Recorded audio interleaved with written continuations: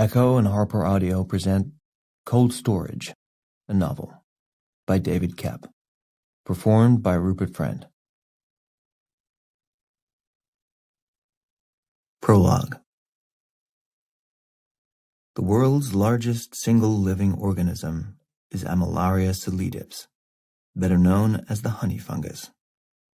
It's about 8,000 years old and covers 3.7 square miles of the Blue Mountains in Oregon. Over 8 millennia, it has spread through a web-like network of lines underground, sprouting fruiting bodies above the earth that look like mushrooms. The honey fungus is relatively benign, unless you're an herbaceous tree, bush, or plant. If you are, it's genocidal. The fungus kills by gradual takeover of the root system and moves up the plant, eventually choking off all water and nutrients. Armillaria solidips spreads across the landscape at a rate of 1 to 3 feet per year and can take 30 to 50 years to kill an average-sized tree. If it could move significantly faster, 90% of all botanic growth on Earth would die, the atmosphere would turn to poison gas, and human and animal life would end. But it is a slow-moving fungus. Other fungi are faster, much faster. December 1987. 1. After they'd burned their clothes, shaved their heads, and scrubbed themselves until they bled, Roberto Diaz and Trini Romano were allowed back into the country.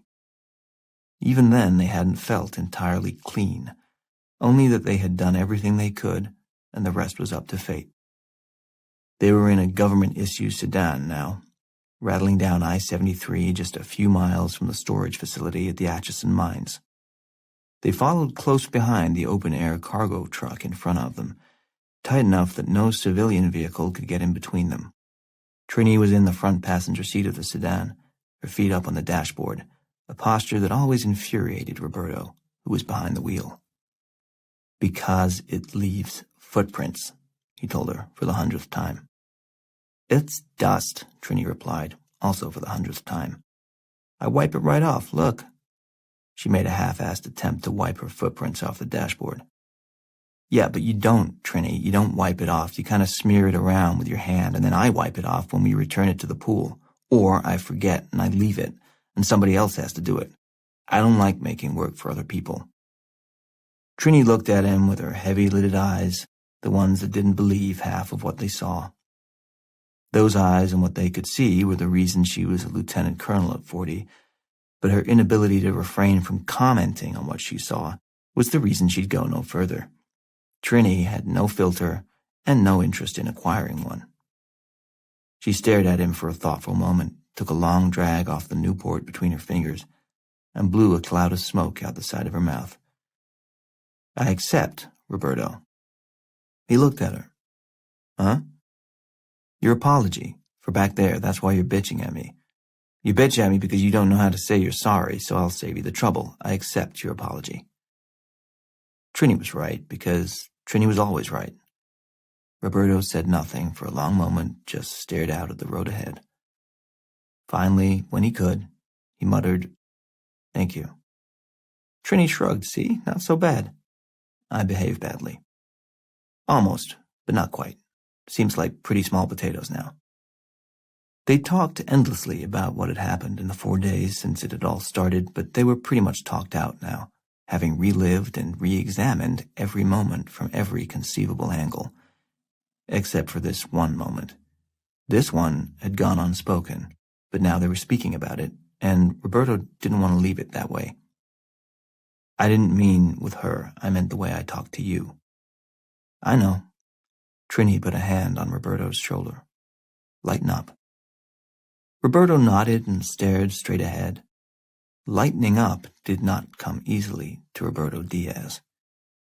He was in his mid-30s, but his personal and professional accomplishments had raced ahead of his chronological age because he never lightened up. He got shit done. He ticked boxes. Head of class at the Air Force Academy? Tick. Major in the USAF by the age of 30? Tick. Superb physical and mental conditioning with no obvious flaws or weaknesses. Tick. Perfect wife. Tick. Perfect baby boy. Tick. None of this could be accomplished through patience or passivity.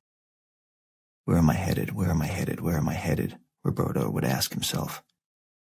The future was all he thought about, planned for, obsessed over. His life moved fast, it stayed on schedule, and he played things straight. Well, most things. They both just stared at the truck ahead of them for a while. Through the canvas flap over the rear gate, they could see the top of the metal crate they'd flown halfway across the planet. The truck hit a pothole, the crate slid back a foot or so, and they both sucked in their breath involuntarily. But it stayed, settled in the back. Just a few more miles to the caves, and this would be over. The crate would be safely stashed 300 feet underground till the end of time. The Atchison Caves were a limestone mine back in 1886, a massive quarry that went down 150 feet under the Missouri River bluffs. They started out producing riprap for the nearby railroads and dug as far down as God and physics would allow, until the pillars of unmined rock that held the place up reached the very outside limit of any sane engineer's willingness to sign off on their safety. During World War II, the empty caverns, now a sweet 80 acres of naturally climate-controlled underground space, were used to house perishables by the War Food Administration, and eventually the mining companies sold the whole space to the government for $20,000.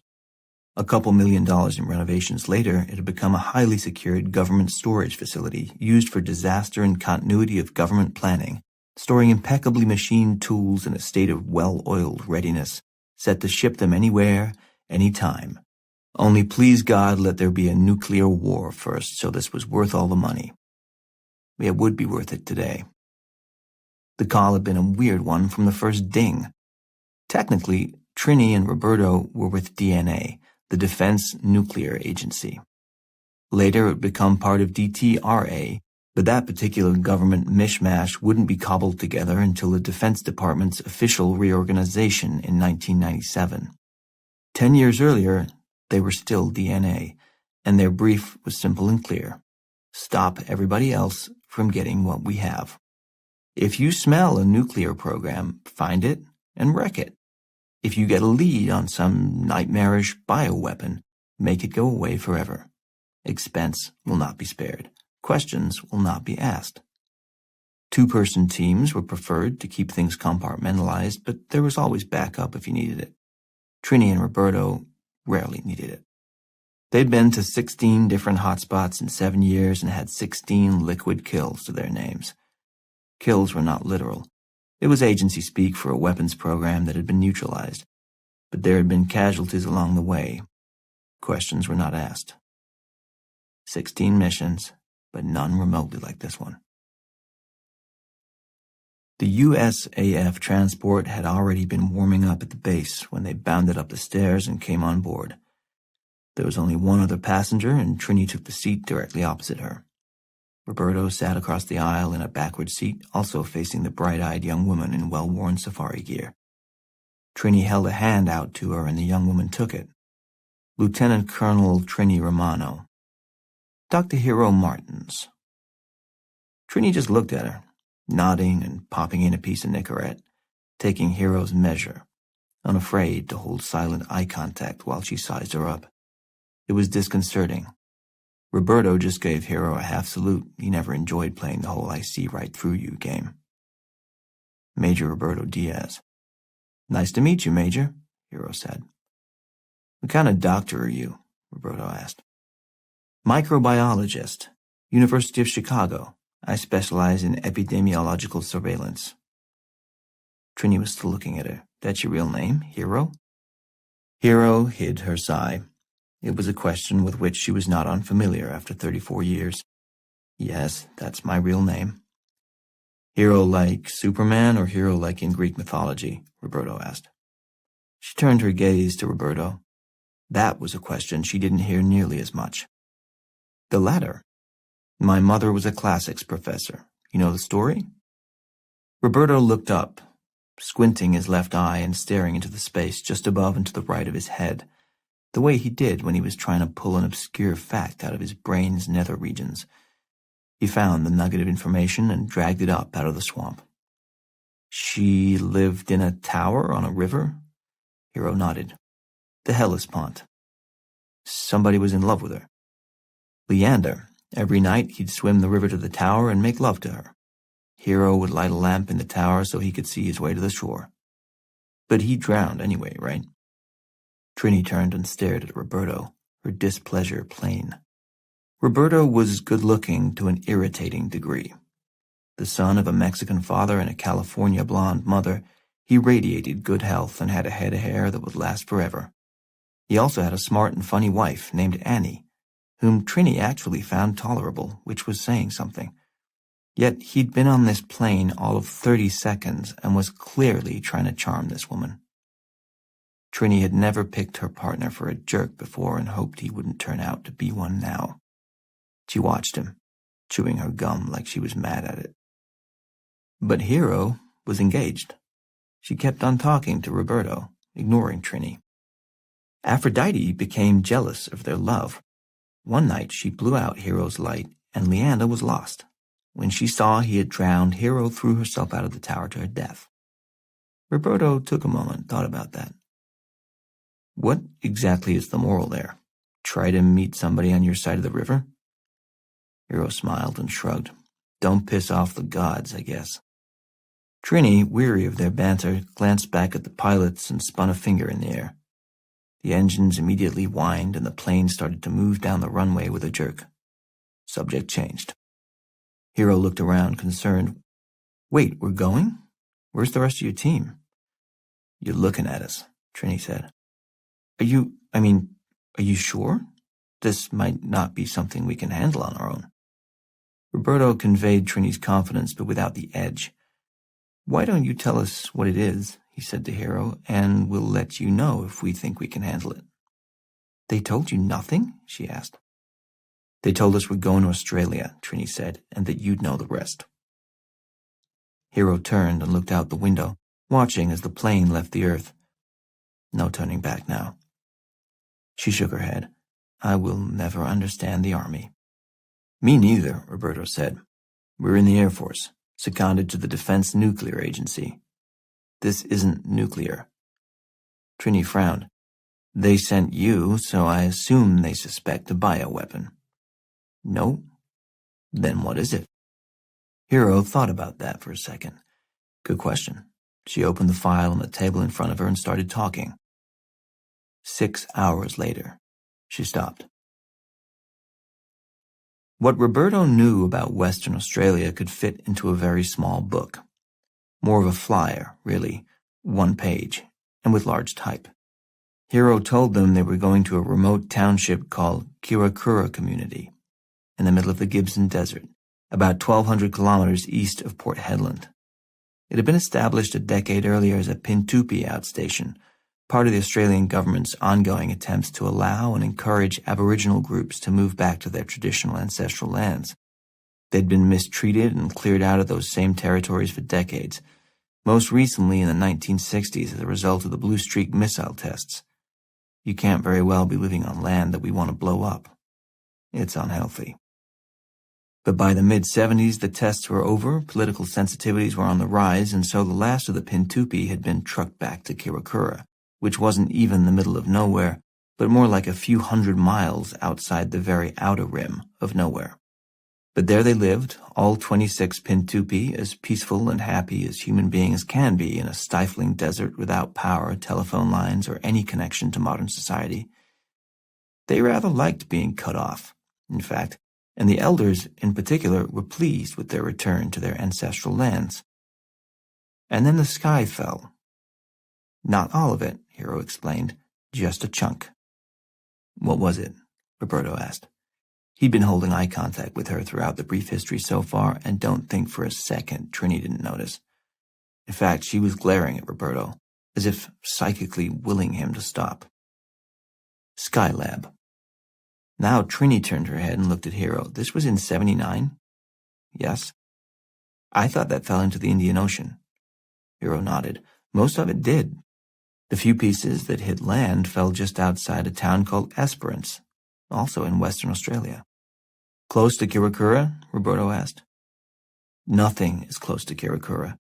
Esperance is about 2,000 kilometers away and has 10,000 residents. It's a metropolis by comparison. What happened to the pieces that fell in Esperance? Hiro turned to the next section of her notes. The pieces that fell in Esperance had been, rather enterprisingly, scooped up by the locals and put in the town's museum, formerly a dance hall, but quickly converted to the Esperance Municipal Museum and Skylab Observatorium. Admission was $4, and for that you could see the largest oxygen tank from the orbiter, the space station's storage freezer for food and other items, some nitrogen spheres used by its attitude control thrusters, and a piece of the hatch the astronauts would have crawled through during their visits. A number of other chunks of unrecognizable debris were also put on view, including a piece of sheet metal that rather suspiciously had the word Skylab neatly lettered in undamaged bright red paint across its middle. For years, NASA assumed that was all that would ever be found, as the rest of it either burned up on re-entry or is at the bottom of the Indian Ocean, Hiro continued. After 5 or 6 years, they figured anything else on land would have turned up by then or was somewhere uninhabitable. Like Kirakura, Roberto offered. She nodded and turned another page. 3 days ago, I got a call from the NASA Space Biosciences Research Branch. They'd gotten a message relayed through about 6 different government agencies that someone was calling from Western Australia because something had come out of the tank. What tank? The extra oxygen tank, the one that fell on Kirakura. Trini sat forward. Who called from Western Australia? Hiro looked down at her notes.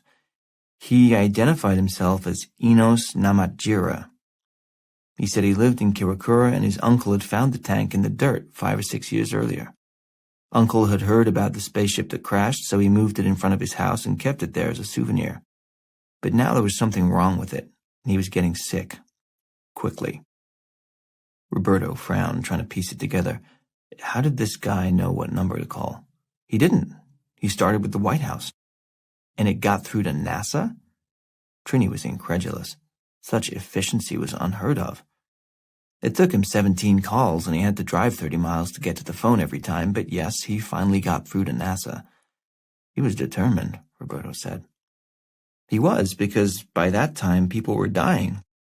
They finally put him in touch with me about a day and a half ago. I do work for NASA sometimes, inspecting their re-entry vehicles to make sure they're clear of any foreign bioforms, which they always are. But you think this time something came back? Trini asked. Not quite. This is where it gets interesting.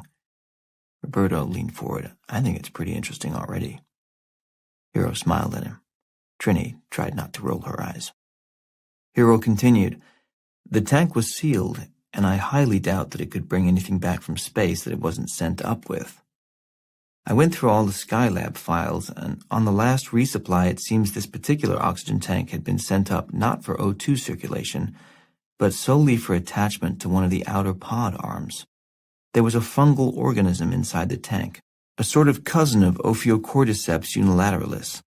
It's a cool little parasitic fungus that can adapt from one species to another. Known to survive extreme conditions, a bit like Clostridium difficile spores. You know those?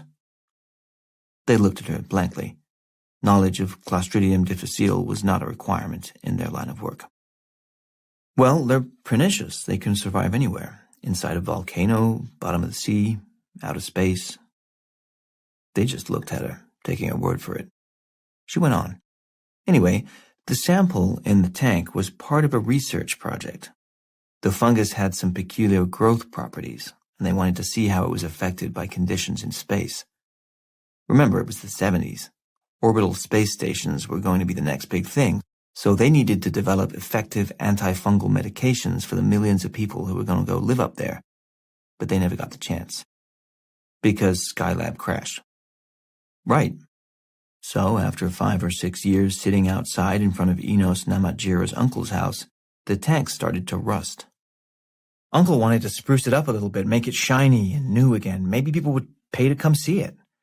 He tried to remove the rust, but it was resistant. According to Enos, his uncle tried a number of different cleaners, finally using a folkloric solution, cutting a potato in half, pouring dish soap on it and rubbing it on the surface of the tank. Did it work? Yep. The rust came off easily and the thing shined up. A few days later, Uncle got sick. He started to behave erratically, not making a great deal of sense. He climbed onto the roof of his house and refused to come down, and then his body started to swell uncontrollably. What the hell happened? Trini asked. From this point forward, everything I say is hypothesis. She paused. They waited. Whether Dr. Martens was aware of it or not, she knew how to tell a story. They were transfixed. I believe the chemical combination that Uncle used dripped through micro fissures in the tank's exterior and landed inside, where the dormant cordyceps fungus was rehydrated. With the potato stuff? Roberto wondered. Didn't sound very hydrating. She nodded. The average potato is 78% water, but the fungus wasn't just rehydrated, it was given pectin, cellulose, protein, and fat, and a nice place to grow. The average temperature in the Western Australian desert at this time of year is well over 100 degrees Fahrenheit. Inside the tank, it's probably closer to 130. Deadly for us, but perfect for a fungus. Trini wanted to get to the point. So you're saying the thing came back to life? Not exactly. Again, I'm speculating, but I think it's possible the polysaccharide in the potato combined with the sodium palmitate in the dish soap to produce a pro-growth environment. Normally, they're both large, boring, inert molecules, but you put them together, you might have some good unpredictable fun. Don't blame Uncle. I mean, the guy was trying to produce a chemical reaction. She was getting warmed up now. Her eyes shone with the intellectual exercise of it all, and Roberto couldn't help it. He couldn't tear his eyes away from hers. And he did? He sure the fuck did. Lord, she swore too. Roberto smiled. But I don't think either the polysaccharide or the sodium palmitate was the underlying change agent. She leaned forward as if telling the punchline to a joke that everyone was absolutely going to love. It was the rust. Fe2O3.NH2O. Trini spit her gum into a tissue and popped in a fresh piece. Do you think, Dr. Martens, that somewhere inside you lurks the capacity to summarize? Hero turned to Trini, her demeanor matter-of-fact again. Sure. We sent up a hyper-aggressive extramophile that is resistant to intense heat in the vacuum of space but sensitive to cold. The environment sent the organism into a dormant state, but it remained hyper-receptive. At that point, it must have picked up a hitchhiker. Maybe it was exposed to solar radiation. Maybe a spore penetrated the microfissures in the tank on re-entry. Either way, when the fungus returned to Earth, it was reawakened and found itself in a hot, safe, protein-rich, pro-growth environment. And something caused its higher-level genetic structure to change. In a what? Roberto asked. She looked from one to the other of them, the way a teacher looks at a pair of slightly dim students who refuse to grasp the obvious. She spelled it out for them. I think we created a new species. There was silence for a moment. Since it was Hero's theory, she claimed naming rights. Cordyceps novus. Trini just looked at her. What did you tell Mr. Namatjira? That I needed to check some things and he should call me back in 6 hours. He never did. What did you do then? Called the Defense Department. And what did they do? Roberto asked. She gestured. Send you guys. 2. The next 6 hours of the flight passed in relative silence. As they flew over the western coast of Africa and night fell, Trini did what she always did on the way to a mission, which was to take sleep when it was available. She also never passed an available bathroom without using it. It was the little things. Limit your needs. Hero got tired of looking at Trini's boots on the seat next to her, so when the plane was mostly dark, she got up, climbed over her, and crossed the aisle to Roberto's side. Do you mind? She whispered, gesturing to the empty seat next to him. He did not mind. Not in the slightest. He shifted his legs, giving her room to squeeze through, and she made herself as comfortable as possible, settling to the seat next to him. The ostensible reason for the move was that this new seat would give her a place to put her own legs up, but she could have done that in the other seat, Roberto figured. Maybe the real reason had something to do with the slightly furtive eye contact they'd been making since she'd finished the briefing. But it worked better for him, psychologically anyway, if he assumed the obvious was the case, while knowing full well it was not. The things you tell yourself. The absolute truth was that Roberto was much less than innocent in this situation. He'd felt an immediate attraction to Dr. Hero Martins, and though it was the last thing in the world he would ever act on, he needed to know that the old charm was still there when he needed it. He and Annie had been married for just about 3 years, and it had been a rough start. Work was overwhelming for both of them in the first year.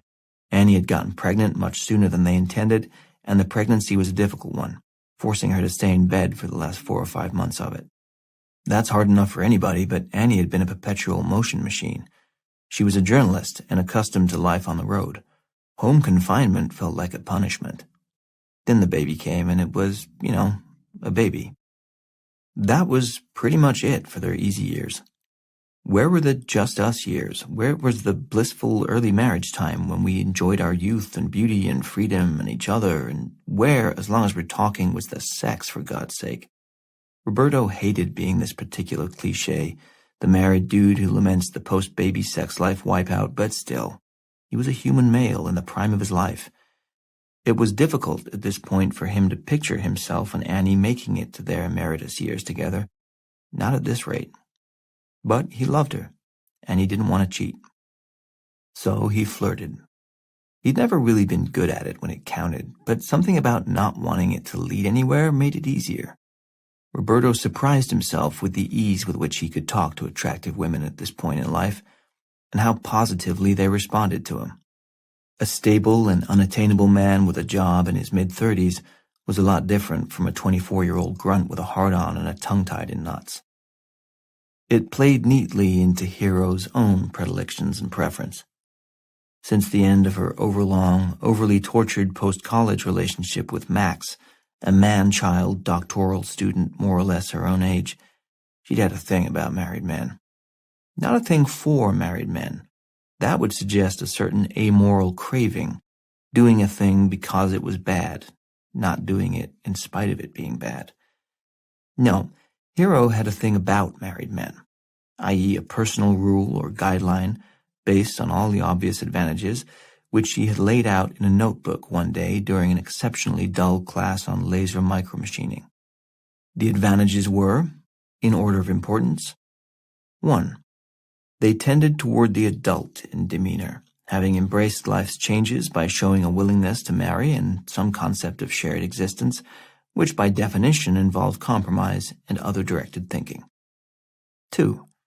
They were usually better in bed, not just from volume of experience, but from repeated experience with the same woman, which couldn't help but lead to a sense of how to give pleasure as well as receive, unless they were complete narcissists, which was usually unlikely, given reason 1. 3. They were polite and grateful and didn't leave a lot of shit on the floor, having been housebroken for at least a few years by an adult woman not their mother. 4. They had somewhere to go, usually within a reasonable time frame after sex, which freed up her evenings for work. 5. They were, by definition, unable to pursue an exclusive relationship, which left her free to do as she liked, on the off chance something better came along. Hero knew perfectly well that there were many, many reasons that did not work in their favor, that did not speak to the good character of the married lover, which she neatly summed up in a single item on the facing page of her journal. 1. They're cheaters. And so was she, and she knew it. She didn't cheat on them. She never had multiple lovers. One romantic complication at a time was more than enough in her life, and she wasn't cheating their unlucky spouses, by her estimation, because she didn't know them and had never promised them anything. The only person she was cheating was herself, by hanging out with a succession of people who it seemed, by the very nature of their relationship, did not know how to love. Still, here she was, and here Roberto was, and here they were, possibly headed to their own doom. Rationalize much? and there surely could be no harm in making a little, pleasant, life-affirming conversation with a handsome soldier in his mid-30s who clearly had a thing for her. The fact that he wore a wedding ring was a total coincidence. While Trini slept, Roberto and Hero stretched their legs out on the seats in front of them, reclined as far as they could, and whispered to each other. They weren't tired. The frisson in the air between them was too invigorating. So they talked about his life, with the exception of his wife and kid, and they talked about hers, with the exception of her romantic history with guys like him. They talked about her work and about his, and the dangers he'd faced, and the exotic and frightening places she'd been in search of new microorganisms. And as they talked, they slid lower and lower in the seats, and their heads inclined ever so slightly closer together. And when the cabin took on a bit of a chill somewhere over Kenya, Roberto got up, found a couple of harsh wool blankets in the storage cabinet nearby, and they snuggled underneath them. Then she scratched her nose, and when she put her hand back down, it was on the seat between them, her little finger brushing against the outside of his right thigh. He felt it, and she left it there. Another 20 minutes went by, another 20 minutes of effortless, breathy talk, none of it with even the whisper of impropriety to it. And the next move was his, which he made by shifting in his seat, theoretically to stretch his stiff legs, but when he put them back up on the seat in front of him, his leg was now fully pressed against hers, and she returned the pressure almost immediately. Neither of them spoke of it. Neither of them acknowledged it in any way. If you listened to their conversation, you could assume they were two colleagues from slightly different fields who had met at a professional conclave and were having the most innocent, upstanding, and rather boring conversation in the world. But she never moved her hand, and neither released the pressure in their legs. They knew. They just weren't saying. After a while, Hero stretched and stood up. "Bathroom." He pointed toward the back. She smiled thanks, squeezed out of the row, and walked off toward the rear of the plane. Roberto watched her walk away. Inside, he was panicked, and had been for several hours.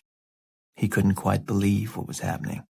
None of his relatively innocent flirtations had ever gone nearly so far, and it was like sliding into a mud-slicked hole that he couldn't climb out of. Every movement he made only pulled him deeper in, and when he didn't move, it was worse. Gravity took over and pulled him down. And he liked it. He was angry, not getting what he wanted or deserved at home. Why not this woman, this brilliant, beautiful creature who asked so little of him and found him so fascinating and was clearly genuinely interested in him? Why not? Other than the fact that it was completely wrong. Or maybe it wasn't even happening. Maybe the pressure of her hand and leg had easily explainable and innocent reasons behind them. She probably hadn't even noticed, for Christ's sake, and he was letting his overactive sex drive run away with his rational mind, as usual. Or maybe it was happening, and maybe he wanted it to. Maybe he would get up, wander to the back of the plane, talk to her some more there, and if her eyes happened to linger on his for a few seconds longer than they ought to, he'd kiss her. Maybe that's exactly what he'd do. Maybe that's what he'd get up and do right now. Roberto summoned every bit of resentment he could find, every ounce of righteous indignation he'd acquired over 3 frustrating years of marriage, and he stood up. That's when he felt the hand on his arm. He turned. Trini was awake, staring up at him, the fingers of her strong right hand clamped around Roberto's left forearm. Roberto looked down at her, his face turning into a poorly rendered mask of utter innocence. Trini just looked at him, her penetrating gaze bright even in the dim cabin light. "Sit down, Roberto." Roberto's mouth opened, but no words came out.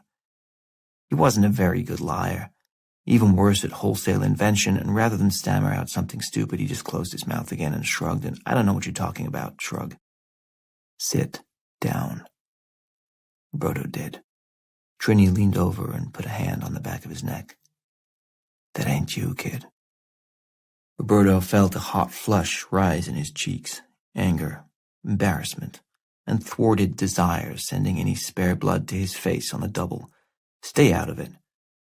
My advice exactly. Trini kept staring. Roberto looked away. He felt humiliated and wanted to make her feel the same. He turned back to Trini. Jealous? He'd wanted to lash out, and he did. He'd wanted to hurt, and he hit the target. Trini's face fell ever so slightly, less in wounded pride than in disappointment. Trini had been on the other side of her first and only marriage for 10 years already, and the fact that she'd ever married in the first place was remarkable in itself. The marriage fell apart not because of the travel and secrecy required in her line of work, but because of her innate distaste for other human beings. People were okay, she just didn't like looking at or listening to them. She'd been alone for a decade now and liked it. In her mind, she'd always thought of her occasional attraction to Roberto as a purely chemical response to his rather overstated good looks. She liked him fine, she enjoyed working with him, she deeply admired his professionalism and the fact that he felt no compulsion toward small talk, but she'd never had any romantic interest in him whatsoever. He was her co-worker, her incredibly good-looking co-worker. Sometimes even people who don't like sweets admire a piece of chocolate cake. That's what it's designed to do. It's supposed to look good. So was he, and he did, usually. No big deal. Trini kept it to herself. But in '83, she'd been in a Jeep accident and had broken 2 bones in her lower back, an exceptionally painful injury that resulted in her subsequent addiction to the painkillers the base physician had liberally prescribed to her. It was at bedtime that Trini liked them best. She'd take one an hour before bed and then nod off into drifty opiate sleep, feeling like nothing hurt. And not only that, even more than that, nothing ever would hurt, then or ever again. And where else in life can you get that assurance? The addiction dug in and grew. It went on for nearly 6 months, undetected by everyone except Roberto. He confronted his friend about it, then gave enormous amounts of time, energy, and emotional support to help Trini get clean. Trini insisted on doing it without any other outside help whatsoever, and Roberto agreed to try. Early on, during one of Trini's worst shaking, sweating, sleepless nights, she'd started to panic, and Roberto had climbed in bed with her and held her, just trying to get her through it all. Trini had looked up at him at one point, told Roberto she was in love with him and always had been, and moved to kiss him.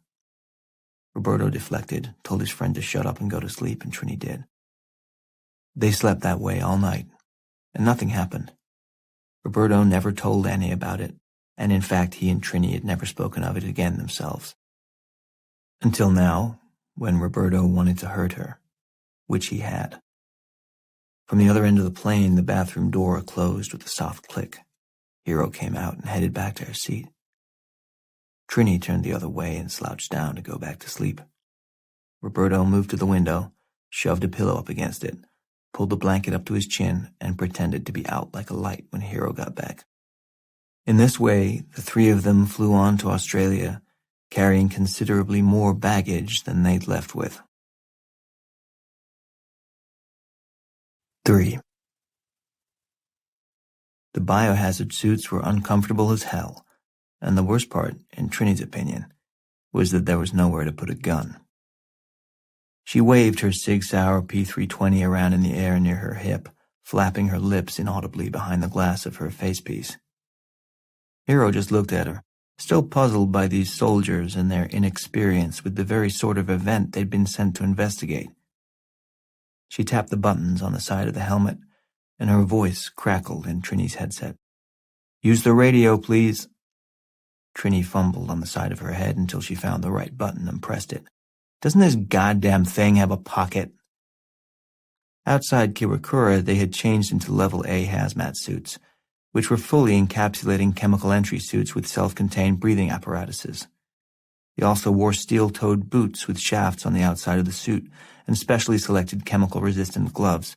And no, there were no pockets, which would sort of defeat the purpose of the whole thing, providing both a nook and a cranny for God knows what to write home with you.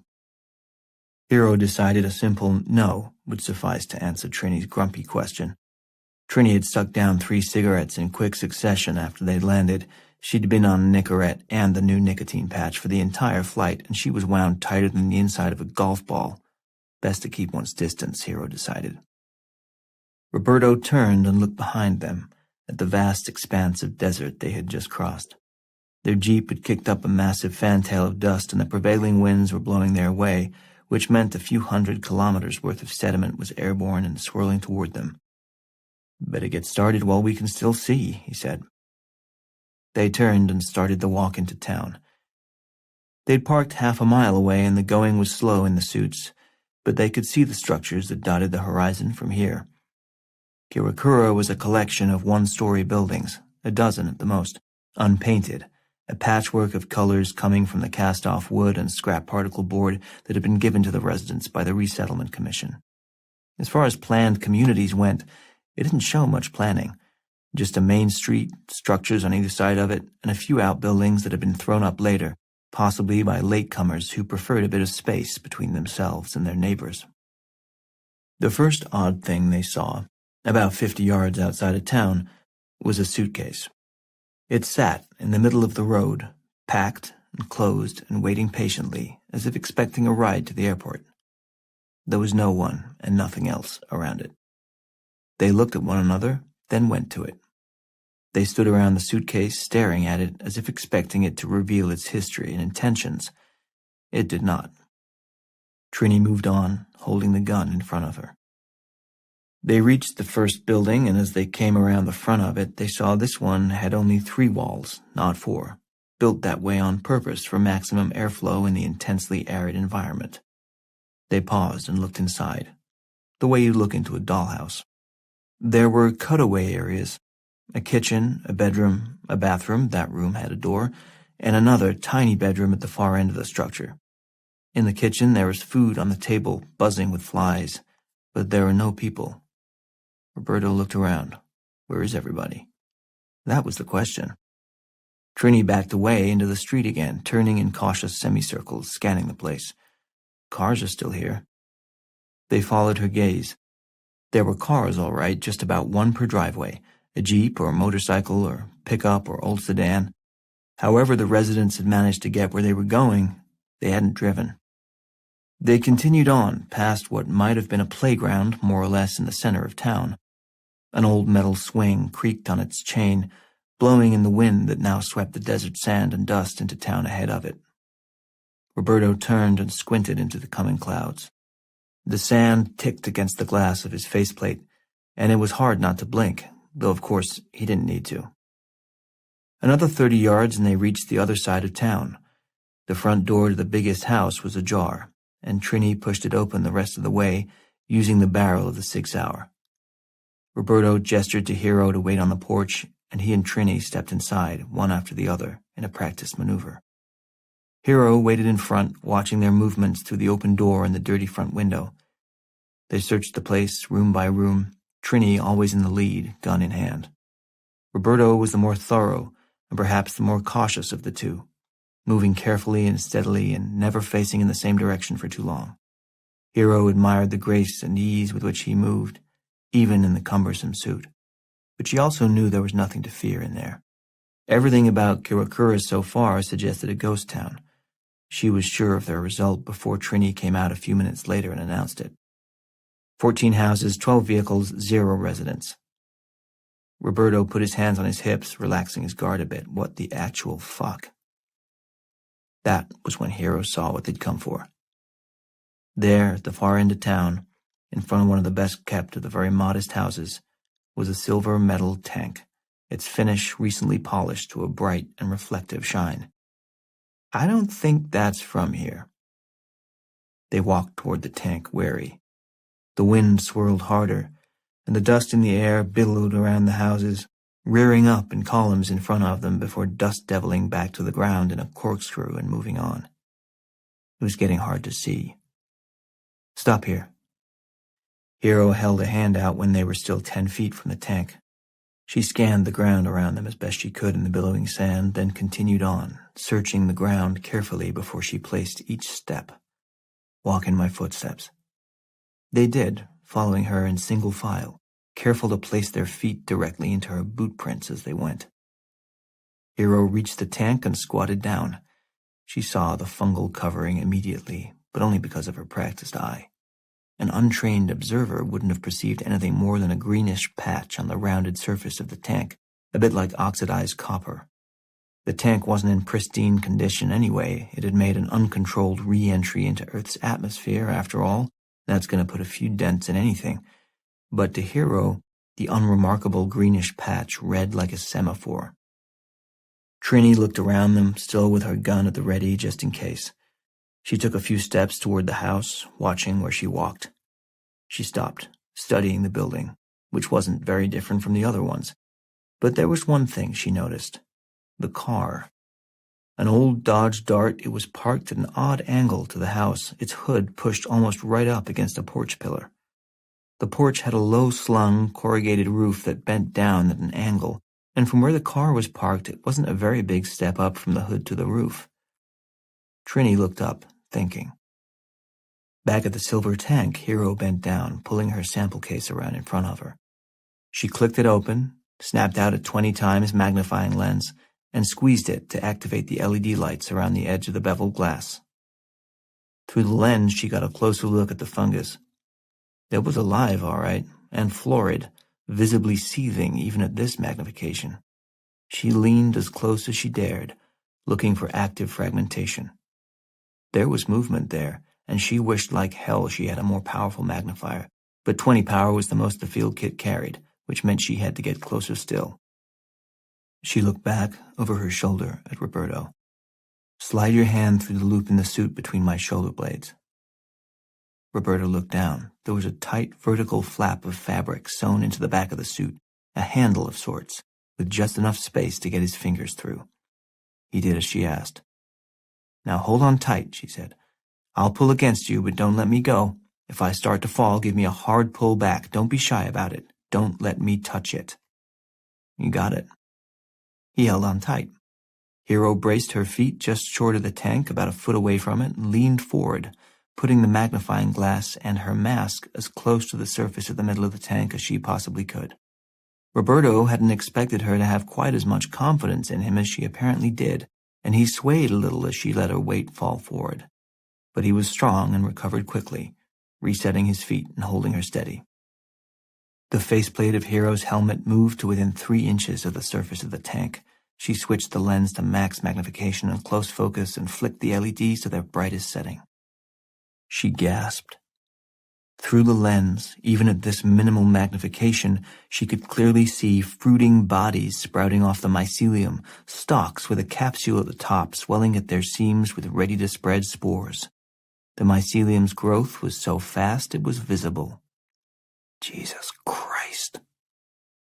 Roberto couldn't see around her bulky suit and the curiosity was killing him. What is it? Hero couldn't tear her eyes away. I don't know, but it's huge and it's fast. And heterotrophic. It's got to be pulling carbon and energy out of everything it touches. Otherwise, there's no way it... She trailed off, staring at something intently. No way what? Hero didn't answer. She was fascinated by one of the fruiting bodies. Its capsule was bloating beneath the lens, ballooning up off the surface of the tank. This is the most aggressive sporing rate I've ever... With a sharp pop, the entire fruiting body burst, and the lens of the magnifying glass was flecked with microscopic bits of goo. Hero shouted and involuntarily lurched backward away from the tank. She was more startled than frightened, but lost her balance for a moment and threw her right foot out to the side to steady herself. Her boot squished through something soft before finding solid ground next to the tank, but it was too little, too late. She was past the tipping point and on her way down, right into whatever she'd just stepped in. She watched as the ground moved up toward her in slow motion. And then she was moving upward again. With one strong, controlled tug on the loop at the back of her suit, Roberto pulled her onto her feet next to him. She looked up at him, grateful. He smiled. Careful. A voice called from nearby, Hey! They turned. Trini was standing on the roof of the house about 10 feet above them. I found Uncle. It wasn't much of a climb, even in the suits. First onto the hood of the car, then one big step up onto the porch roof, then a sort of jump with a shoulder roll, and they were all the way up. Roberto went last so he could give Hero a shove up onto the roof if needed, and he was so preoccupied with making sure she didn't fall that he failed to notice the sole of her boot, even when it passed within a foot of his face. He would have had to be pretty eagle-eyed to see it anyway, because there wasn't much of the stuff, but it was there. Near the heel, between the fourth and fifth hard rubber corrugated ridges of her right boot, there was a smear of green fungus she'd picked up when she lost her balance back at the tank. Hero scrambled the rest of the way over the edge of the roof. Roberto flipped himself up to join her, and they walked a few paces over to where Trini stood looking down at something. The wind and dust had picked up substantially, so her view was partially obscured, but Trini knew a human corpse when she saw one. This one was in rough shape. Uncle couldn't have been dead for all that long, but the damage to his corpse was extensive, and it wasn't post-mortem. The flesh wasn't mangled from the outside by scavengers or weather. "He exploded," Hero said. Boy, did he ever. What used to be Uncle was now a husk that had been turned inside out, everything internal made external. His rib cage was wrenched open, cleanly and violently at his sternum, parted like a suit coat lying on the floor with nobody in it. His arms and legs were denuded of flesh, their bones pockmarked with what looked like more tiny explosions from within, and the plates of his skull had been split apart along their 8 seams, as if the glue that held him together suddenly failed all at once. Roberto, who had seen a lot of ugly things, had never seen anything like this. He turned away, and as he did so, the wind let up, the dust cleared for a moment, and all at once he had an unimpeded view looking back the way they'd come. Every building in town was more or less the same height, and from up here on top of Uncle's house, he could see onto all the other rooftops. Oh my God. The others turned and saw what he saw. The rooftops were covered with dead bodies. Every single one of them burst open in the same way as Uncle's. Roberto didn't need to count to know there would be 26. At the moment they stood on the roof piecing together what had happened to the residents of the doomed village, the fungus was busily at work between the corrugated rubber ridges of Dr. Hero Martin's right boot. Cordyceps novus had reached a barrier, the hard rubber sole between the boot and her foot, and if there was one thing it hated, it was a barrier. But every good villain has a henchman. In its mutated state, the fungus housed an endosymbiont, an organism that lived within its body in a mutualistic relationship. What the fungus couldn't do, the endosymbiont could. In this case, catalyze the synthesis of random chemicals in a special new structure in order to break through barriers. It was like having your own chemistry set. The endosymbiont, which lived on the surface of the fungus in the form of a light sheen, was exposed to the atmosphere every time Hero took a step. It absorbed as much oxygen as it could, combined it with carbon drawn from the dust and dirt particles that had stuck to the goo, and formed a tight network of carbon-oxygen double bonds. These carbonyl groups, now active ketones, pushed their way upward toward the soul itself, until stopped there by the hard, unyielding mass. So it hybridized again. The new ketones sampled available elements from the rubber and dirt and dust and cycled quickly through a variety of carbon skeletons. It mutated into oxaloacetate, which is great if you want to metabolize sugar, but no use getting through the sole of a boot. Undaunted, it mutated again into cyclohexanone, which would have been good for making nylons, and then into tetracycline, superb if you're fighting pneumonia, and then, finally, and most damagingly, it recomposed itself as H2FSBF6, fluoroantimonic acid. The powerful industrial corrosive began eating its way through the rubber bottom of Hero's boot. The mutation process so far had taken just under 90 seconds. Hero, of course, was unaware of what was happening. As they climbed down from the roof and hurried back to the tank, she was distracted, trying to explain what they had just seen. The fungus, she speculated, was mimicking the reproductive pattern of Ophiocordyceps, a genus that consisted of about 140 different species, each one of which reproduced by colonizing a different insect. How's it do that? Trini had her gun out again and her head was on a swivel as they climbed down onto the roof of the car. Hero explained. Let's say its target species is an ant. The ant walks along the forest floor and it passes over a tiny spore of the fungus. The spore adheres to the ant, digs through its outer shell, and nests inside it. It moves through the body as quickly as it can, making its way to the ant's brain, where the rich nutrients send it into an exponential growth phase, helping it reproduce up to 10 times as fast as it would in any other part of the body. It spreads into every portion of the brain until it controls movement, reflex, impulse, and to the extent that an ant can think, thoughts. Even though the ant is still technically alive, it's been hijacked by the invader to serve its needs. She jumped to the ground, and the only thing a fungus needs is to make more fungus.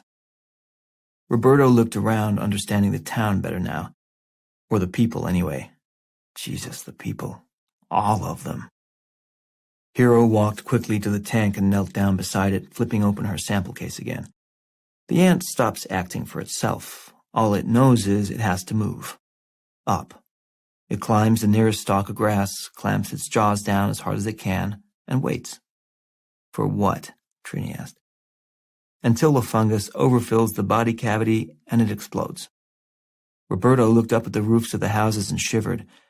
That's why they climbed, to spread the fungus as far as they could. Hero nodded. It's a treeless wasteland. The roof was the highest spot they could find. You work with what you got. Her gloved hands picked carefully through the sharp metal tools in the case. She picked a flat-bladed instrument with a ring grip, slipped it over her right index finger, and flipped open a sample tube with her left hand. Carefully, she scraped as much of the fungus into the tube as she could. It's an extremely active parasitic growth, but that's about all we'll know until I can isolate the proteins with liquid chromatography and sequence its DNA. Roberto stared as she flipped the tube shut with a practiced gesture. You're bringing it back? She looked up at him, not understanding. What else am I supposed to do? Leave it. We've got to burn this place. Go right ahead, she said, but we need to take a sample with us. Trini looked at Roberto. She's right. You know she's right. What's the matter with you? Roberto didn't get scared very often, but suddenly he was thinking about his little boy and about the possibility that he might never see him again. He'd heard having a kid could do that to you, make you tentative, aware that you served some purpose larger than yourself. To hell with the rest of the world, I make my own people now and I have to protect them. Nothing else mattered. Then there was Annie. I have a wife, a woman I love completely, whom I was this close to betraying. And I would like very much to get back and get a head start on making that up to her for the rest of our lives. That's what was the matter with him. That's what he was thinking. But he said none of it. Instead, he said, for Christ's sake, Trini, it has an R1 rate of 1-to-1. Everyone who came in contact with it is dead, every single person. The secondary attack rate is 100%. Generation time is immediate, and the incubation rate is, we don't know, but less than 24 hours, that's for goddamn sure. You want to bring that back into civilization? We've never seen a bioweapon with anything remotely close to this kind of lethality. Which is exactly why it has to be tanked and studied. Come on, man, you know that. This place won't stay a secret, and if we don't bring it back, somebody else will come get it. Maybe somebody who works for the other side. It was a valid debate, and while they carried on with it, the corrosive inside Hero's boot heel continued to work with single-minded purpose. The fluoroantimonic acid had proven to be just the thing for eating through hard-soled rubber, but it wasn't so much digging a hole as changing the chemical composition of the boot itself as it went along. Minor mutations occurred almost in a spirit of experimentation as the strength of the boot's chemical bonds varied. The substance was a nifty adapter, zipping through most of the benzene group till it found the exact compound it was looking for. Finally, it reached the other side of the sole, evolving out onto the surface of the inner boot just beneath the arch of Hero's right foot. Benzene X, it had hybridized so many times at this point that it defied classification according to current known chemical compounds, had opened a door for the fungus, which was so much larger in molecular size, to pass through to the interior of Hero's suit, which is where Cordyceps novus found nirvana. The boot, like the rest of the hazmat suit, was loose-fitting, designed to encourage air circulation to prevent the wearer from overheating. The breathing apparatus contained a small fan for oxygen recirculation, which meant a fresh supply of O2 was continually moving through the inside of the suit. Strands of grateful fungus spun off into whispery tendrils and went airborne, drifting upward on a rising column of warm CO2 until they landed lightly on the bare skin of Hero's right leg. Still unaware of the enemy invasion going on inside her suit, Hero screwed the top onto the sample tube, broke a seal on its side, and the tube hissed, a tiny pellet of nitrogen flash freezing it until it could be reopened in a lab and stored permanently in liquid nitrogen. She dropped the tube back into the foam-padded slot in the case, clicked it shut, and stood up. Done. The debate over what to do next had been resolved the way it always was, which is to say, that Trini prevailed. She heard Roberto's arguments, let them go a little bit past the point she felt was necessary, given the difference in their ranks, then looked directly at her friend, lowered her voice a tone or two, and just said one word. Major. The conversation was over. Trini was the officer in charge, and the advice of the scientific escort was on her side. The outcome had never been in doubt, but Roberto had felt a humanitarian urge to object anyway. What if, just this once, they did what was obvious and right, even if it was directly contrary to procedure? What if? But they'd never find out, and in the end, Roberto settled on a secondary assurance. They would take one sample, carefully sealed in the biohazard tube, and would not leave Western Australia until the two respective governments had agreed to drop an overkill load of oil-based incendiary bombs on the place. Anything would suffice. Even old M69s or M47s loaded with white phosphorus would do the job. There was nothing left to save here anyway. They left town and walked back toward the Jeep. 4. Inside Hero's suit, Cordyceps novus found what it had been looking for. A tiny scratch in the surface of Hero's calf. Even an overwide pore opening would have been big enough for it to gain entry into her bloodstream, but the open scratch, which cut through 2 layers of her skin, fairly yawned with possibility. Hero didn't even know she had an open wound. It had been an absent-minded scratch. She was reacting to an itch produced by a changed cleaning product. The hotel that washed her jeans last week had used a cheap optical brightener with a higher concentration of bleach than she was used to, so it itched, and she scratched. And the fungus entered her bloodstream. "What's that smell?" Hero asked. They were 50 yards from the Jeep. Roberto looked at her. "What smell?" She sniffed again. "Burnt toast?" Trini shrugged. "Can't smell anything." She looked back, glad to leave the town behind. This whole place is going to smell like burnt toast by the end of the day. But Roberto was confused, still looking at Hero. "In your suit?" Hero held up an arm and regarded it, as if reminding herself she was wearing a sealed biohazard suit. "That doesn't make sense, does it?" In fact, it made perfect sense. Cordyceps novus was really warming up and had superheated the starches and proteins just inside Hero's epidermis. As a byproduct of the reaction, they outgassed acrylamide, producing the same smell as burnt toast.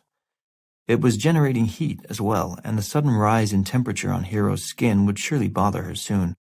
But the fungus was attentive to that possibility and was moving fast through her bloodstream, racing to get to her brain, where it would intercept the messages from her pain receptors. This in itself was no great trick. A tick does the same thing, releasing a surface anesthetic as soon as it burrows into its victim's skin so its blood-sucking can go unnoticed for as long as possible. But the fungus had a long way to travel and a lot of receptors to block. Hero's heartbeat accelerated, which circulated her blood faster, inadvertently helping her would-be killer. She stopped walking. "There can't be a smell in my suit. It's sealed and overpressured. There's nothing in here but oxygen and clean CO2. Why is there a smell in my suit?" She was starting to panic. Trini tried to defuse it. "There are probably a lot of jokes I could make here. It's not fucking funny," Hero snapped. "It's not, Trini. Shut the hell up. Something penetrated her suit." "That's not possible," Hero said, to convince herself as much as anyone else. "Just keep moving," Trini advised. "We'll lose the suits of the Jeep. We can't take them out of here anyway. They need to burn. We'll check yours for breaches." She looked at Hero, her manner serious. "Do you feel anything?" Hero thought. "No." Roberto persisted. "Take a minute. Focus on each part of your body. Anything different at all?" Hero's breathing steadied. She considered the question, going through her anatomy from the bottoms of her feet to the top of her head. No, nothing different. Inside her body, it was a different story. The fungus had penetrated Hero's brain, and was reproducing at nightmare speed, seeking out and blocking her nociceptors the way an invading army shuts down the internet and television stations.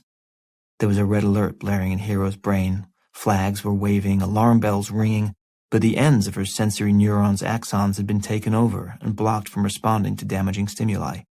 They could no longer send potential threat messages to her thalamus and subcortical areas. They were screaming into a void. Hero Martins was dying, but the neural message she got from her brain was that everything was fine. Just fine. Don't worry about a thing. I'm okay. You're sure? Roberto asked. She nodded. Let's just get out of here. They started walking again, now 40 yards from the jeep. Hero's brain thought through possible reasons a foreign smell should have presented itself inside her suit. Nothing believable came to mind. She decided she would not destroy this suit. She was going to tank and return it. She wanted to have a chance to take it apart and look at every inch of it, in case there was a tear or foreign substance inside, in which case somebody in PPE was going to get an earful about procedure. The jeep was now 30 yards away. Hero felt lightheaded and realized she hadn't eaten since 9 or 10 hours ago. Then again, looking at Uncle's mutilated corpse wouldn't exactly stimulate anyone's appetite, so there was no reason to think anything unusual about that. She ran through her physical inventory once again, but other than elevated heart rate and some quickened breathing, there wasn't anything physically different about her that she could detect. She squinted up at the sun, and as she did, a thought floated through her mind. Except there's no telephone service out here. Well, no, there wasn't. What did that matter? She looked down at the case in her hand, thinking about what she had inside the tube. People were going to lose their minds over this one. She wondered if the CDC would even accept it. So there's no telephone poles. She shook her head to clear it and resumed her train of thought. There were only a handful of labs in the Western Hemisphere that were set up to store biosafety level 4 pathogens, and Atlanta and Galveston would reject it outright, improperly classifying it as extraterrestrial because of its trip outside Earth's atmosphere. Maybe an electrical tower. The U.S. Army would fight for it, no question about that, but Fort Detrick had suffered a breach 18 months ago and no one was eager to. They've got to have power, right? Don't they have power? She snapped her head to the side. Come on, focus. They were 10 yards from the jeep. Her image of it suddenly shuddered and divided into 16 identical rectangular boxes, 16 images of the jeep neatly separated and replicated. Hero felt her skin go cold, because that wasn't something you could easily ignore or pass off to hunger or exhaustion. But then again, she thought, I used to faint when I was a kid, in school assemblies sometimes, and didn't it feel like this? Wasn't there a prickling in her scalp and then her vision would go weird and she'd see double right before she keeled over? Sure, that was probably it. Low blood sugar, a radio tower, 50 kilometers back. Didn't I see something? Wasn't it a radio tower? The image swam through her mind, crisp and clear. They had driven past a radio tower in the middle of the desert, just alongside the road, about 100 meters high, with a small black utility box at the base of it. That's exactly what it was. She said that last bit out loud, and Roberto and Trini turned and looked at her. What? Roberto asked. She looked at him. Huh? That's exactly what was. Hero had no idea what he was talking about. Was it possible that Roberto had somehow become infected by the fungus? That it was his suit that had malfunctioned? And that he was starting to lose his mind? She certainly hoped not. He was a nice enough guy, even if he was a total flirt. She really had to lay off the married men. Never again, she vowed, right there and then. From now on, either find someone appropriate or be content with, it can't be that hard to climb. Oh, shit. She had to think this through. To climb. The radio tower. It had lateral struts about 4 or 5 feet apart, but there's probably a service ladder inside the structure. How else would they repair anything that broke near the top of the thing? I could climb that. For the last time, the weight and pressure of the healthy, functioning neurons in Hero's brain outweighed those that had been consumed, destroyed, or shut down by cordyceps novus. Her prefrontal cortex, which handled reasoning and sophisticated interpersonal thinking skills, reasserted itself in a burst of clarity and control and told her quite clearly that based on A, her disordered thought processes. B, the smell of burnt toast inside her suit that indicated a foreign contaminant. C, the expressions on the faces of Trini and Roberto, who clearly thought something was wrong with her. And D, her sudden and irrational fixation on the feasibility of climbing a fucking radio tower, for Christ's sake. She had likely been infected by the fungus, and was moments away from coming under the control of a rapidly replicating fungus that constituted an extinction-level threat to the human race. Still walking, she glanced to her right and saw Trini was carrying her handgun loosely at her side as she and Roberto looked back and forth from her to each other, trying to communicate their concern wordlessly rather than over the radio system, which she would be able to hear. "Take the Jeep and drive to the tower." Hero walked faster, headed for the Jeep. They let her, happy to fall behind so they could keep an eye on her. "Climb the tower." As Hero neared the Jeep, she saw the keys, the sunlight shining off them in the ignition. She felt pulled toward them. "Climb the tower." Hero's frontal lobe was in a doomed fight for control. It made up a third of the total volume of her brain, but was now overrun with a florid, healthy colony of cordyceps novus. Her flag of intellectual independence fell. Still, her conscious thought didn't give up. It merely darted away, blew through the wasteland of her already conquered temporal lobe, and turned in desperation to the last part of her mental apparatus that was still free, her parietal lobe. There, her thought stream was precariously her own, but severely limited. Just math now. Math and analytics, where x equals regeneration of healthy brain tissue, probability is 0 minus x. Try recovery rate in event of default. She was pulling up a freshman economics class now, but it was the only scrap of useful knowledge left kicking around unfettered in her head, the only avenue of reasoning left open to her, and it was going to have to do. So, let's try a calculation, shall we? The equation to be formed would need to answer only one question. Could she survive this? Recovery probability, RP, versus loss given default, LGD, RP less than or greater than LGD, dependent on instrument type, where instrument type, IT, equals hyper-effective mutating fungus, corporate issues, where corporate issues, CI, equals major default of more than 50% of healthy brain tissue, and prevailing macroeconomic conditions, PMCs, where PMCs equals every single other person who ever encountered this thing is dead. So, RP equals IT over CI times PMC equals... There's no fucking chance whatsoever. The answer was no. She could not recover. She was going to die. The only question was how many people she was going to take with her when she did. "Climb the tower," a brain told her. And with the tiny bit of volition Dr. Hero Martin still had left, she replied. "No," she said. She turned around fast. Trini didn't have time to react, in part because she was too stunned by the sight of Hero's swollen, heaving face, which was distended and discolored, the skin stretched so tight it was cracking. Hero was on her before Trini knew what was happening. She wrenched the gun from Trini's hand. "Gun out!" Trini shouted, but Roberto had already seen it. He yelled at Hero to stop, but she was backing away from them already, backing away and turning the gun around on herself. She reached up with her left hand and ripped her suit's Velcro flap over the zippered O2 access port, tore that open, shoved the gun inside the suit, sealed the Velcro flap around the barrel, pressed the barrel of the gun up against her chest. "Don't!" Roberto yelled, knowing it was too late even as he said it. Hero pulled the trigger. The bullet broke her skin and crashed through her breastbone, tearing open a hole in her chest the size of a quarter. Like a balloon popped by a pin, the rest of her went all at once, bursting at the sudden release of pressure. All Trini and Roberto saw was her head, which in one moment was a disfigured, although recognizable, human head, and the next moment was a wash of green gunk that completely covered the inside of her faceplate. Hero fell, dead. But she'd kept her suit intact. Less than 72 hours later, Trini and Roberto were in the car, just over 3 miles away from the Atchison mines, their eyes glued to the box in the back of the truck just ahead of them. Hero's field case had been packed, unopened, into a larger sealed crate filled with dry ice. So far, things had gone smoothly. Gordon Gray, the head of the DTRA, had taken Trini and Roberto exactly at their word, because they were the best, and he ordered their explicit instructions be followed to the letter. When Gordon Gray gave an order, people followed it. And since all the residents of the town were dead and the land itself held no value, There was no one and no reason to object. The firebombing of Kirakura was agreed to without debate by the respective governments.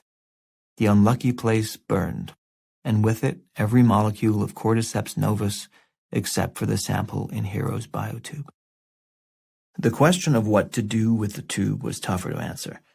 As Hero had speculated, the CDC wanted no part of storing something that had been born, or at any rate partially bred, in outer space.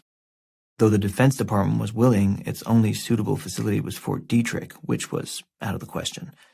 The breach there 18 months earlier had triggered a top-down review that was only now entering its second stage, and the idea of cutting short a safety analysis in order to store an unknown growth of unprecedented lethality was not met with enthusiasm. Atchison was Trini's idea. She'd worked with the National Nuclear Safety Administration in the early 80s on weapons dismantlement and disposition readiness, as the idea of nuclear disarmament became politically palatable under the Reagan administration's INF Treaty Initiative.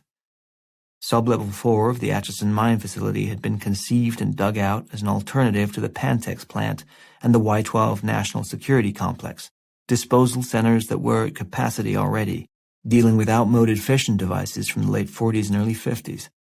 But as INF negotiations dragged on, it became clear that Reagan's strategy was really to get the other guy to disarm, and Atchison's lowest sublevel sat empty and secure, never to be used. The location was ideal for their needs. Because the mines were uniquely situated over a second-magnitude underground cold spring that pushed near-freezing water up from the bedrock at 2,800 liters per second, the lowest subterranean level at Atchison never rose above 38 degrees Fahrenheit.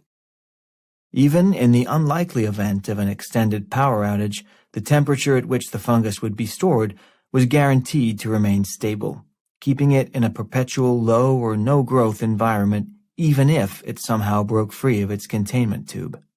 It was a perfect plan. Cordyceps novus was thus given a home, sealed inside a biotube 300 feet underground in a sub-basement that didn't officially exist. As time went by, fewer and fewer people at DTRA came to share Trini and Roberto's alarmist view of the destructive capabilities of Cordyceps novus.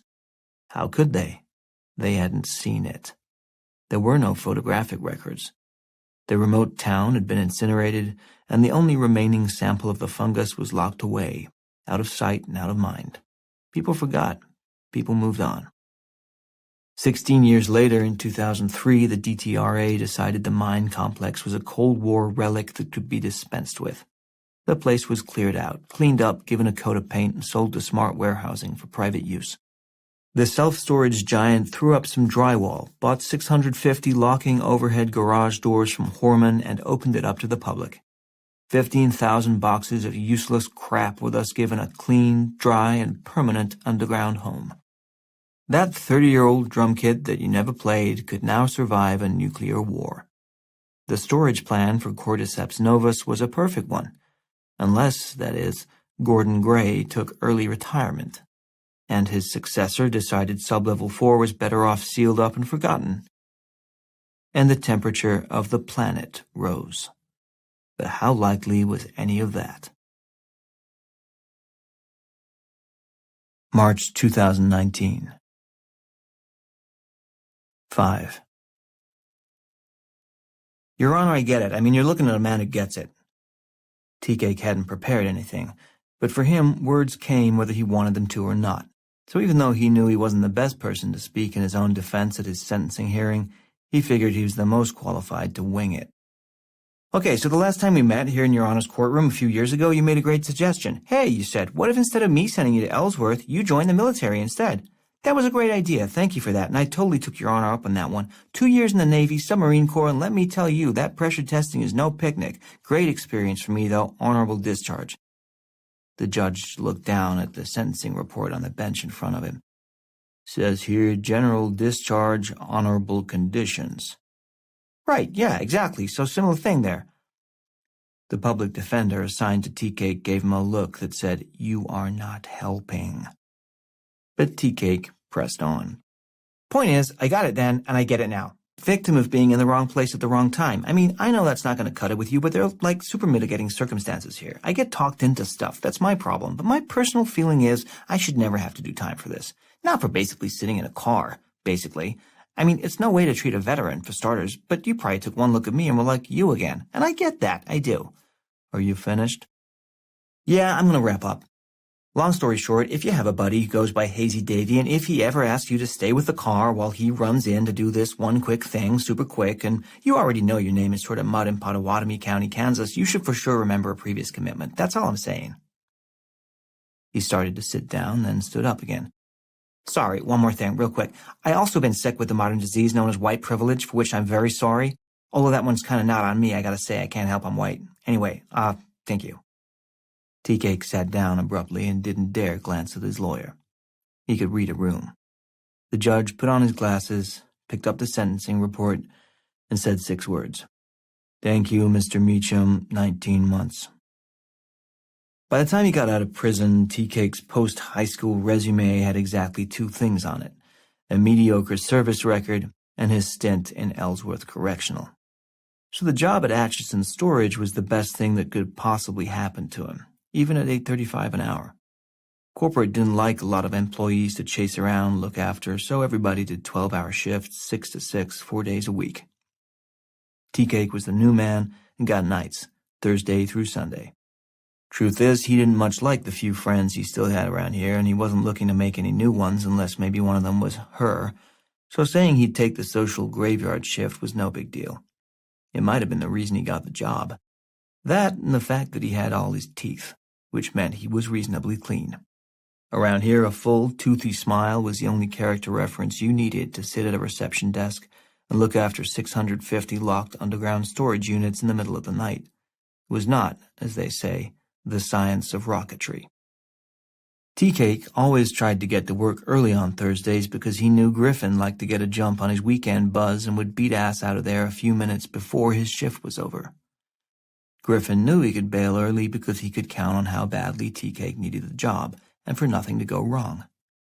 Sure enough, as Tea-Cake came around the long curve at the base of the bluffs, he could see Griffin's sweaty, bald head glowing in the setting sun as the thick neck popped open at Pab's blue-ribbon tallboy, 2 or 3 of which were kept in his Harley Fat Boy's saddlebags for, well, they were kept in the saddlebags at all times. Griffin drained the beer, tossed aside the empty can, kicked the bike to life, and raised a middle finger to Tea-Cake as he blew gravel out of there. The thing about Griffin, and everyone would agree on this, was that he was an asshole. Tea-Cake flipped the bird back at him, a more or less friendly gesture at this point, and it was what passed for human contact in his day. As Tea-Cake's Honda Civic passed the motorcycle, he breathed a sigh of relief that his boss had given him a miss, that he wouldn't have to have that same goddamn conversation with him again. But no such luck. He could see in the rear view Griffin was looping back, bringing the fat boy around the hood of the Civic. He pulled up next to the driver's door, idling as Tea-Cake got out. Well? Griffin asked. So it would be that conversation again. Told you, I can't help you. Knew you're stupid. Didn't think you're that stupid. Griffin spoke in staccato bursts, some words so fast they slammed together, others with odd pauses in between them, as if punctuation hadn't been invented yet. I'm not stupid, Tea-Cake said, like, at all, okay? I would love to help you if I could, but it's fucked up for me vis-a-vis my, personal situation. I'm just not going to do it. Okay, so you'll think about it? No, I wish I didn't even know about it. The truth was, he knew only a part of it. The part about the 24 55-inch Samsung flat screens that Griffin was selling off one by one, but Tea-Cake guessed that where there was hot stolen consumer goods smoke, there was hot stolen consumer goods fire, and it was the last thing he needed in his life. Griffin wasn't giving up. I'm asking you to buzz the gate for a few friends of mine. Every once in a while and use your master key. What's the big fucking deal? They don't have accounts with us. I can't let in anybody who doesn't have an account. Who's gonna know? I have heard these words before, Tea-Cake said. You do it. I can't, Griffin shrugged. Why not? Nobody's gonna fucking come in the daytime and I don't work nights. Case closed. Just do it. So you and me don't have a problem. Why do we gotta have a problem? Tea-Cake asked. 'Cause you know stuff and you're not in, and if you're not in and you know, then there's a problem. You know that. There was no getting rid of him, and he was never going to drop it, so TK did what he'd been doing for the past 6 weeks, which was to slow play it and hope it would go away. Was it a strategy that had shown even the slightest signs of working? No, but that was no reason to give up on it.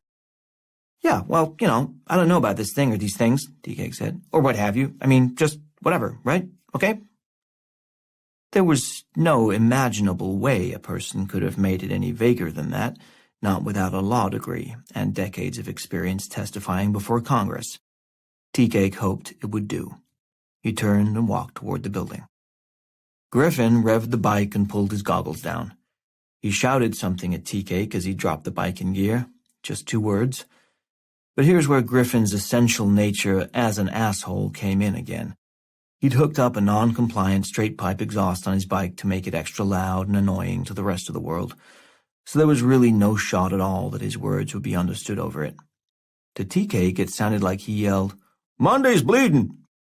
But in fact what his boss had shouted was, "Something's beeping!" TK would find that out for himself soon enough. The fact that Griffin was put in charge of anything was a joke, because not only was he dumb, racist, and violent, but he was a raging alcoholic to boot. Still, there are alcoholics and there are functioning alcoholics, and Griffin managed to be the latter by establishing a strict drinking regimen and sticking to it with the discipline of an Olympic athlete. He was dead sober for 3.5 days of the week, Monday through Wednesday, when he worked the first 3 of his 4 12-hour shifts, and he didn't start drinking until just before 6 p.m. on Thursday. That, however, was a drunk that he would build and maintain with fussy dedication, starting right now and continuing through his long weekend until he passed out on Sunday night. Really, the Monday hangover was the only hard part, but Griffin had been feeling them for so long now they just seemed like part of a normal Monday morning. Toast, coffee, bleeding from the eyeballs, must be a new work week. Griffin was born over in Council Bluffs and spent 6 years working in a McDonald's in Salina, where he'd risen to the rank of swing manager. It was a tight little job, not least because of the tight little high school trim that he had the power to hire and fire and get high with in the parking lot after work. Griffin was an unattractive man. That was just an objective reality. He was thick as a fire plug, and his entire body, with the notable exception of his head, was covered with patchy, multicolored clumps of hair that made his back look like the floor of a barber shop at the end of a long day. But the power to grant somebody the first actual paying job and to provide the occasional joint got him far in life, at least with 16-year-olds, and when he was still in his not-quite mid-20s. Soon enough, the 16-year-olds would wise up and the last of his hair would go and his solid build would give way to what could only be called a fat gut. But for those few years in that one place, Griffin was a king, pulling down $24,400 a year, headed for a sure spot at Hamburger U, the McDonald's upper management training program, and nailing underage hotties at least every other week. Then those little fuckers, those little wise-ass shitheads who didn't really need the job, who just got the job because their parents wanted them to learn the value of work, those little douchebags from over in the flats, they ruined everything. They were working drive-through during a rush when it happened. Why Griffin had ever scheduled them in there together is beyond him to this day. He must have been nursing a wicked hangover, let those 2 clowns work within 50 feet of each other, but they started their smart-ass shit on the intercom. They'd take orders in made-up Spanish, pretend the speaker was cutting in and out, declare today lottery day and give away free meals, all that shit that's so hilarious because real people's jobs don't mean anything, not when you're going to Kansas State in the fall with every single expense paid by mommy and daddy, and the only reason this job will ever turn up on your resume is to show what a hard-working man of the people you were in high school. There they are, your fast food work dues fully paid, just like your $10,000 community service trip to Guatemala, where you slowed down the building of a school by taking 1,000 pictures of yourself to post on Instagram. On that particular day, there was a McDonald's observer from Regional in the parking lot, a guy taking times on the drive-thru and copious notes on the unfunny shenanigans going on in there. The good-looking creep, the smarmy one, not the half-decent red-headed kid who just went along with the bullshit, but the handsome fucker, the one who was sleeping with the window girl in the Docksiders, whom Griffin himself could never get to even look at him. That kid knew the guy was out there. And he sat on that nugget of information for a good half hour until he finally smirked past the office and said, "Oh, hey, there's a McDonald's secret agent man parked out by the dumpster." Griffin was demoted to grill the next day, and he quit before he ended up at the fry station. He had the job at Atchison Storage 3 weeks later, and when the current manager there moved to Leawood to get married, Griffin inherited the $14 an hour job, which, if he never, ever took a week off, meant $34,000 a year and 3 free days a week to get wasted. He also figured he could pull in another $10K in cash for housing the Samsungs and other items of an inconvenient nature that showed up needing a temporary home from time to time. The previous manager had clued him in about the side gig, which Griffin understood was a common perk of the self-storage management community. Hang on to this stuff, let people pick it up, take a cut of whatever it sells for. 0 risk. All in all, it was a decent setup, but not half as good as what it could have been. He could have had a career in management, real management. Sitting at a desk all day so you can help a parade of freaks and hillbillies get access to their useless shit is a hell of a lot different from presiding over a constant parade of job-seeking teenage sluts. But you takes what you can takes. Atchison, Kansas was not a buffet of career opportunity. Despite everything that happened, Griffin's only regret in life so far was that he could never get anyone to agree to call him Griff, or G-Dog, or by his goddamn first name. All the man wanted was a nickname, but he was just Griffin. Tea-Cake punched in behind the front desk. He heard the beep, but he didn't hear the beep. It was one of those things. Whatever the part of your brain is that registers an extremely low-volume, high-pitched tone that comes once every 90 seconds, it was keeping the news to itself for the first half hour he was at the desk. The faint beep would come, it would register somewhere in the back of his mind, but then it would be crowded out by other, more pressing matters. First, he had to check the monitors, of which there were a dozen, to make sure the place was clean and empty and as barren and depressing as always. Check. Then a quick glance over at the east entrance to see if she had shown up for work yet. She had, and to think for a second whether there was any plausible reason to orchestrate running into her. There wasn't. There was also the stink. Griffin was never a big one for tidying up, and the trash can was half full of Subway wrappers, including a former 12-inch tuna on wheat from the smell of it, and the reception area reeked of old lunch. Somebody would have to do something about that. 12 hours with tuna stench would be a long-ass shift. And finally there was a customer, Mrs. Rooney, coming through the glass front doors all frazzled and testy, and all of a sudden, "Hey, Mrs. Rooney, what up? You staying cool?" "I need to get into SB211. Tea-Cake was not so easily deterred. "It's hot out, right? Like Africa hot. Weird for March, but I guess we gotta stop saying that, huh?" "I need to get in there right quick." In Unit SB211, Mary Rooney had 27 banker's boxes filled with her children's and grandchildren's school reports, birthday cards, Mother's Day cards, Father's Day cards, Christmas cards, and all their random notes expressing overwhelming love and or blinding rage, depending on their proximity to adolescence at the time of writing. She also had 42 ceramic coffee mugs and pencil jars made at Pottery for Fun between 1995 and 2008, when her arthritis got bad and she couldn't go anymore.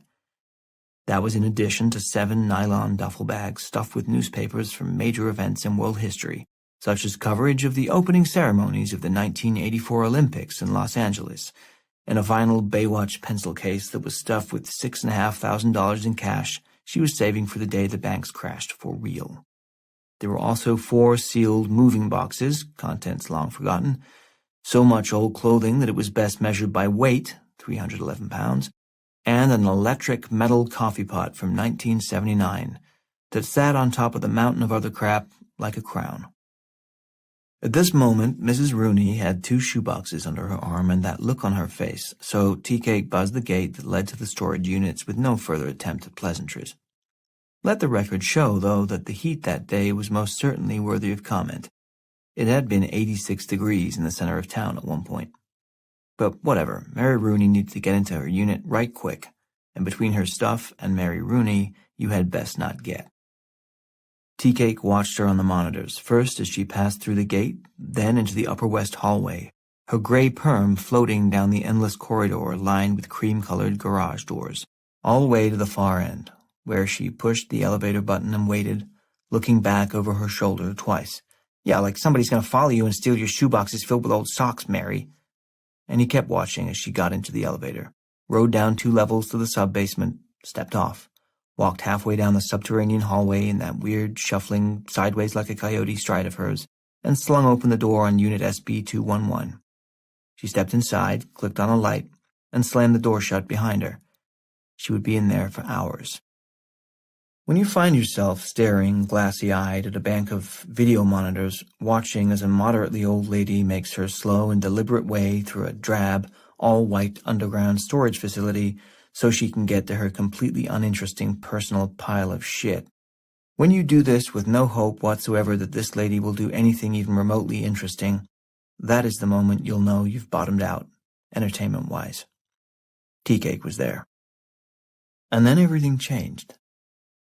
His eyes had fallen on the upper right-hand screen in the corner of the bank of monitors, the one that covered the other guard desk on the eastern side of the facility. Naomi was on the move. The cave complex was enormous and cut right through the heart of the bluffs, so to save the trucks from Kansas City having to drive all the way around Highway 83 to Highway 18 to Highway E, the U.S. Army Corps of Engineers had cut in 2 entrances, one each on the eastern and western sides of the massive chunk of rock. As a result, Atchison had 2 reception areas and 2 people working the place at any given time, although they had different sections to monitor, so running into your coworker almost never happened. Unless you made it happen, which Tea-Cake had been trying to do for 2 weeks now, since the day Naomi started. Her schedule was erratic. He could never put his finger on when she was going to be working and when she wasn't, so he'd tried to just keep an eye on the monitors and engineer a run-in, but it hadn't happened yet. There had been a few times she was doing rounds when he almost took a shot at it, but when she was on the move, he never knew where she was headed, so he hadn't come up with a scenario that would have given him quite the right degree of natural. The place was so big that the only way to make it work would be to check her location and then go into a full-on sprint to get near her while she was still even remotely in the area. It would have been more hunting her down than running into her. There's something about showing up breathless and sweaty for a coincidental bump-in with an attractive woman that is bound to come off as scary. Now, however, opportunity was pounding on his door with both fists, because Naomi was walking down the long eastern main hallway with a full trash can under her arm, and that could mean only one destination, the loading dock, where the dumpsters were. Tea-Cake grabbed the brimming trash can from next to the reception desk. "Thank you, Griffin, you pig. You bet I'll clean up your disgusting lunch." And he took off for the loading dock. 6. 3 things Naomi Williams knew about her mother: that she was smart, athletic, and had horrible taste in men. Worse, Naomi knew that she herself was exactly the same in all 3 respects. The difference was that Naomi had seen her mother's mistakes. She'd watched them play out, one after another, as easily predictable slow-motion car wrecks. She was keenly aware where each and every twist of the wheel and stomp of the brake had caused the careening momentum of her mother's life to go into an unrecoverable spin. She knew from careful observation how to drive a life in order to crash it, and she was not about to make the same desperate moves with her own. She kept up her grades. She had decent extracurriculars, and she knew what she wanted. She had planned and rehearsed her post-high school escape route so many times she could drive it in her sleep. But then, the night of graduation, she got pregnant, and all that shit was out the window, because she had to have the baby. It wasn't her family who were the religious freaks. She and her mom and whoever her current stepfather was went to church on Christmas and for funerals like most people did around here. But Mike's family, Jesus Christ, no pun intended, the Snyders banged the god drum hard. That wasn't unusual. There were a lot of religious people in this part of the country ever since the big wave of evangelism that spread around the South and Midwest in the late 1970s, but the Snyders were born-again chest beaters. Not the haunted, reliably depressive old kind of Catholic, but the joyful, new kind of Catholic. They loved everybody. I mean, they really, actually loved you.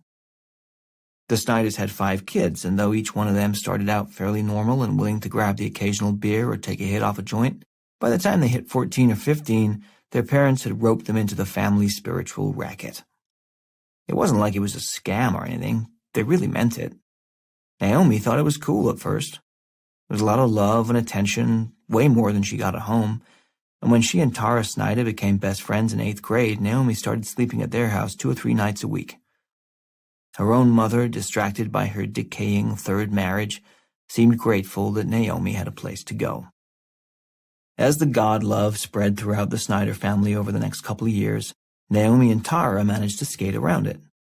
Everybody's got their familial role to play, and Tara was happy to be the wild child.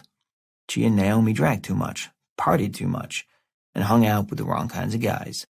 But it was all working. Admittedly, it worked better for Naomi than for Tara. Naomi got mostly A's in school without trying very hard. She could still score in the teens at a basketball game even if she'd been up most of the night drinking, and she'd already gotten into Tennessee Knoxville with a kick-ass grant and aid package. Yes, she would finish with $60,000 in debt, but UT had a great veterinary program, and she'd be done and licensed and making at least that much per year in 5.5. If anybody had a right to party and sleep around a little, it was Naomi Williams. The God-loving stuff was something she was happy to fake, or even mean it a little sometimes, in exchange for the Snyder embrace, which was warm and undeniable, even in its sappiest and most suffocating forms. God wasn't the problem. Mike Snyder was the problem. He was 2 years older than Naomi and started hitting on her when she was about 15. Mike was something of a mythical figure around town. He had a reputation so thoroughly unearned that it defied reason, but there is almost no limit to what a person can achieve early in life when he has the total and unwavering support of a large and uncritical family. It's later that it all turns back on you. But in his early years and in the Snyder view, Mike was an artist and interpretive dancer and brilliant musician. He was an immensely gifted child of God who must be given space and respect and freedom and money, plus blowjobs, in Mike's opinion. Naomi held off for a while, but he was so earnest, so tortured and pleading and clearly screwed up beyond his family's ability to see that she took pity on him. She knew it wasn't right. It wasn't how things were supposed to be, and looking back, she can't believe she was ever so passive. Why did she feel this weird obligation to him that she didn't feel to herself? But she did. They'd go through periods where things would heat up and cool down. There were times she thought she loved him, times she was pretty sure she hated him, but most times she just felt vaguely bad for him. The kid knew he was an imposter even if he couldn't come out and say it, and she wanted to make him calm down and leave her alone. Mike never wanted intercourse, even when Naomi did. Probably because he was tortured by the holdovers of the family's start in rigid Catholicism. Mike was the oldest, the only one who'd gone to Catholic grade school, and the talons of guilt were sunk into him but good. There was no sexual encounter with Mike that was not wholly shot through with his crippling sense of shame.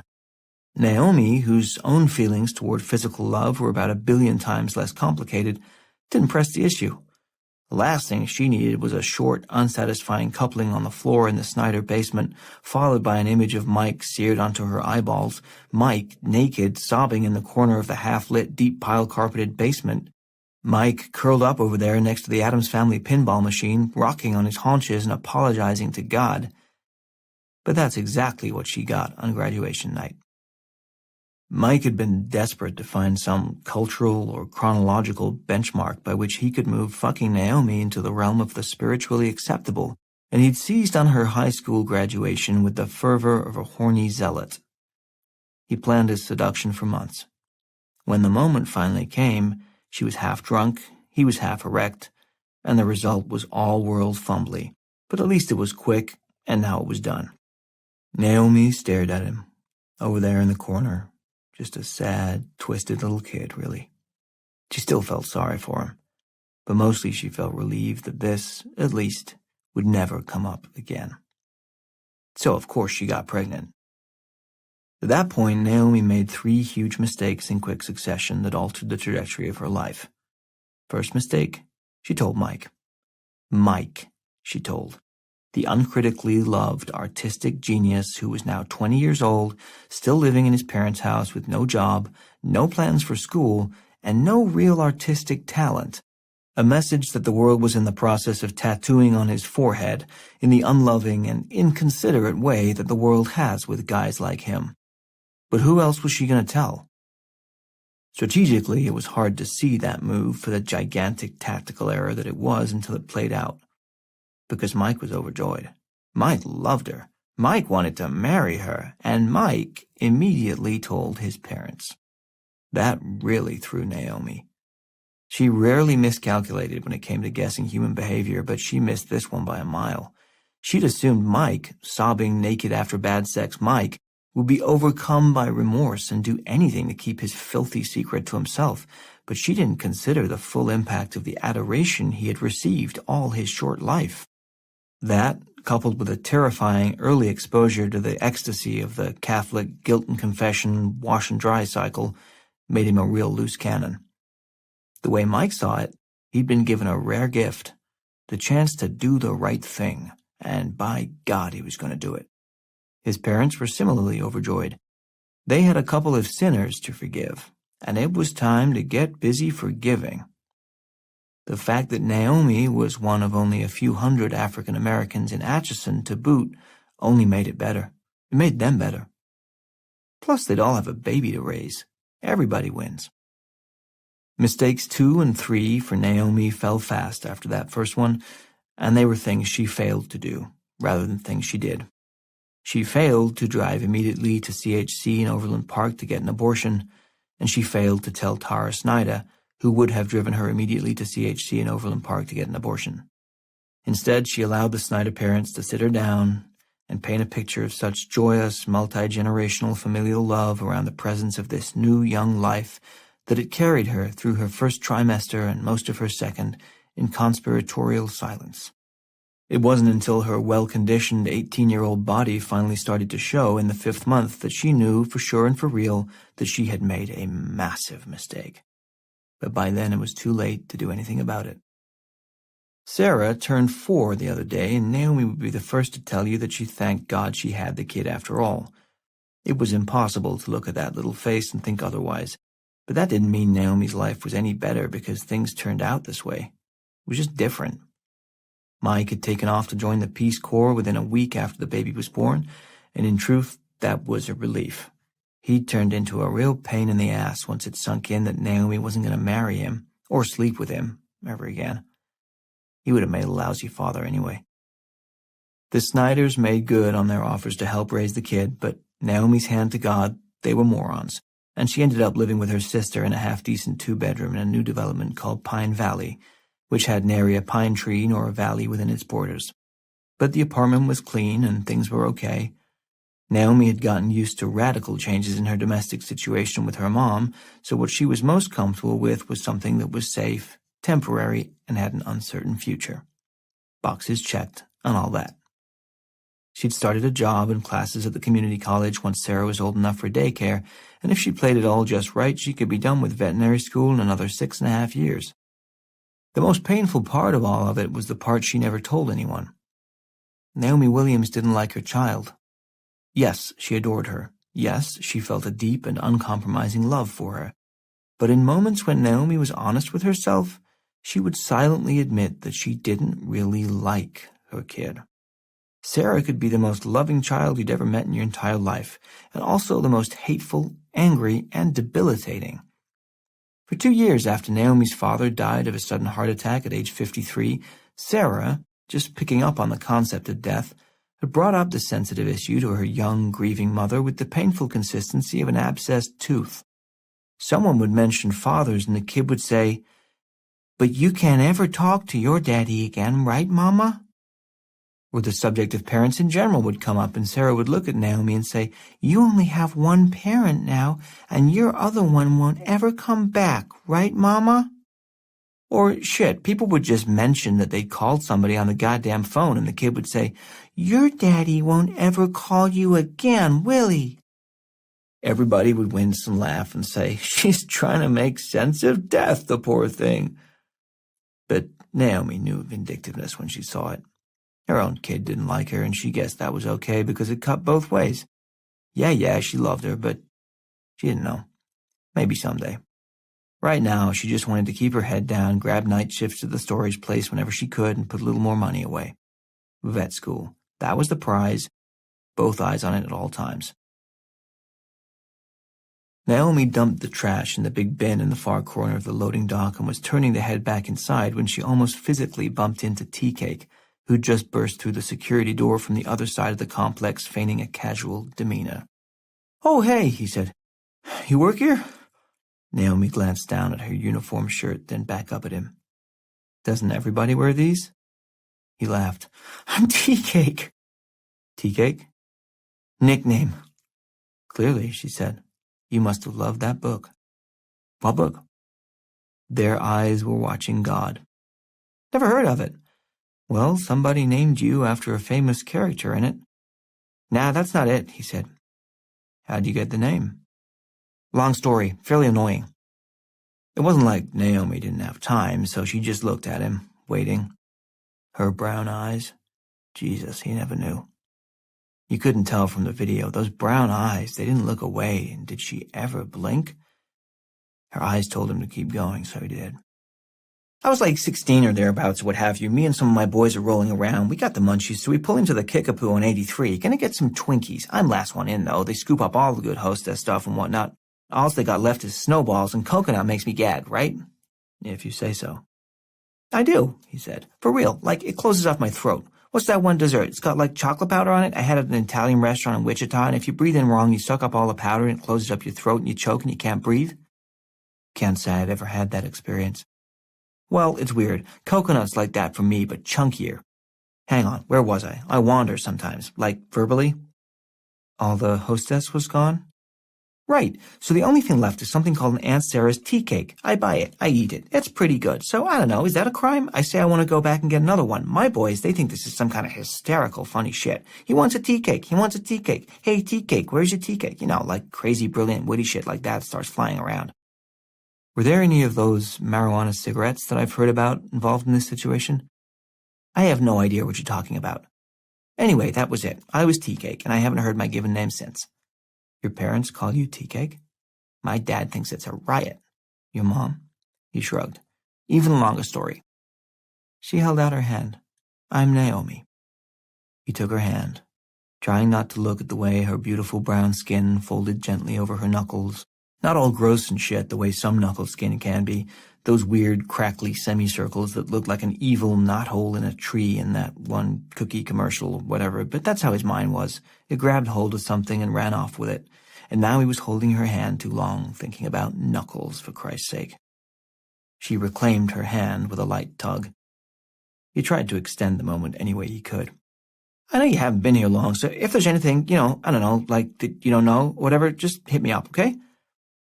"Nothing I can think of, but thanks. Guess I gotta go." "Yeah, me too. Super busy. This place, man, always something, except it's never anything." She smiled at him. It was hard not to find Tea Cake moderately charming. She noticed the badly inked snake wrapped around his right bicep, but let it pass without comment. His ink was his business, and she'd seen enough to know where that kind of sloppy tattoo probably came from. He noticed her noticing, and he saw the slight change in the way she looked at him, a tiny lowering of her shoulders, the minutest tilt of the head away from him. It was always the same. If women were smart enough to know him, they were smart enough to not get to know him any better. Shit. Why did he bother? "See you around." She headed for the door to the dock. He started to follow, but she glanced at him and the half-full trash can he was holding. "Didn't you want to dump that?" "All right, yeah, duh, right." She turned back to the door, and busted, Tea Cake had no choice but to head for the dumpster. He was almost there when she called out, "Oh, there might be one thing." He turned back. "Over on your side." "Yeah?" "Do you hear a beeping sound?" He looked at her for a long moment, and the voice in the back of Tea Cake's brain that had been trying to get a hold of his attention finally broke through. "See?" the voice said. "I told you there was a beep." Tea Cake looked at Naomi, his eyes lighting up with the realization. "Your side too?" 7. Tea-Cake and Naomi stood stock still in the middle of the floor on his side of the complex for a good 45 seconds before he couldn't take it anymore and had to say something. He usually found it hard not to fill silences, but being around her made it worse. I swear it was there before. Maybe if we... She held up a hand, stopping him. Naomi had patience. Another 5 seconds went by in silence, then 10, then 5 more. Then there it was. Right down at the bottom of human hearing levels, maybe half a decibel if that. But the numbers didn't matter. What mattered was that it absolutely positively was there. Beep. Their faces lit up in smiles, kids who'd just found their Easter baskets. Aha, she shouted. I knew it, he said, and they took off in opposite directions, he toward the north wall and she for the south. What are you doing? Naomi asked as they passed each other in the middle of the floor. It was over here. She shook her head vigorously. It was definitely over here, and she planted herself, still again, listening by the far wall. He called from across the room. Lady, I heard this thing for half an hour after I got in. It didn't register, but it did. You know how sometimes you know something but you don't, know it all the way, and then it just sort of pops up and... Will you please be quiet? I'm saying, this wall. You are very chatty. I know, it's a thing. Shh. He shushed. They stood still again. They waited the full rest of the minute. Beep. There it was again, like a starter's signal, and they took off, each to the other's wall, passing in the middle of the floor again, looking at each other with incredulity. What are you doing now? She wanted to know. What are you doing? It's over here. You were right. They reached each other's former positions, grinning. It was kind of fun, or a hell of a lot better than sitting alone staring at their monitors all night anyway. They waited again, trying not to giggle, failing a bit, but knowing they had 30 seconds to spare. Their eyes caught, both their faces wide and childlike.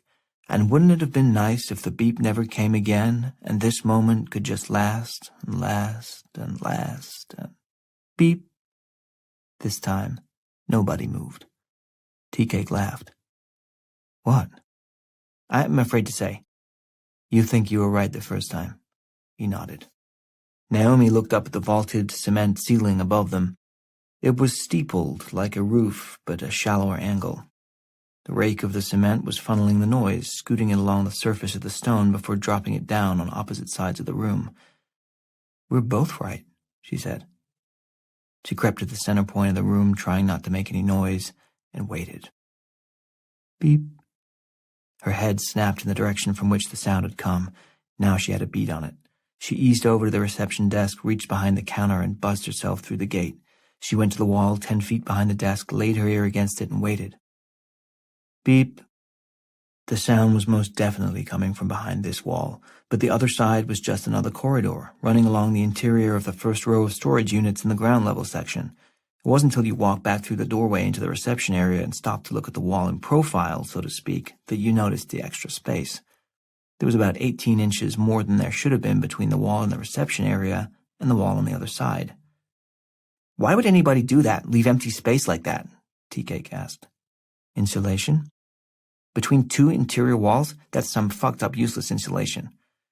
What is this, drywall? She asked. Yeah. You sure? I have hung my share of it. Beep. He looked at her. You want to call Griffin? Under no circumstances do I want to call Griffin. He caught the extra meaning in it and was disappointed. He tried that shit already. She shrugged. He's a pig. Could have told you that. Beep. She looked at him. So what do you want to do? Well, what I want to do is take that picture down, he said, gesturing to a large framed aerial photograph of the cave circa 1940s that hung more or less over the exact spot that the beeping was coming from. Pick up that chair over there. Now he pointed at the uncomfortable as hell metal office stool that was parked behind the desk. Smash it through that cheap-ass 3/8-inch gypsum sheetrock and see what the fuck is beeping back there. I'm okay with that if you are. He laughed. I said that's what I want to do, not what I'm going to do. Oh. They looked at the wall for a while. It beeped again. She couldn't take it. Oh, come on, we can hang the picture back up over the hole to cover it and bring in a piece of sheetrock tomorrow. I'll help you patch it up. Nobody'll know the difference. Why would we do that? He asked. Curiosity? Boredom? You get bored, it makes you want to smash through walls? Apparently. Don't you? He thought about it. Not particularly, but she was asking. Why did people always come to him with their shit, and why did he usually do it? He was going to get on top of that question real soon, but first he ran some quick numbers in his head. 4x8 piece of drywall is $15, he said, plus a roll of joint tape, that's another 8 or 9. I will give you $12, and we can use a sampler can of paint from the paint store. It's easy. Also, we can see a smoke alarm with a dead battery. Maybe, she said, or maybe we see something else. Like what? Well, we don't know, that's the thing. I need this job. You're not going to lose it. No, I have to have the job. I get it, she said. He was getting heated. No, you don't. It's like a condition. I said I get it. I've lived here all my life. I know what a parole condition is. And I know where black and gray tattoos with shitty ballpoint ink get done. Ellsworth, right? I mean, I'm hoping it was Ellsworth. It was. Good, so you're not violent. Now, will you please pick up that chair and throw it through the wall for me? Please? She fixed her brown eyes on him, and he looked into them. The legs were spindly metal, and they went through the drywall easy enough, and the biggest chunk of gypsum came off when he pulled it back out. The real challenge was not to pull too much so they wouldn't have to replace more than one panel. They didn't need the chair after that first blow. They used their hands, carefully tearing away a few larger pieces until there was a hole big enough for Tea Cake to get his head and shoulders through. There was a space back here, all right, about 16 inches of gap between this wall and the far one, and it was dark except for a red flashing light at eye height 3 feet to his left. Beep. It was much louder now, and a tiny light strobed white in sync with the sound. Tea Cake and Naomi looked across the concealed interior wall, checking it out. It was covered with dials and gauges long out of use and cut off from power. They were set in an industrial-looking corrugated metal framework of some kind, painted in the sickly institutional green used back in the 70s because some study said it was supposed to be soothing, or maybe the paint was just cheap. Beep. Both their gazes turned back to the flashing light. There was writing etched into a panel underneath it, but they couldn't quite read it from here. You got a flashlight on your phone? He asked Naomi. She dug her phone out of her pocket, turned on the flashlight feature, and shined the beam through the hole, but they still couldn't read the words underneath the panel. Hang on to the thing, Tea Cake said. He put one foot on the stool, grabbed the edges of the hole, and hoisted himself up and through without waiting for a response.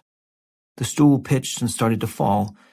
Naomi caught it, but not before it had knocked Tea Cake off balance and dumped him upside down into the space between the walls. I said hang on to the thing. Yeah, I didn't say okay. Traditionally, you want to wait for that. Tea Cake sneezed 6 times. When he recovered, he looked up from his semi-inverted position and saw Naomi's hand holding out a Kleenex through the hole in the wall. He looked at it, impressed. Who has a Kleenex in this situation? Thank you. He took it and blew his nose. He offered the soiled Kleenex back to her. You can go ahead and keep that one, she said. Can you get up? He shimmied himself into an upright position and scooted sideways down the wall through the tight space, moving toward the flashing panel. Shine the light over there, he said. She did, moving the beam onto the panel beneath the blinking light. He read it. NTC thermistor breach, sub-basement level 4. From the hole, she turned her light on him. He winced. Could you get that out of my eyes? Sorry. Thermistor what? NTC thermistor breach. There's a whole bunch of stuff back here. She moved the light back onto the board, and he looked up and down it where a number of other monitors and displays were stacked. Airtight integrity, resolution with a plus sign that's like underlined, plus or minus. Okay, plus or minus 0.1 degree Celsius. Naomi kept the light moving, and he read the stamped letters under each of the deactivated gauges and displays. Cold chain synchronicity, data logger validation, measurement drift ratio, LG internal, LG probe, LE1 probe, LE2 probe, LD internal. Jesus, there's like 20 of them. He turned back to the gauge right in front of him as it beeped and flashed again. But this is the only one that's flashing. NTC thermistor breach. Yeah, you know what that means? She thought a moment. A thermistor is part of an electrical circuit. There's two kinds. The positive kind, their resistance rises with temperature, and the negative kind, their resistance falls if the temperature goes up. So it's a thermometer? No, it's a circuit that's reactive to temperature, like a thermometer. It's not a thermometer. He turned and looked at her. What are you, all sciencey and shit? I wouldn't say and shit, but I take a lot of science. Prerequisites for vet school. The alarm beeped again, and Tea-Cake turned back to it. This is 30 or 40 years old. How come it's still on? She shrugged. Guess they wanted to keep an eye on temperature. Beep. Why? He asked. Good question. And what the hell is sub-basement for? She shined her light in his eyes again. I thought there was only one. 8. Mooney had been driving around with the bodies in the trunk for 2 days, and they were starting to reek. At first, he'd been able to pretend the smell wasn't there, or that it was the brewery on the other side of the river, or maybe it was that weird syrupy smell that had been blowing in and out of the river valley for the past couple of years, or even that it was he himself, just smelling like a man during a heat wave, as one does in these complicated climactic times we live in. But he knew it wasn't any of that. Mooney never did well in the heat, which was what had made Uganda such an odd choice. But hey, you don't always choose your path in life, sometimes it chooses you. Right now, life had selected him to be the custodian of the mortal remains of the 2 unlucky bastards in the trunk of his car, and so far, he was doing a shitty job of it. A final goddamn resting spot was harder to find than you'd think once you'd ruled out all the official channels, for obvious reasons, garbage dumps, out of respect for the dead, and any place that smacked of future housing or commercial development, for fear of eventual disinterment. That didn't leave a hell of a lot of Potawatomi County open to surreptitious burial, and Mooney was starting to wonder if the whole car wasn't going to have to end up in the river when he saw the ad for the self-storage place on TV. The first and most obvious thought that crossed his mind was that he'd buy some kind of airtight vault, seal them both up inside it, wheel the thing into the smallest possible unit they had, lock the door, toss the key, and never think about it again. But on his first scouting mission out to Atchison Storage, earlier this afternoon, the smell had really started to settle itself into the metal and fabric and fiber of the car, and he just didn't see anything made by God or man that would hold that stench in forever and ever, except for Mother Earth herself. Plus, there were the storage bills. $49.50 a month? To hell with that. He'd buy a couple gallons of gas and torch them in his parents' backyard first. He'd turned around in the driveway and was on his way out of the eastern side of the storage place when he saw the wooded glade, up on the hillside near the crest of the bluff. Immediately, he knew the 2 rotting corpses in the trunk had just found their personal Valhalla. He hiked up onto the bluff, took a look around at the trees and the view and the peacefulness under the whispering pines, and he hugged himself. It was something he did sometimes. He'd wrap both arms around himself and squeeze, sometimes making a little cooing noise, just something to let him know he was alive and he was loved, even if only by himself at times. But from tiny acorns great oak trees of love do grow, right? This was the spot. He'd treat those poor dead souls properly, dig them a hole down under the frost line right here on this glorious, unbuildable bluff that overlooked the river on one side and a mountain of rock on the other. Those were 2 natural wonders that he could count on to stay exactly where they were, unchanged, for a good 40 or 50,000 years. The corpses would be undisturbed. Yes, this place would do nicely. So now he was back, under cover of darkness and with a shovel. He pulled off the driveway 50 yards short of the eastern entrance and killed the lights around 10 p.m. There was just one car down below in the parking lot, probably the guards, and it looked kind of familiar, but nobody guards an unlit bluff on the wrong side of the Missouri River, so Mooney figured he was safe over here. He got out of the car, went around to the trunk, and winced at the foul smell that was seeping out of the cracks along the edges of the metal. He turned his head away, took an enormous gulp of fresh air, turned back, opened the trunk in one swift motion, and got smacked in the face with the most assaultive stench he'd ever smelled in his entire life. It wasn't just that it smelled bad. You couldn't just say bad. That didn't come anywhere close to covering it. It's that the smell hurt. It was so powerful. It had a thickness to it, a body and form. The smell was all hands, and they were all over him, grabbing him by the face and throat and nostrils and lungs and forcing their thick fingers into him. Mooney snapped his head away as fast as he could, barely getting a glimpse of the rapidly decaying contents of the trunk. He fumbled around for the shovel. It should have been right on top. That was where he'd left it. How could it have moved? Jesus Christ, where was the goddamn shovel? Face still averted, he slapped his hand around the trunk a few times, an angry dad swatting at the kids in the back seat while trying to keep his eyes on the road. But every place his hand landed was worse than the place before. That part was wet, and this part was hot. Not just warm, mind you, but hot. But wait, here it was, hard and wooden and shovel. His fingers closed around the handle and he yanked it out of the trunk, slammed the lid, and practically collapsed, gasping for air. This couldn't be right. This smell could not be normal. Then again, what experience did he have? What did he know? Maybe this was how it went down when you died. If it was, quick mental note, he definitely wanted to eat better and exercise 4 or 5 times a week from now on because death was no party. Okay. When did he fire the last kill shot?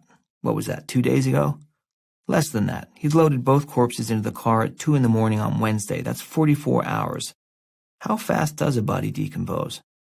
He actually pulled out his phone and was about to Google that very question when the essential insanity of that act somehow managed to announce itself through the fog of his stench-choked brain. He put the phone away and started to walk up the hill with the shovel to dig the grave. He was 10 steps away when he heard the first thump. He turned. It had come from the trunk of the car. 9. Tea-Cake knew from bitter experience that your head could only get so small. Everything else can squeeze, suck in, twist around. People can get pretty sideways when they want to or have to, but with your head there was no negotiation. Tea-Cake had direct knowledge of this from the fence that had run along the back of his high school. At the edge of the fence there was a pipe, set just a few inches too far off the brick facade, that left a 9-inch gap between the school building and freedom. Determined weed smokers used to be able to get off the bus in the morning, cruise through the front doors of the school, sign in for homeroom, and split out the rear fire doors before the handles got changed for the day. Totally legal, by the way. From there, it was just a matter of a shoulder shimmy, a gut suck-in for Big Jim Schmittinger, and a willingness to scrape the shit out of both ears as you popped your head through to the other side. If you did all that, boom, you were loose in the open field behind the school building where you could blaze away in peace. The size of his skull was the main reason Tea-Cake, as toasty a burnout as you would ever find, actually managed to swing a 3.5 GPA in high school. His head was just too goddamn big to get through the fence. So Tea-Cake never got high during the day. It does wonders for your concentration. Some of the math and science even stuck, and when he joined the Navy, he remembered just enough of it to qualify for duty on a ballistic missile sub. It was a plus. At least he had the same bunk every night. Nothing he did manage to learn about Lord of the Flies, though, was of use in his present situation, where his great, big, fucked-up head had done him in again. Stuck, he called out to Naomi from the space between the walls. "What about Vaseline? You got any Vaseline?" "Do I have any what?" "That greasy shit you put in your lips. Get me out of here." "Are you trying to say Vaseline?" "Whatever the fuck it's called. Naomi, get some lotion or grease or butter and get me out of here." She'd been trying like hell not to laugh for the better part of the last few minutes, and it was a battle she now lost. "Oh, yeah, no, definitely, yes, do that," Tea-Cake sputtered. "Yeah, laugh, 'cause this shit is, hilarious." He was still in the gap in the walls, and he'd wedged himself in good, in the precisely 9-inch space between two I-beams. He'd done well up to that point, sliding and twisting and pretzeling his body through the tiny open area toward what looked like an enormous map at the far end of the control panel wall. It was dark inside the gap and hard to tell, but it looked like a map anyway, and he had only been a few feet from it when he'd gotten stuck between the beams, and the entirety of his high school experience came flooding back to him. Now he couldn't move his goddamn head. "Lube, you gotta have some lube, right? Throw me it." Naomi took a moment to make sure she'd understood him properly before she poked her head in through the hole in the wall. I'm sorry, did you just suggest that I carry lubricant around with me? I wasn't. 'Cause that's some offensive shit, Tea Cake. I'd like to apologize and start over. I mean, I don't know, you got any dental dams in your pocket? Naomi, ma'am, I'm kind of freaking out here. She took a step back, looked up and down the length of the wall, and thought. Are you good for another $12? She asked. Although we wouldn't have to buy the roll of tape again. Tea Cake was in no position to negotiate. Do what you gotta do, lady. Just promise me you're not gonna pull on me, because at this point I think if the angle's wrong, my left ear is just gonna tear right. The legs of the metal stool crashed through the drywall 3 feet in front of him and startled him so badly he wrenched his body backward, ripping himself free from the head vise. He fell again, on his ass, in the narrow space that he was now more than ready to evacuate. As he got to his feet, he saw Naomi standing in the new opening. That repair was going to cost more than $12, by the way. She'd hit a seam right between 2 panels, and they were going to need 3 4x8s now minimum. She was staring in amazement at the wall beyond. Holy shit. Tea Cake got to his feet, rubbing his ears in pain, and slid forward until he was alongside her. The broken panels had opened up a section directly in front of the map-like thing he'd been trying to move closer to, and it was bigger and more detailed than he'd been able to see by the light of Naomi's phone's flashlight. It was an enormous, hyper-detailed floor plan depicting every room, conduit, pipe, and piece of wiring in what must have been the old military storage complex. There were hundreds of LED lights painstakingly placed all over the map, marking God knows what, but they were all long since deactivated or burned out. Except for one, all the way down at the bottom right corner.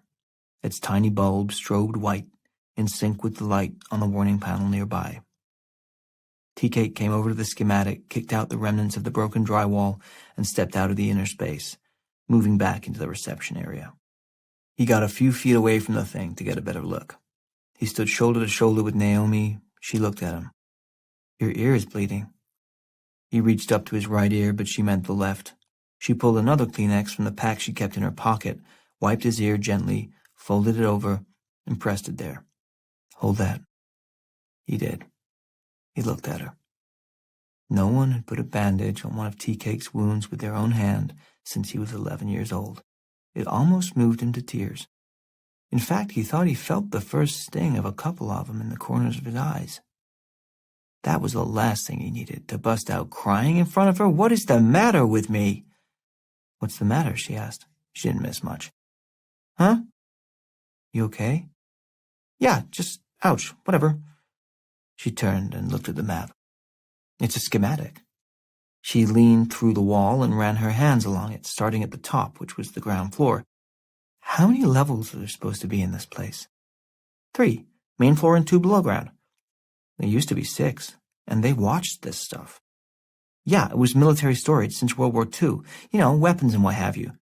They cleaned it out and sold it about 20 years ago. And they must have sealed up everything below here. She ran her hand down the schematic to the lower levels, which was the part they really cared about.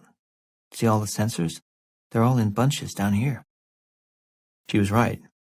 By far the greatest concentration of LEDs was on the lower 3 levels, the additional sub-basements. SB2 and SB3 were apparently sealed off and all their monitor lights were dark. The single flashing white bulb was on the very bottom level, marked SB4. But there was a large blank space, 2 feet of map at least between SB3 and SB4.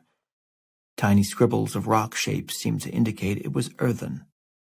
Tea Cake studied it, trying to figure it out. Who builds a sub-basement 100 feet below the other basements? You'd have to dig the whole thing out, build the bottom floor, then fill in again above it. That makes no sense. You want to go down and see it? He looked at her. How? It's sealed. That. She pointed to the far left side of the map where a thin vertical column rose up from SB4 through the earthen portion and skirted along the edges of the other sub-basement levels. It was narrow, with hatch marks drawn evenly between the long parallel lines all the way up. What is it? A tube ladder. How do you know? It's shaped like a tube and it looks like a ladder. How else would they get down there? She pointed to the hatchings. Look, these are the rungs. He was impressed. You must go to college, right? It's a waste if you don't. I go as much as I can, yeah. Then you should be smart enough to not want to go down there. Come on, she said. This is the most fun I've had in years. This is a night out for me. Jesus, that's depressing. You don't go out? Not really. What about just, for a beer? I don't drink, he persisted. Not even for one beer? That would be drinking. You never go out for one beer? This is getting off the point. But he was determined. What about a coffee? I thought you were fun, Tea-Cake. You started out fun. Me? I'm totally fun. I'm huge fun. You're the one who just said your best night out in years is vandalizing your workplace. I have an inquisitive nature. She held up her phone and snapped a picture of the schematic. Yeah, I can see that, and that's cool. I'm cooperating. You look at me with those eyes you got and you say, please throw your chair through the wall, and I'm on board. I throw my chair through the wall, and then you say, go crawl into that weird space and check it out. Still good. I'm into it. But then you come at me go down the tube ladder a couple 100 feet into the blocked off part of the fucked up government shit and see why the thermistor alarm is going off, and, a man's gonna take a second to think things through. You feel me? She waited a moment. You like my eyes? In fact, I do. That's very sweet. My point is, I'm kind of easy to talk into things. That's why I got the problems I got. People say shit like, wait in the car and keep it running. I just gotta run in and do something. Or, I know this guy in Dowsman needs a favor. And I say, yeah, sure. I just point the gun at my foot and pull the trigger. Is that what I do? Bang, ow, what a surprise. I blew my toe off. Should I do it again? Okay. But I have spent a lot of time working on my personal self and talking to smart people and learning to ask what's good for me and to not just dive into shit. Which is what I am doing right now, okay? I am taking a fucking moment. I understand. I respect that.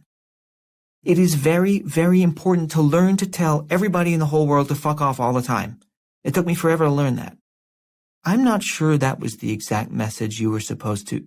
But he glared at her, so she stopped and recharted her course.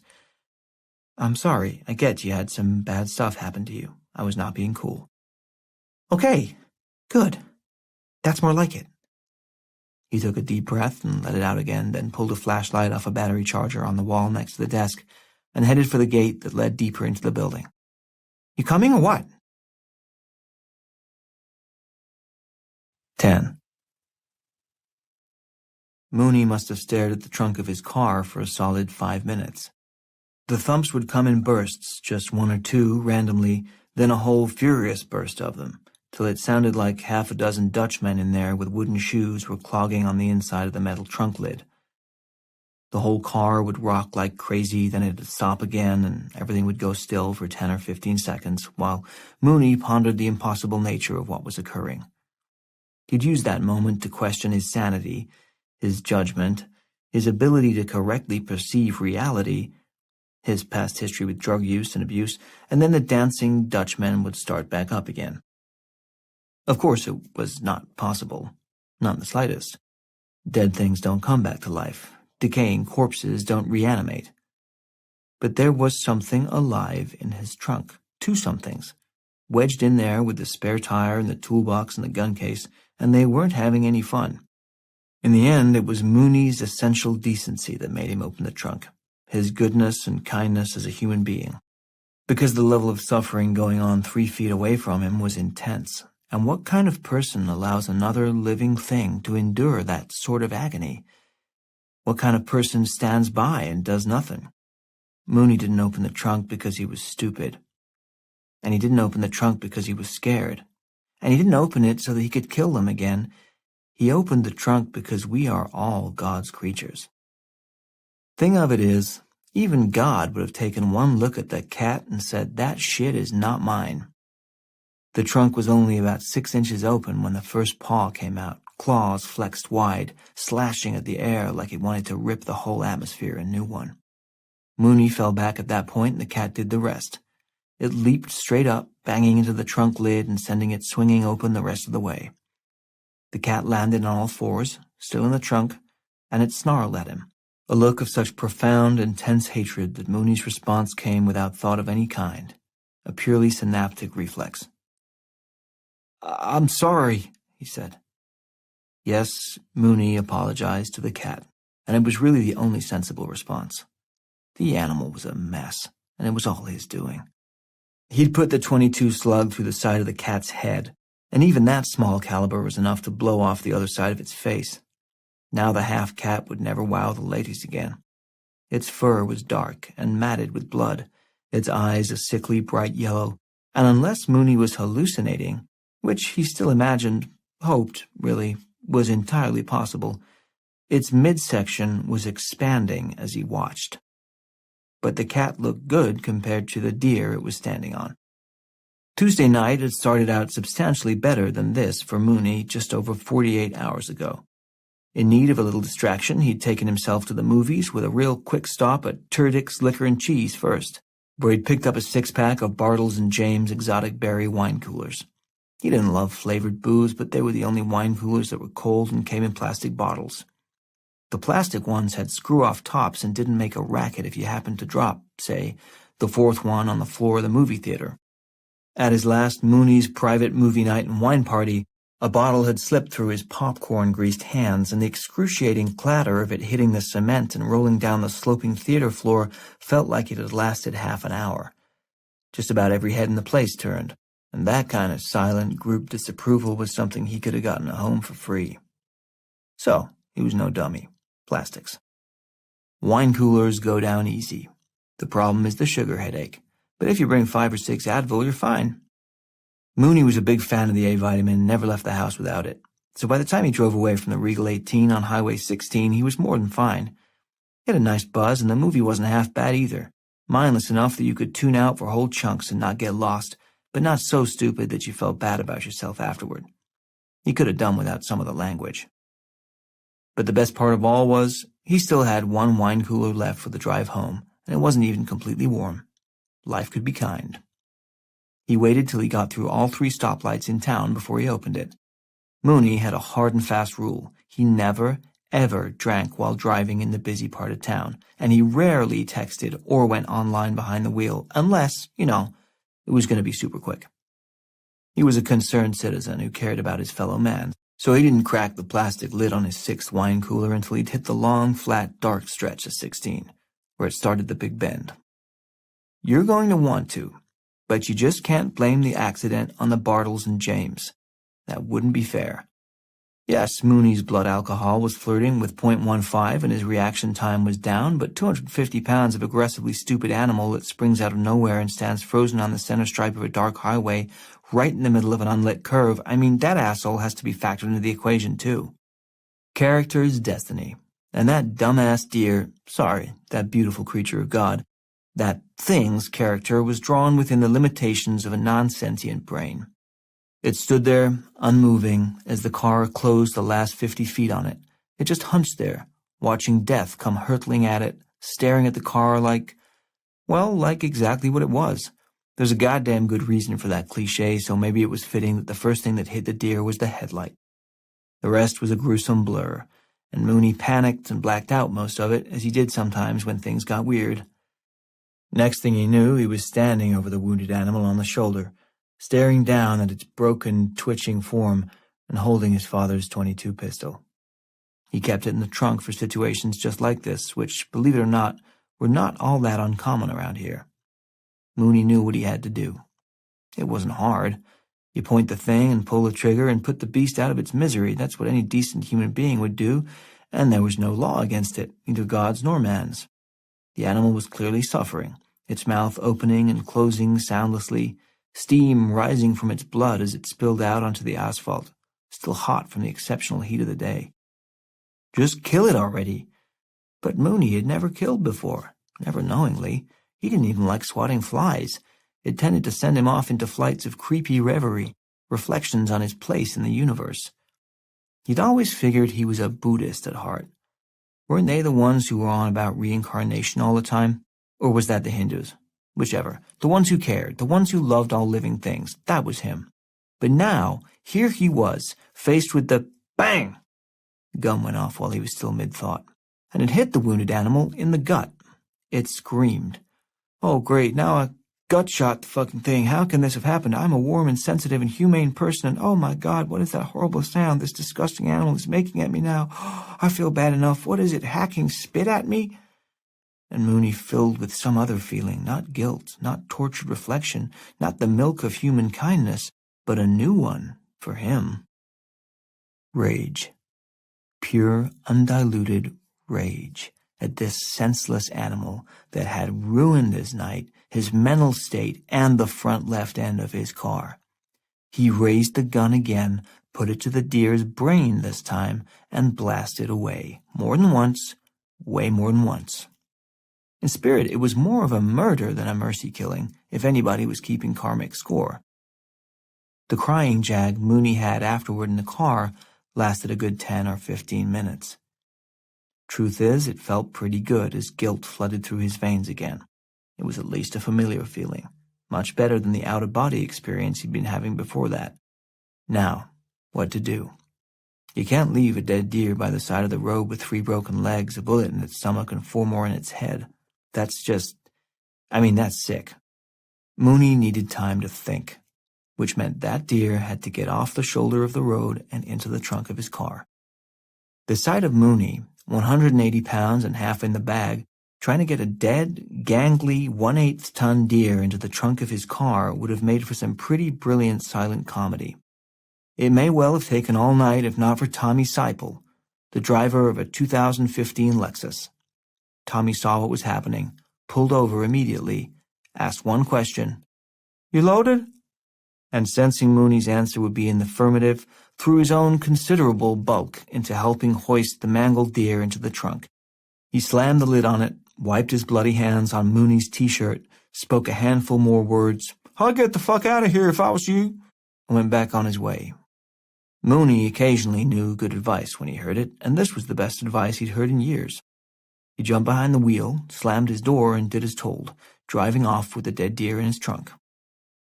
As he drove, where to exactly, he started thinking about the deer in those last gut-shot moments, when it seemed to be spitting at him, and he got enraged all over again. What exactly had gotten to him about that? Was it the temerity of the animal to accuse him of not being able to handle so simple an act as a mercy killing? Was that thing calling him inept? Unable? Telling him he couldn't hold up his end of the deal? Something had triggered a rush of bad, inadequate memories, but he'd taken care of that, hadn't he? He'd answered any questions quite definitively, with 1 or 2 or, okay, fine, 4 more squeezes of the trigger. No, I am capable, quite capable, thank you. I settled that shit, but good. And hey, what about my parents' fucking cat while I'm at it? Mr. Scroggins was 14 years old and had been sick for the last, say, 12 of those. He was a diseased and expensive pet. The bills from the animal hospital were about $400 just since the beginning of this calendar year. Though his father would have taken out a second mortgage to keep that ugly cat in the world, Mooney knew the toll the financial strain was taking on his mother. Plus, come on, life couldn't be any kind of fun for Mr. Scroggins either, all riddled with disease and shit. Mooney was headed home with a dead deer in the trunk, a loaded .22 that he knew how to use, and a head full of righteous killing fury. He liked it. Mr. Scroggins was executed down at the public lake access boat ramp, where the shot might not be heard. Mooney tossed him in the trunk with the mangled deer, and so began the 44-hour odyssey of manly pride and horrified remorse that eventually brought Mooney to the grassy knoll here at Atchison Storage. All he wanted to do was give these 2 innocent dead animals the Christian burial they deserved. But now Mr. Scroggins was alive again, standing on top of the once dead deer in the trunk of the car, and he seemed royally pissed off. The deer, whose mortal injuries had been far worse, flailed all 4 legs at once, trying to stand up in the trunk, but its broken limbs collapsed underneath it. Mr. Scroggins staggered off him, but caught himself on the rear lip of the trunk and clung there, hissing. It had probably been a long ride for these 2, and they were sick of each other. Motivated by something other than normal locomotive powers, the deer vaulted itself out of the trunk. It fell flat into the gravel, its legs splaying outward, cracking again. There had to be a couple new breaks in there somewhere. Then it hauled itself up on all 4s, bounded up the hill, and just kept running upward, disappearing into the night. Mooney had staggered back when the trunk first flew open, and good thing he'd put 6 or 7 feet between himself and the car, because Mr. Scroggins just missed him when he sprang off the rear bumper, claws extended, half jaw snarling and spitting. Apparently, Mooney's apology had not been accepted. Mr. Scroggins landed on all four paws, turned as if in reaction to a sound, and ran up the hill in the same direction the deer had gone. But the cat stopped at the first tree he reached, a tall pine, and threw himself at it, catching hold of the bark and starting to climb. Mooney got up and walked closer, staring in amazement as the cat climbed the tree with incredible determination. There were no stops, no hesitation, no second thoughts, only upward movement. The branches thinned near the top, but still the dead cat climbed, swaying on this one, nearly breaking that one, but losing no speed and no sense of purpose. He reached the top of the tree, the trunk spindly up there, but still strong enough to hold an 8-pound cat, possibly 7.5 after recent events. Mr. Scroggins finally stopped at the top when there was nowhere else to go. He paused and took a look around as if to make sure that this was it. There really were no new mountains to climb, not for him anyway. Satisfied, he opened his mutilated jaws as wide as they would go. He turned back to the thinning central trunk of the tree, to its tippy top, and snapped his head forward, impaling himself on the treetop. He squeezed with a furious might and indignation, sinking his fangs into the bark as far as they'd go, clamping himself down there. From below, Mooney watched, slack-jawed. You almost never see this kind of behavior from a common house cat. Thus secured to the very top of the very tall tree by his embedded fangs and his commitment to his cause, Mr. Scroggins began to grow. His remaining cheek billowed, his legs swelled up like 4x4s, his stomach ballooned out in both directions, and if you were close to him, which thank God you were not, you would have heard his tiny ribs snapping like matchsticks, one after the other, broken by the tremendous gastric pressure from within. Mooney was unaware of even the existence of Cordyceps novus, much less how it had apparently come to penetrate the trunk of his car. He just stared, dumbfounded, at the swollen, once-dead cat at the top of the tree. How in the name of Jesus? Mr. Scroggins burst. Had Mooney not felt the need to express his understandable amazement in audible terms, his mouth would not have been open when the cat guts hit him in the face. 11. The central hallway through the ground floor level of Atchison storage was 200 feet long, with white louvered garage doors running the length of it, 30 per side. There was a pristine beauty to it, if you were into symmetry and the vanishing point, that optical illusion that makes a pair of infinite-seeming parallel lines appear to intersect far on the horizon. If you had to walk that hallway and a few others like it a dozen times every night for your job, it was boring as shit. But tonight, Tea-Cake was walking it with Naomi. They were headed for the elevator at the other end, impossibly far away. Naomi had the picture she'd taken of the schematic up on her phone, and she scooched the image around, finding the elevator on the map and sliding it down to sub-basement 1, where the tube ladder's top entrance points seemed to be. Tea-Cake was nervous talking.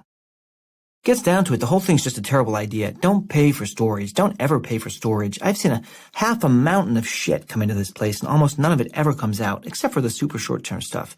People pay anywhere from $40 to $500 a month, depending on the space and the climate controls, and it's all for garbage they 100% do not need. That's a little judgmental, isn't it? Not really. These are sick people, man, most of them, and the storage place, they're slick, it's sales, they know what they're doing. They handle it like they're slinging rock on the corner. Take, for example, somebody's got to move, right? They get foreclosed on or whatever. This place gives them the first 30 days free. People figure, hey, cool, I don't have to throw nothing out. I'll just move some of my extra stuff in here. Figure it out for a month, no rush. Then I can eBay some of it and toss the rest without ever paying a dime. But that never, ever happens. Nobody moves out of here. So your ratty couch that you don't even like anymore and your old Christmas decorations and your parents' sheets that you kept after they died for some reason, now they're all just exhibits in your sad museum. Oh, hey, no, that don't fly, fuck nugget. It stopped, abruptly, seeing something on one of the white doors. He went to a storage closet, unlocked it, took out a heavy-duty bolt cutter, and returned to the third unit back on the left. There was a brass padlock hanging from the latch, sticking up at an angle, an extra lock put on there by the renter. Tea-Cake snapped it off with one squeeze of the bolt cutters. They ain't supposed to add their own locks. Ours are the onlyest ones you gotta use, so we have access, like in case there's illegalness going on in there. What kind of illegalness? By way of an answer, Tea-Cake pulled his master key out from the retractable keychain reel on his hip, put the key into the main lock on the unit, flicked it open, and cranked up the door. He immediately regretted it and proved the wisdom of the adage, don't open a door unless you know what's on the other side, if any such adage existed. Inside the unit, 24 55-inch Samsung flat-screen TVs, still in the factory packaging, were neatly stacked in rows, leaning against the walls. My mistake, Tea-Cake said. Everything's cool. He closed the door again, and they continued down the hall. She looked at him. He shrugged. I don't care what they got. They just can't hide it from me. Rules is rules. She looked at him. Why do you talk like that? Like what? Like you're from the hood. This is how everybody I know talks. You know me, and I don't. You got any other objections to how I am? She thought about it. Not yet. They got to the end of the corridor and pushed the button for the elevator. He looked at her while they waited. You don't talk much, do you? He said. Not as much as you. Nobody talks as much as me. She looked back down at her phone, moving the image down the ladder through the earthen part toward SP4. He had more questions. So, you got college, you do this sometimes, what else? That's not enough. Not really, you don't get many shifts. How do you know? He shrugged. My job is to watch the monitors. Yeah, I see you too. The elevator arrived and she got in first. He followed. The doors closed. You get what, maybe 2 nights a week? He said. So far. So, you got another job? Sorta. You got people? Do I have people? Of course I have people. Tea-Cake, what's your real name? Travis, Meacham. Travis, you're kind of sucking all the fun out of this. The truth was, he knew she had people, and he knew exactly which people she had. But there was no way to bring it up without seriously creeping her out. Her first night at work had been exactly 2 weeks ago, and he'd noticed her on the monitors immediately.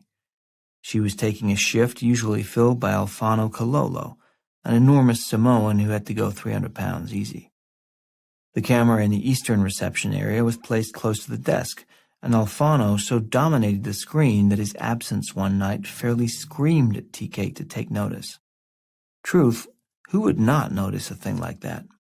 When Alfano sat on the little metal stool, he was a man-mountain who appeared to be eating a 4-legged metal insect with his ass. When, that Thursday, 2 weeks ago, Tea-Cake looked up and saw Naomi there instead, a heavenly choir sang in his head. He'd stared at her image that night with the intensity of a teenager monitoring his Facebook likes.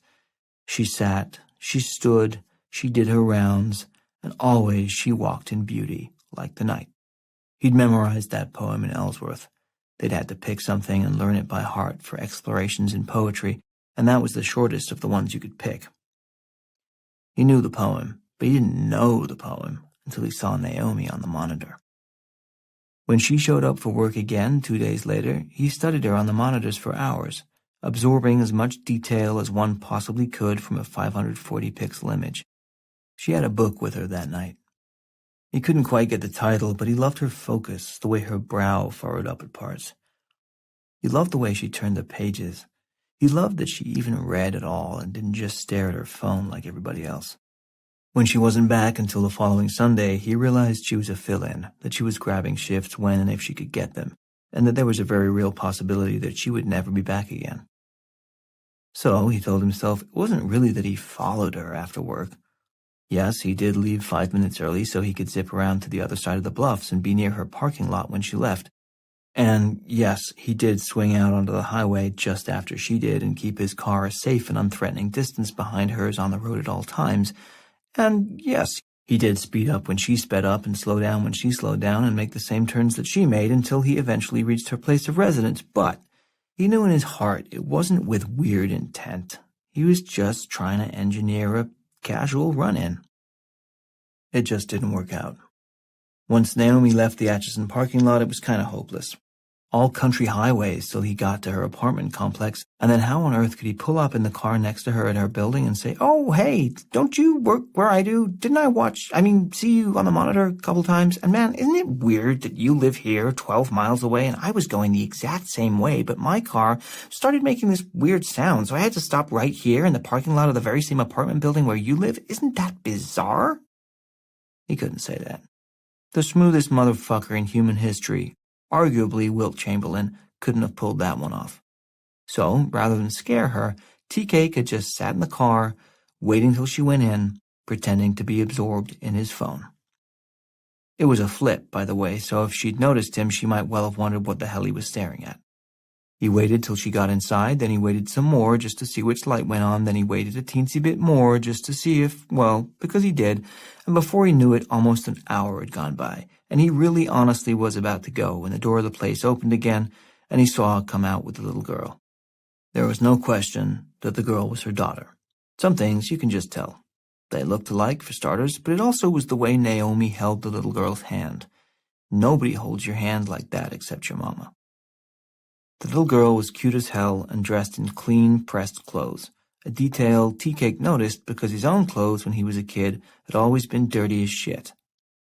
He blushed, right there in his car, embarrassed, not because he was stalking this poor woman and now her kid, but because of all the times that he went to school in filthy clothes and with an unwashed face. But this little girl was what a kid was supposed to look like. She was clean and bright, and her mom had given her a good breakfast. He just knew she had, even though she'd come off a 12-hour shift and hadn't slept since God knows when. Naomi had come home and made breakfast, maybe even put some cinnamon sugar on the kid's toast the way she liked. The little girl was talking a mile a minute, and Naomi was listening. Not yeah, cool, kind of listening, but trying to actually make sense of what the kid was saying, which had to be nonsense. I mean, how much can a 4-year-old say that matters anyway? He didn't know, but from what he'd heard, the percentage was pretty low. Mostly it was just, "I want more frosting," or some shit. They got to the car, the little girl got into a car seat in the back, and Naomi stood there, waiting, her hand on the door, as her daughter finished her pointless point. Tea-Cake rolled down his window, just a little. He was close enough, just barely, to make out a few words.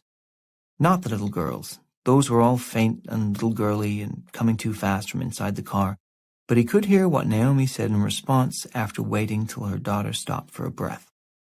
"I hear you, sweetie. That stinks." And then she closed the door. That was what killed him. It wasn't, "Oh, come on, it's not that bad," or "Honey, please, we're late," or "That's some stupid, ridiculous bullshit. You gotta learn to shut up when you talk to people." It was, "I hear you. That stinks." It was all he ever wanted from people when he talked to them. To be heard. And this lady gave it to a 4-year-old after being up all night. And all that's best of dark and bright meet in her aspect and her eyes.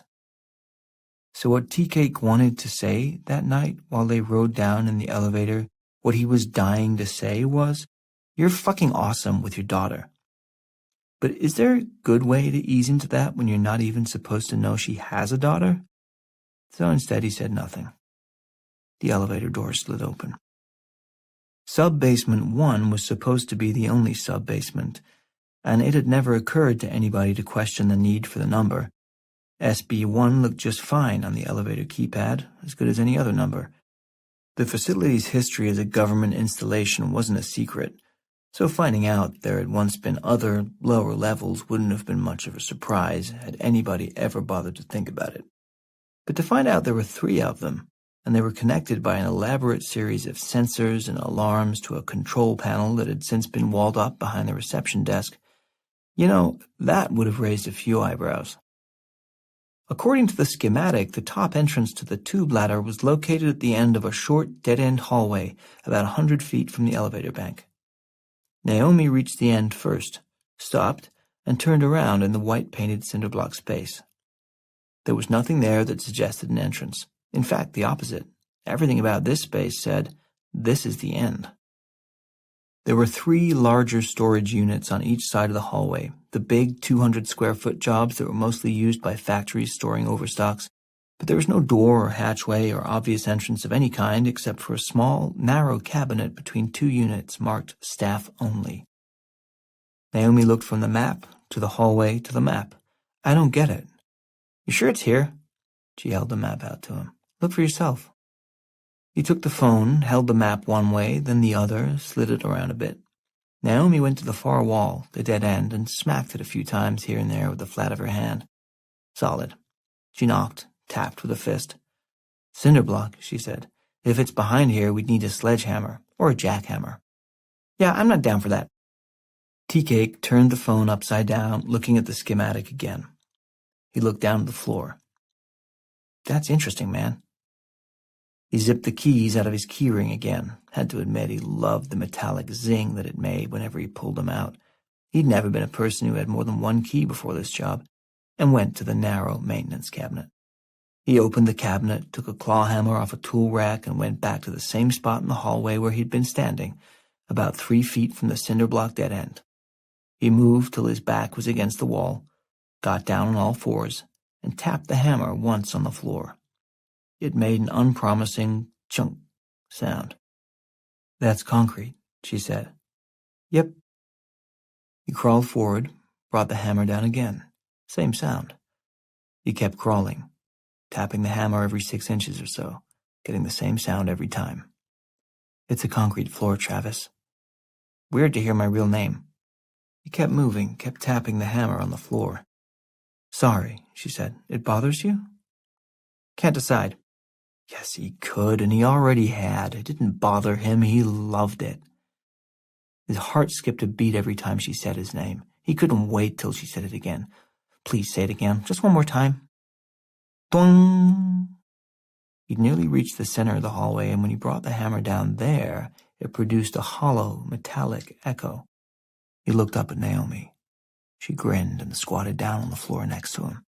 He held up the phone, swiping to enlarge a certain portion of the screen. Right there. That semicircle made of dashes, kind of shaded gray. Can you see it? Yeah, barely. That's the entrance. They just painted over it. Together they looked down at the floor. He spun the hammer around in his hand a couple of times, thinking. He sat back. Okay, look, there's no way we could hide this shit we're about to do. What are we about to do? Wreck some more stuff, he said. But here's how I see it. Part of our job is security, and there's an alarm going off, It's too late to call Griffin. He's wasted by now, and he wouldn't know what the fuck it is anyway. He'd just call corporate, but there's nobody at corporate either. It's not like there are self-storage emergencies and they got operators standing by. See what I'm saying? The only other people I can think of to call are the cops. To say there's an old smoke alarm or something going off in the basement? Exactly. Ridiculous. But here we are, and there's an alarm going off, and this whole place is stuffed to the rafters with incredibly valuable personal belongings. Right, this stuff is meaningful to people. This is true, what you're saying. I've always felt that way. He was warming up to it now, feeling the creative buzz of getting your story straight with somebody. There's an alarm going off, and we are guards. We are people of the security profession. We're more like clerks. Stay with me. Yes, it is a shitty job, but it is our job. It's our responsibility. Yes, plus we're curious, she added. Yeah, but we leave that part out. She wasn't a natural at lying. That's all right. He knew enough about it for both of them. We in? You know I am. Watch your eyes. She raised a hand and turned away, and he spun the hammer around so it was clawing down and swung it at the floor hard. The hollow metallic boom was louder. There was definitely something down there, and it wasn't cement floor. Chunks of dried paint flew. He swung again 2, 3, 4 times in quick succession, and more paint flecked away. On the last blow, a 2-inch square section flew off and gave them a good look at the unfinished surface beneath. There, under several layers of long-dried, oil-based semi-gloss gray floor paint, were the unmistakable metal dimples of a manhole cover. 12. It had been 5 or 6 years since Roberto Diaz had gotten a call in the middle of the night. It was a fluke that the phone even rang on his bedside table. Since retirement, he'd gotten in the habit of turning the thing off around 9 at night and not turning it back on again until he'd had at least 1 cup of coffee in the morning. He'd been much happier ever since. Mellower, anyway. Annie couldn't quite get there with her devices. She always left her phone on in case one of the kids needed anything, but their youngest was 28, so chances of that were slim. Still, she liked to check the New York Times in bed first thing after she woke up to see if the world had improved in the last 8 hours. Strangely, it never had, but Annie was not one to give up hope. Tonight, Roberto had forgotten, left his phone on by accident, and it's funny how the old reflexes kicked in when the thing rang shortly after midnight.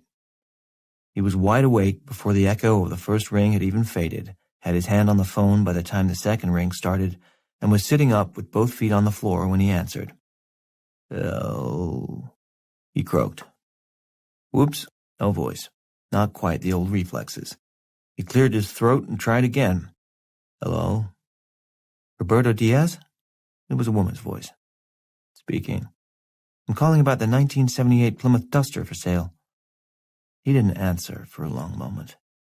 "Mr. Diaz?" "Give me 5 minutes." He hung up and set the phone back down on the dresser. He just sat there for a few seconds, thinking. He regretted the second glass of wine at dinner, but other than that, he didn't feel much of anything at all. That's how you knew you were good, when the call didn't change anything emotionally. He counted a few breaths, stayed cool, and let the Buddhist mantra he'd discovered in his early 50s float through his mind. I'm here now. He wanted a cup of tea before he called back. Annie turned and looked at him over her shoulder, squinting into the dark. Who's that? My other wife. How can you be funny right away in the middle of the night? It's a gift. She fumbled around on her night table, feeling for something and not finding it, knocking a few things around. He looked at her. What are you doing? Looking for my glasses. Why? She rolled over and looked at him. I don't know. She glanced around the room as if to make sure everything was still in its place, then turned back to him. One of the kids? No, don't worry. She paused. Oh, God. If it wasn't one of the kids and he hadn't yet told her that somebody they knew was dead, then it could only be them. It was more of a tired, oh, God, that she let out than a fearful, oh, God, the kind of, oh, God, you'd say if you found out the cable had gone out again. Yep. Who? New voice to me. Somebody's having a panic attack. He leaned over and kissed her on the forehead. He never had cheated on her, or even thought about flirting anymore after the experience in Australia. He was grateful for that, and for her, every day. Go back to sleep, he said. I'll make it quick. He got up and pulled on the clean shirt and pair of pants he kept hung over the chair so they'd be easy to find in the dark. Talk about old habits.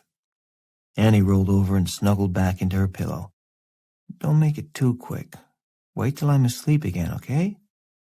Wasn't born yesterday, gorgeous. She muttered something sweet and inaudible and was back asleep by the time the door closed. The unexpected was still routine, even after all this time, and the calls had stopped seriously disrupting her sleep years ago. Roberto loved being in the North Carolina house more than any other place he'd ever owned, rented, or visited. It wasn't a great house, not by a long shot. It was late 80s construction and the walls were too thin. You could hear water in the pipes no matter where you were. They probably should have torn the whole thing down and built a new one 10 years ago when they bought it, but aside from the fact that it would have cost a fortune they didn't have, a teardown seemed incredibly wasteful. Mean, almost. The house had behaved well in the world. It had done what was asked of it with minimal complaint for 20 years, and it deserved better than a bulldozer. They bought it as is, recognizing its flaws, and made plans to repair and remodel in 2 stages. They fixed and painted the inside first, right after they bought it, and put off the decaying exterior for as long as possible, until the rotting porch and the leaking roof and the patchy siding, riddled with wasp nests, could no longer be ignored. Finally, they took a deep breath, got out the checkbook, and started the exterior work 4 years ago, just before they both retired. They ran out of cash with half the roof and none of the porches done. They didn't actually run out of money, not literally, but there were financial lines they had long ago said they'd never cross. Loans they would not take out, T-bills that would not be sold, and damn it if they were about to break their own rules now when they were so close to having enough to leave a decent college fund for each of the grandkids. So Roberto learned roofing himself, and how to build a deck, and how to grin and put up with the manly condescension when he went back to the hardware store for the third time in the same day with more dumb questions.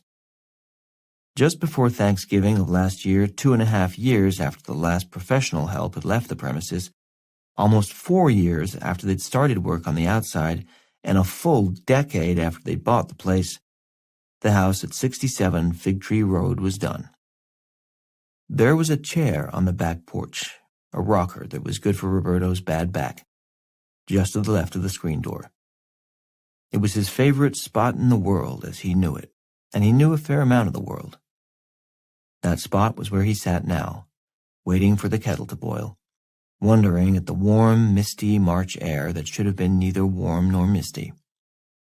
Back in the kitchen, he got to the kettle before it had a chance for a full-throated scream. He poured the hot water into the strainer.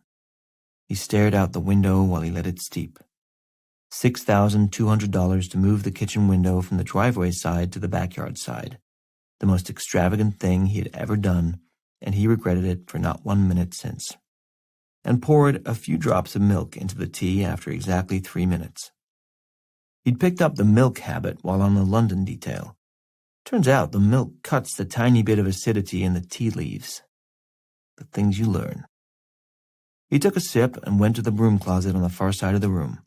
It was a funny, angled one that wasn't much good at holding anything, but it was the compromise solution to a thorny electrical problem he'd run into when he insisted on designing and building this one corner of the cabinetry himself. It allowed no help from anyone else, wouldn't even let anybody in the room while he was working on it. Now Roberto took the brooms and mops out of the closet, pulled out the tall vases from where they were stored in the back, and took out the small mixer that couldn't seem to find a home anyplace else. He used a hidden key to unlock the lock on the angled panel inside, swung it open, and entered the combination into the safe.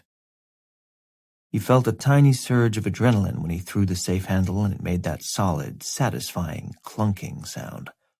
It wasn't excitement, far from it, but something more like self-preservation, the old system gearing up in case it was needed. Fight or fight. The safe was small.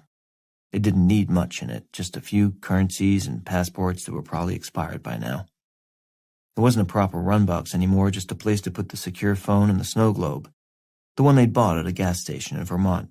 The slightly cheesy one they couldn't resist because it had 3 kids sledding inside it, 2 girls and a boy, like theirs. He took out the emergency phone, turned it on, and the screen showed the dull red outline of a battery with a big red line through it. Roberto was surprised it even had that much juice in it. He grabbed the cord, plugged it in by the sink, and looked out the window, drinking his tea while he waited for it to charge up. After a while, the phone binged and turned itself on.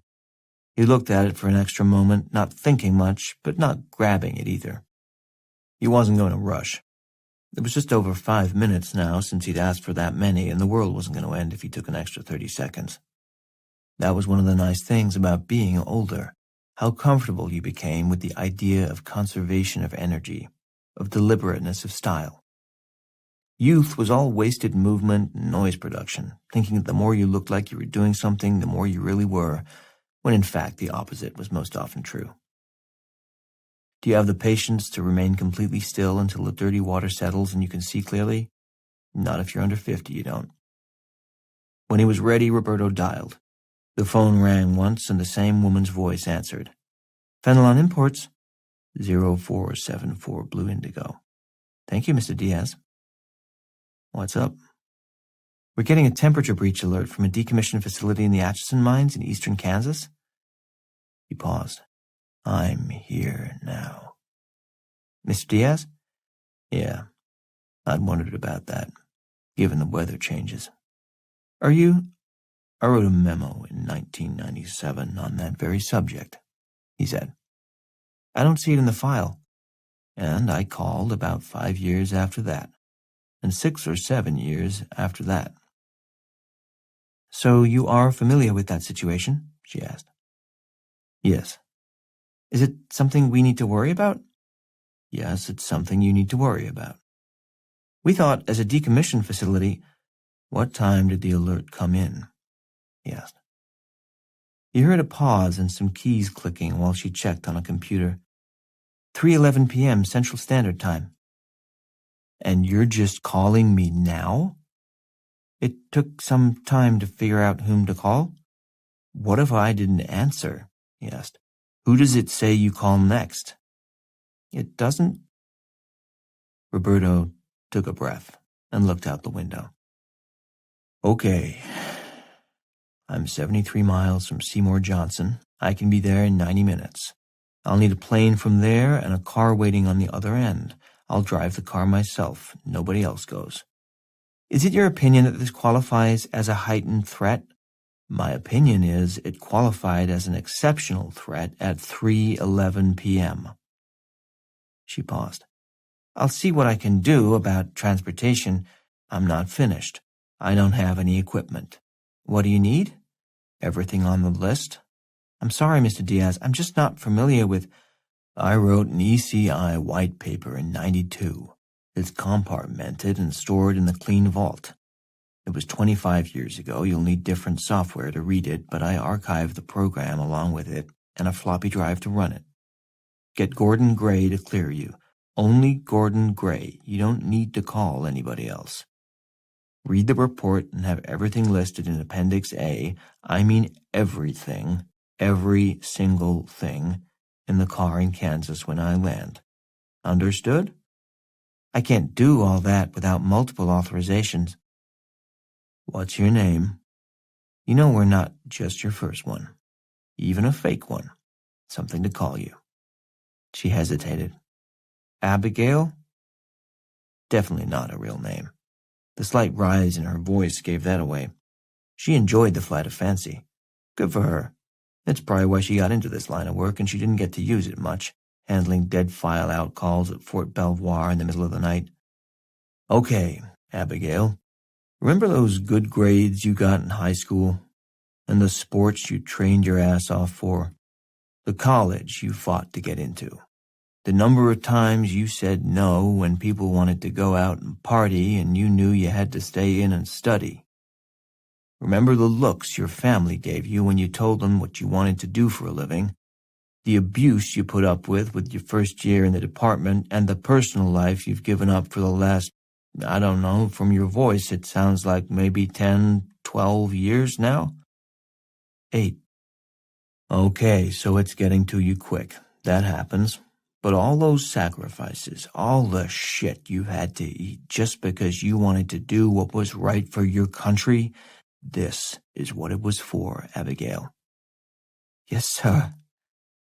He could tell by the tiny quaver in her voice that he could still give a good we're in the shit now speech when he needed it. Get the stuff on the list. I'll be at Seymour at 2:15 a.m. EST. He hung up. Annie woke up, unprompted, about 2 hours later. Fast asleep one second, wide awake the next. She came out to the kitchen where there was one light on over the sink. She knew what she'd find in there even before she came in the room. Roberto would have washed and dried the mug from his tea and put it away, the same with the strainer. The kitchen would be unchanged from the way they'd left it when they went to bed, except for the snow globe. It would be sitting on the counter, next to the coffee machine, on top of a single sheet of plain white paper, on which he would have drawn a heart with a red Sharpie. That's how it was. Annie stared at the snow globe for a moment. She picked it up and gave it a shake. Snow fell on the kids and their sleds. On the one hand, it was kind of nice to see the thing again. It had been more than 3 years since it had been out of the safe. On the other hand, she wished to hell they'd picked something else to use for the signal. The next 4 hours. 13. However long most people imagine it takes to chip half a dozen coats of dried paint, and a thin overspread of concrete away from the grooved edge that runs around a manhole cover, it was way longer than Tea Cake and Naomi had figured.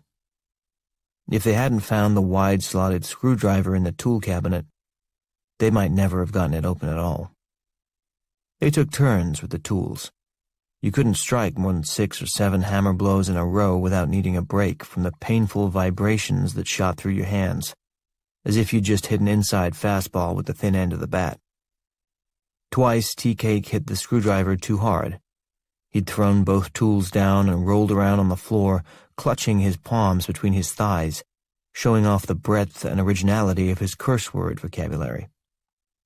Naomi was more methodical, aiming her blows carefully and measuring their impact.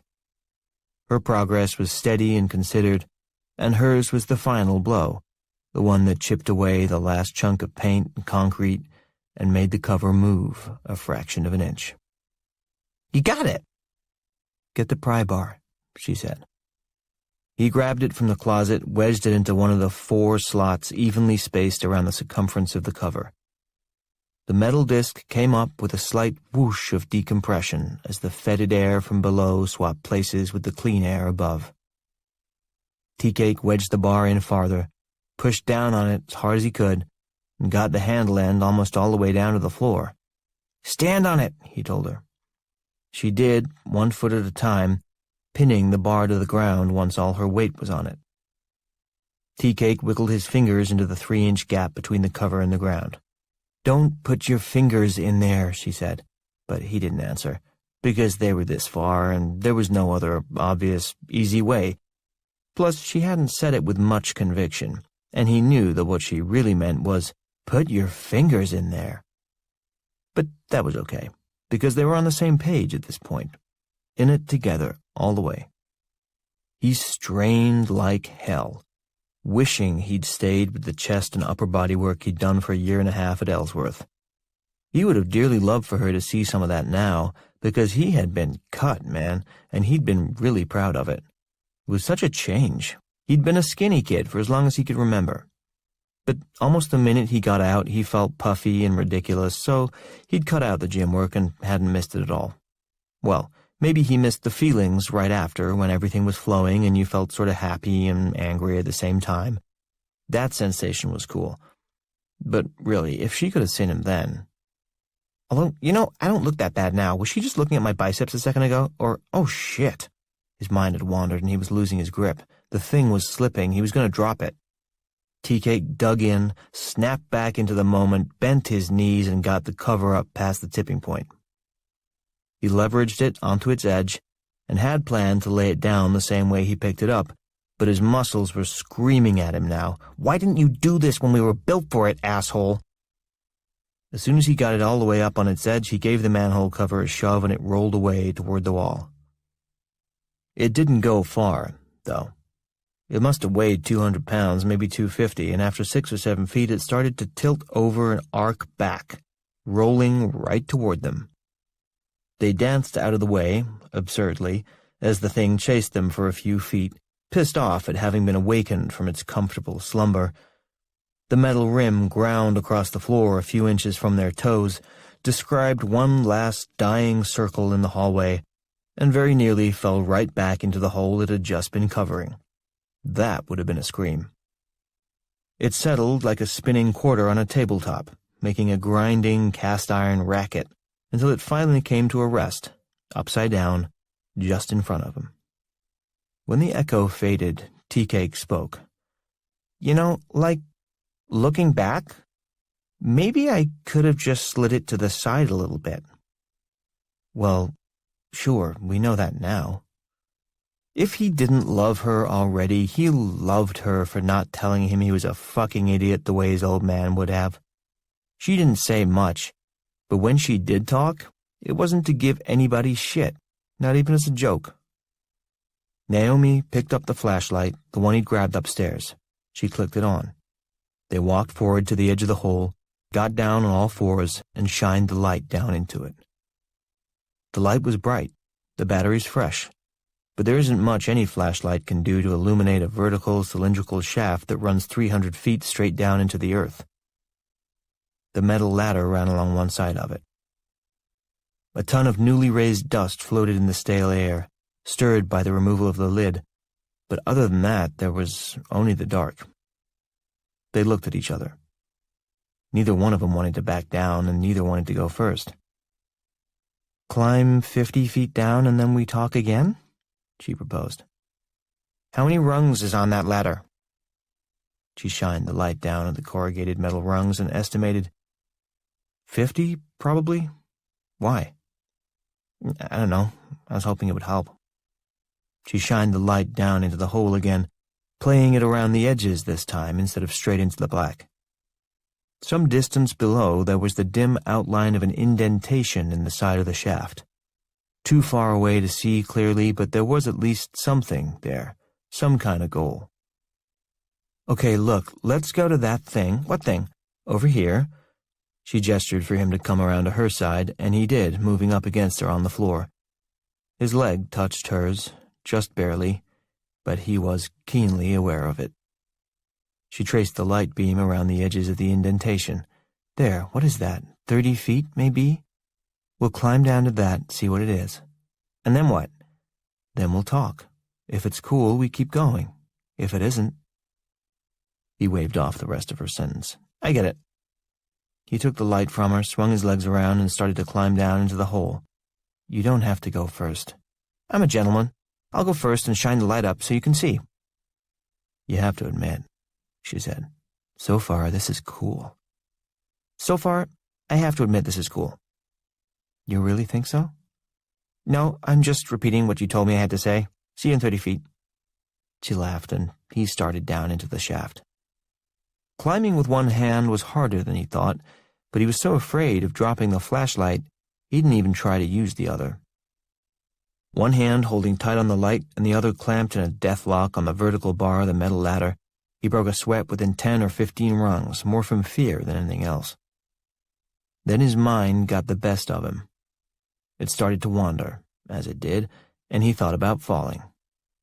First a foot slipping off a rung, then his shin banging into it, the painful stretch of tendons as his legs split apart, both hands flailing at the bars, maybe one or two fingers snapping, trying to support his falling weight as his body gained momentum.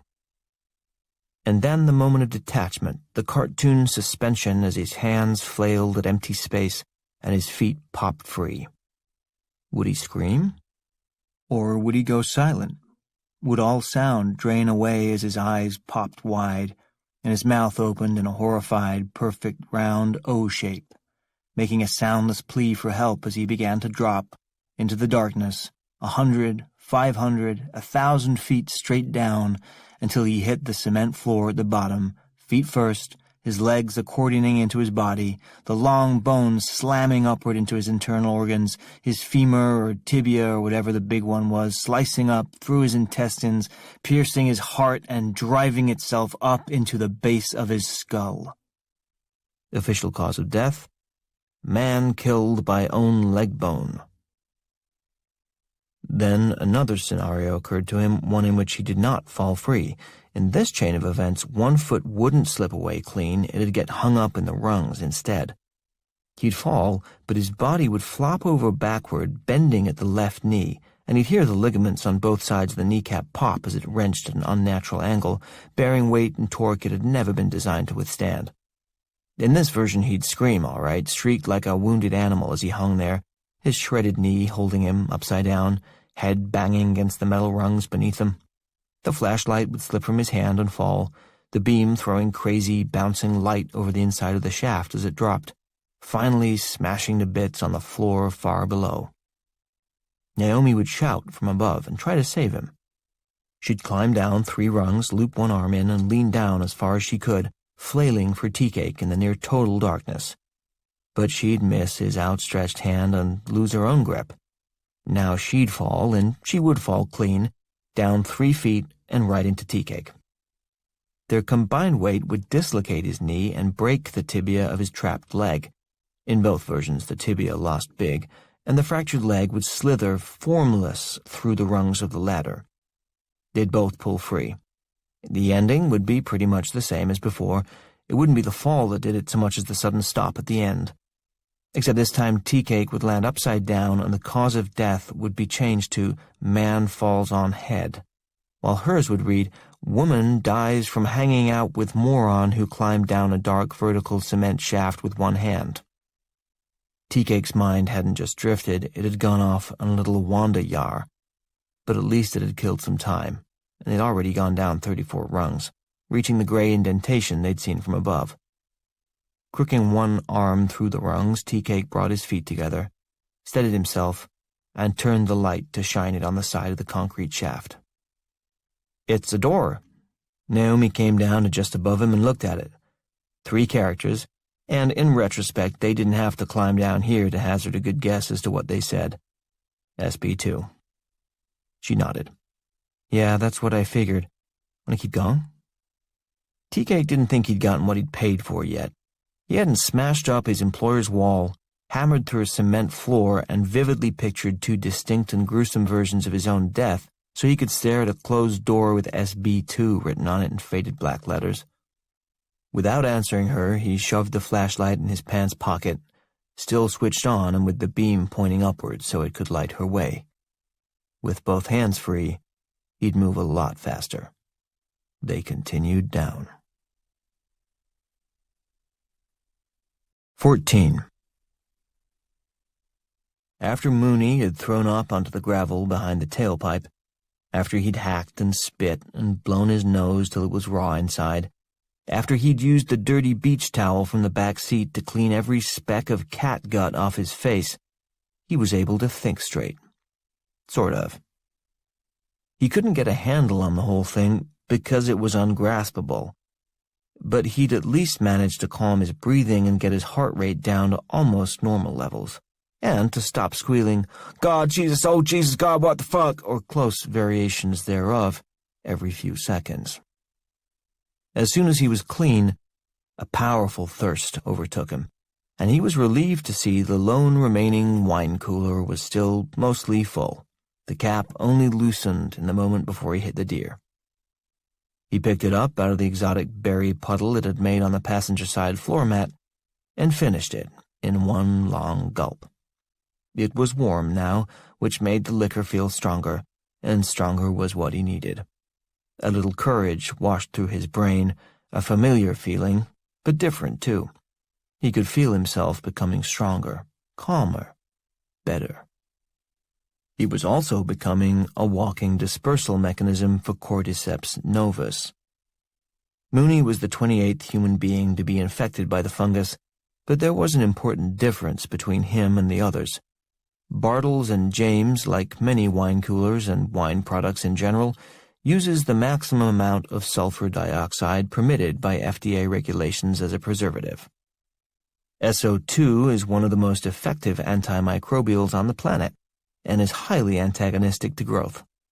In its gaseous form, SO2 can be lethal to any air-breathing creature, and is in fact the leading cause of death in a volcanic eruption. It's the poison gas that gets you, not the lava. But in liquid form, and in the right concentration, SO2 can be quite helpful. It not only prevents invasive microbial growth in human digestive systems, but it can actually clean and preserve a glass wine container itself during both the fermentation and the storage process. Mooney's last bottle of exotic berry, aside from being tasty and intoxicating, was also a superb growth inhibitor. Whereas the fungus's takeover of its previous human victims had been a blitzkrieg, in Mooney's wine cooler besotted state it was more of a slow and steady infantry assault through mud. The invading army of Cordyceps novus was going to win. Mooney was going to lose. But it would take a while. Having unwittingly bought himself a few extra hours on the planet, he stood back from the car to review the events of the previous couple of hours. There was a lot to review. The deer had been dead. There was no question about it. Same for Mr. Scroggins. The cat was missing half a face and skull. The notion of him surviving that kind of mutilation was laughable. That could only mean that something otherworldly was going on, something unholy. Whatever, the universe was a fucked up place with lots of shit he'd never understand. But what about me? Specifically me, Mooney, where do I stand in all this? What do I really do, after all? Mooney had an analytical mind, sometimes, so he put it to use. What's the worst that can happen to me? Yes, I hit a deer. Yes, I pumped it full of lead. And yes, I killed a sick cat, but none of these were crimes. Burying them on somebody else's privately owned land probably was, but he hadn't done that. He hadn't had a chance. The dead deer had run away, and the half-cat climbed a tree and exploded. It's as simple as that, officer. So fear of police could be dismissed. He'd done nothing illegal. That left only fear of societal condemnation and fear of God. Well, the only way society was going to condemn him was if it knew he was a weirdo and an animal killer, and there was no evidence of that other than whatever was left in the trunk. He edged over to the car, the first time he'd come within 6 feet of it since its occupants decamped. There were no guts in the empty trunk, that was good, but the deer had bled a fair amount. It had also left some weird green-brown ooze that covered half the floor of the trunk. Must be the shit that comes out of you when you die or something. Whatever, this could all be cleaned up. This was totally doable. This was a garden hose, a couple of old towels, and maybe 20 minutes of his time. Nobody would ever know. So fear of societal condemnation was off the list, too. Unfortunately, that left the biggie. God knew. God knew all this shit, and he could not possibly be pleased. It wasn't that Mooney feared for his soul. His personal concept of God was a bit more Baroque, more Old Testament. He'd seen enough of life to know that God was big into retribution, and the sicker and more ironic the better. Yes, he was kind and loving, but he also invented colorectal cancer. And is there a supervillain anywhere ever who came up with a more diabolical way to take somebody out than that? Don't bother checking, there isn't. Yes, God had most certainly taken note of what Mooney had done tonight, disapproved, and started unleashing his righteous fury. Bringing the innocent creatures back to life to torture him had been step 1, spattering his face with offal was step 2, and Mooney knew for certain he didn't want to wait for steps 3, 4, and 5, whatever they might be. He needed to apologize. The last time he'd decided he owed God a mea culpa, it had cost him almost 4 years of his life.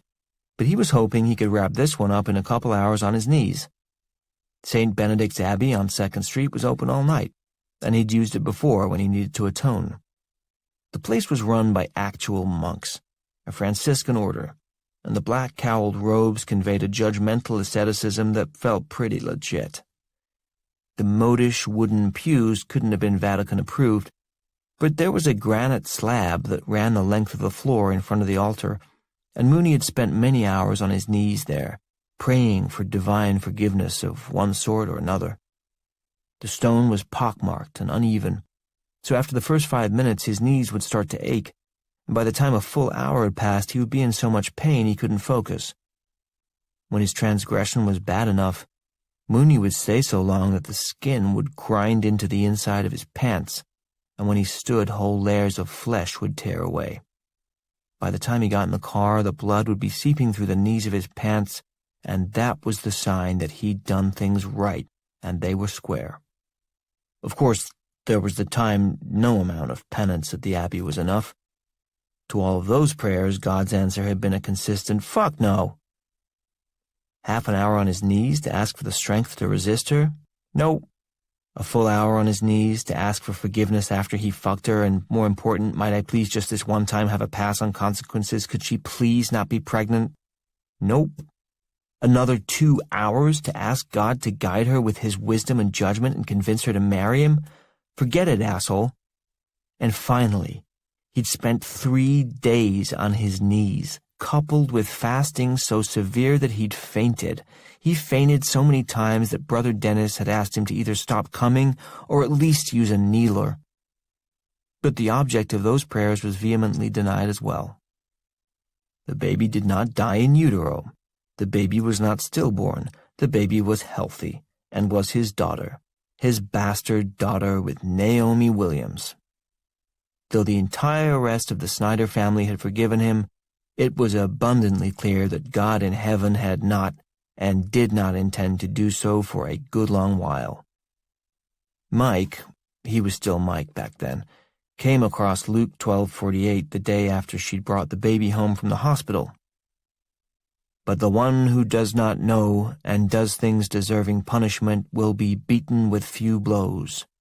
From everyone who has been given much, much will be demanded, and from the one who has been entrusted with much, much more will be asked. Clearly, God was not screwing around this time. He was demanding an Isaac in the desert type sacrifice, and Mike Snyder just had to figure out what it was. The advantages of joining the Peace Corps were numerous. Escape, the chance to serve his fellow man. Escape, a settling of accounts with the Lord, and, oh yeah, escape. Sadly, they rejected him.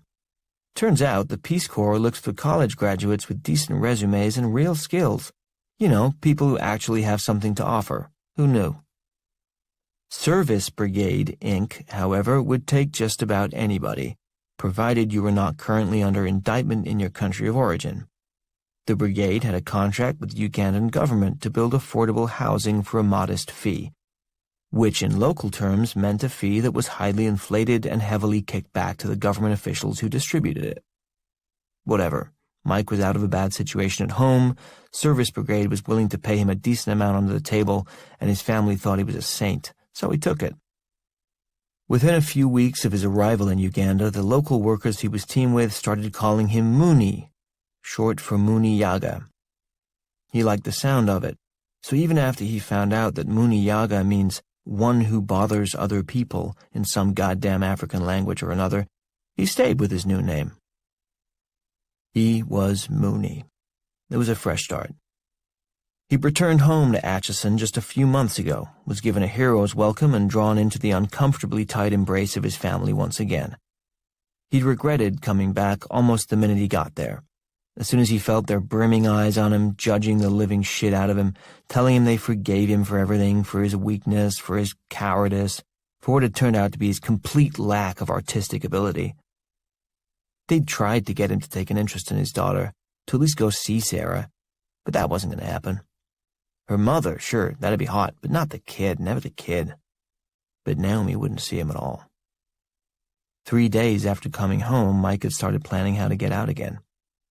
Maybe he'd meet his buddy Daniel Mafabi back in Budadiri, where Mafabi had worked out a sweet deal with the Ministry of Works and Transport to build schools all across the country at double cost. There were a lot of Ugandan shillings sloshing around the budget since Nakadama took office, and Mike knew the people who knew the people. Another couple of years over there and he'd be sitting on enough cash to split on his family for good, to never ever have to hear that they'd forgiven him again. But God was another matter. Those eyes followed him wherever he went, so tonight he needed to get his ass to St. Benedict's, make his apologies, and call this awful night to an end. He got in the car, turned the key, and it clicked. Of course. He tried again. Not even a grind, just a click. Dead starter. He got out of the car and slammed the door as hard as he could. It bounced open, so he slammed it even harder, then kicked it square in the middle, leaving a good-sized dent. One more thing for the insurance report. He looked around, assessing the middle-of-nowhereness of it all. The car at the bottom of the hill caught his eye again. It was parked near the entrance to the storage place, just under a mercury vapor light that lit up the parking lot. In the yellowy haze of the light, he could see the rear end of the car, a 10-year-old Toyota Celica. It rang a distant bell somewhere in his mind. He started walking down the driveway toward the car, and as he got closer, he saw a sticker on the back left bumper. Closer still, and he could make out what it said.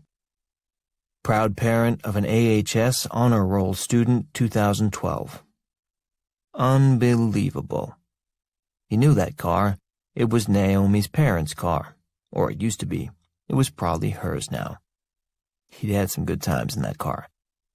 He started to smile and walk faster, drawn to the car as if by the ghosts of make-outs past. He'd heard she was going to school and working nights someplace. Evidently she was here, right here where he needed her, when he needed her. And if that wasn't Providence speaking to him, what was? Mike took a deep breath of the moist night air, feeling better now, definitely better, thinking more clearly. Go inside and find Naomi, that's what I'll do, find Naomi, find Naomi. Growing more comfortable in his body and mind, improving by the minute. He walked faster, stretching out his neck. Everything was going to be okay. Naomi would be so happy to see him. Things were clarifying. 15. Tea-Cake and Naomi had reached the bottom of the ladder, and damn, it felt good to put his feet on solid ground again. The flashlight in his pocket had been shining upward the whole way, and Tea-Cake had long since settled into a kind of trance, his body moving mechanically, step down, slide hands, step down, slide hands, step down, slide hands. No use looking down, since it was all just a big black inky puddle down there. Step down, slide hands. He'd hesitated briefly when they reached the gray door for SB3, but Naomi hadn't even bothered to look down. And if she had, he would have grinned and kept on, knowing perfectly well neither one of them would settle for anything less than making it all the way to the bottom at this point. So they'd continued on. And that's when the climb got long, really long. From the schematic, he would have guessed the lowermost floor to be about 100 feet below SB3, but now that he thought about it, that section of the drawing had been broken by a jagged line with a space through it, which must have meant a whole lot of earth was left out. Step down, slide hands, keep going. His mind had gone for a little stroll, a pleasant one this time, since the only thing that was illuminated in the area was above him, and the only thing he could see clearly up there was Naomi's backside. He refrained from calling it or thinking about it as her ass. It was her backside, and it was a very nice one. But hang on, that's exactly what he was trying not to think about, out of respect. He wondered what they would do if they went out on a date, since she didn't drink. Truth was, he didn't like alcohol as much as he used to. It made his moods unpredictable. He'd get mad when he shouldn't, happy for no reason, and wasted people bugged him more as he got older. Plus, there was the waking up in the night.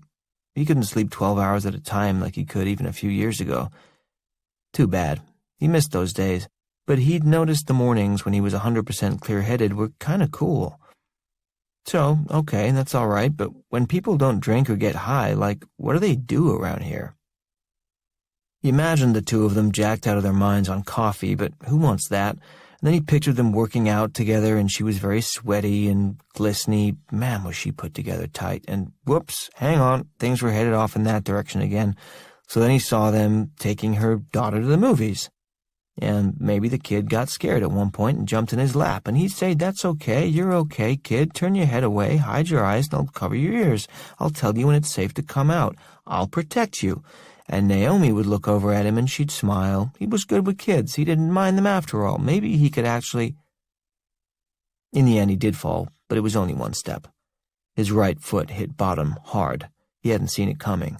He lost his balance and his left slipped off the last rung. He oofed, Naomi turned, and he reached a hand up to help her.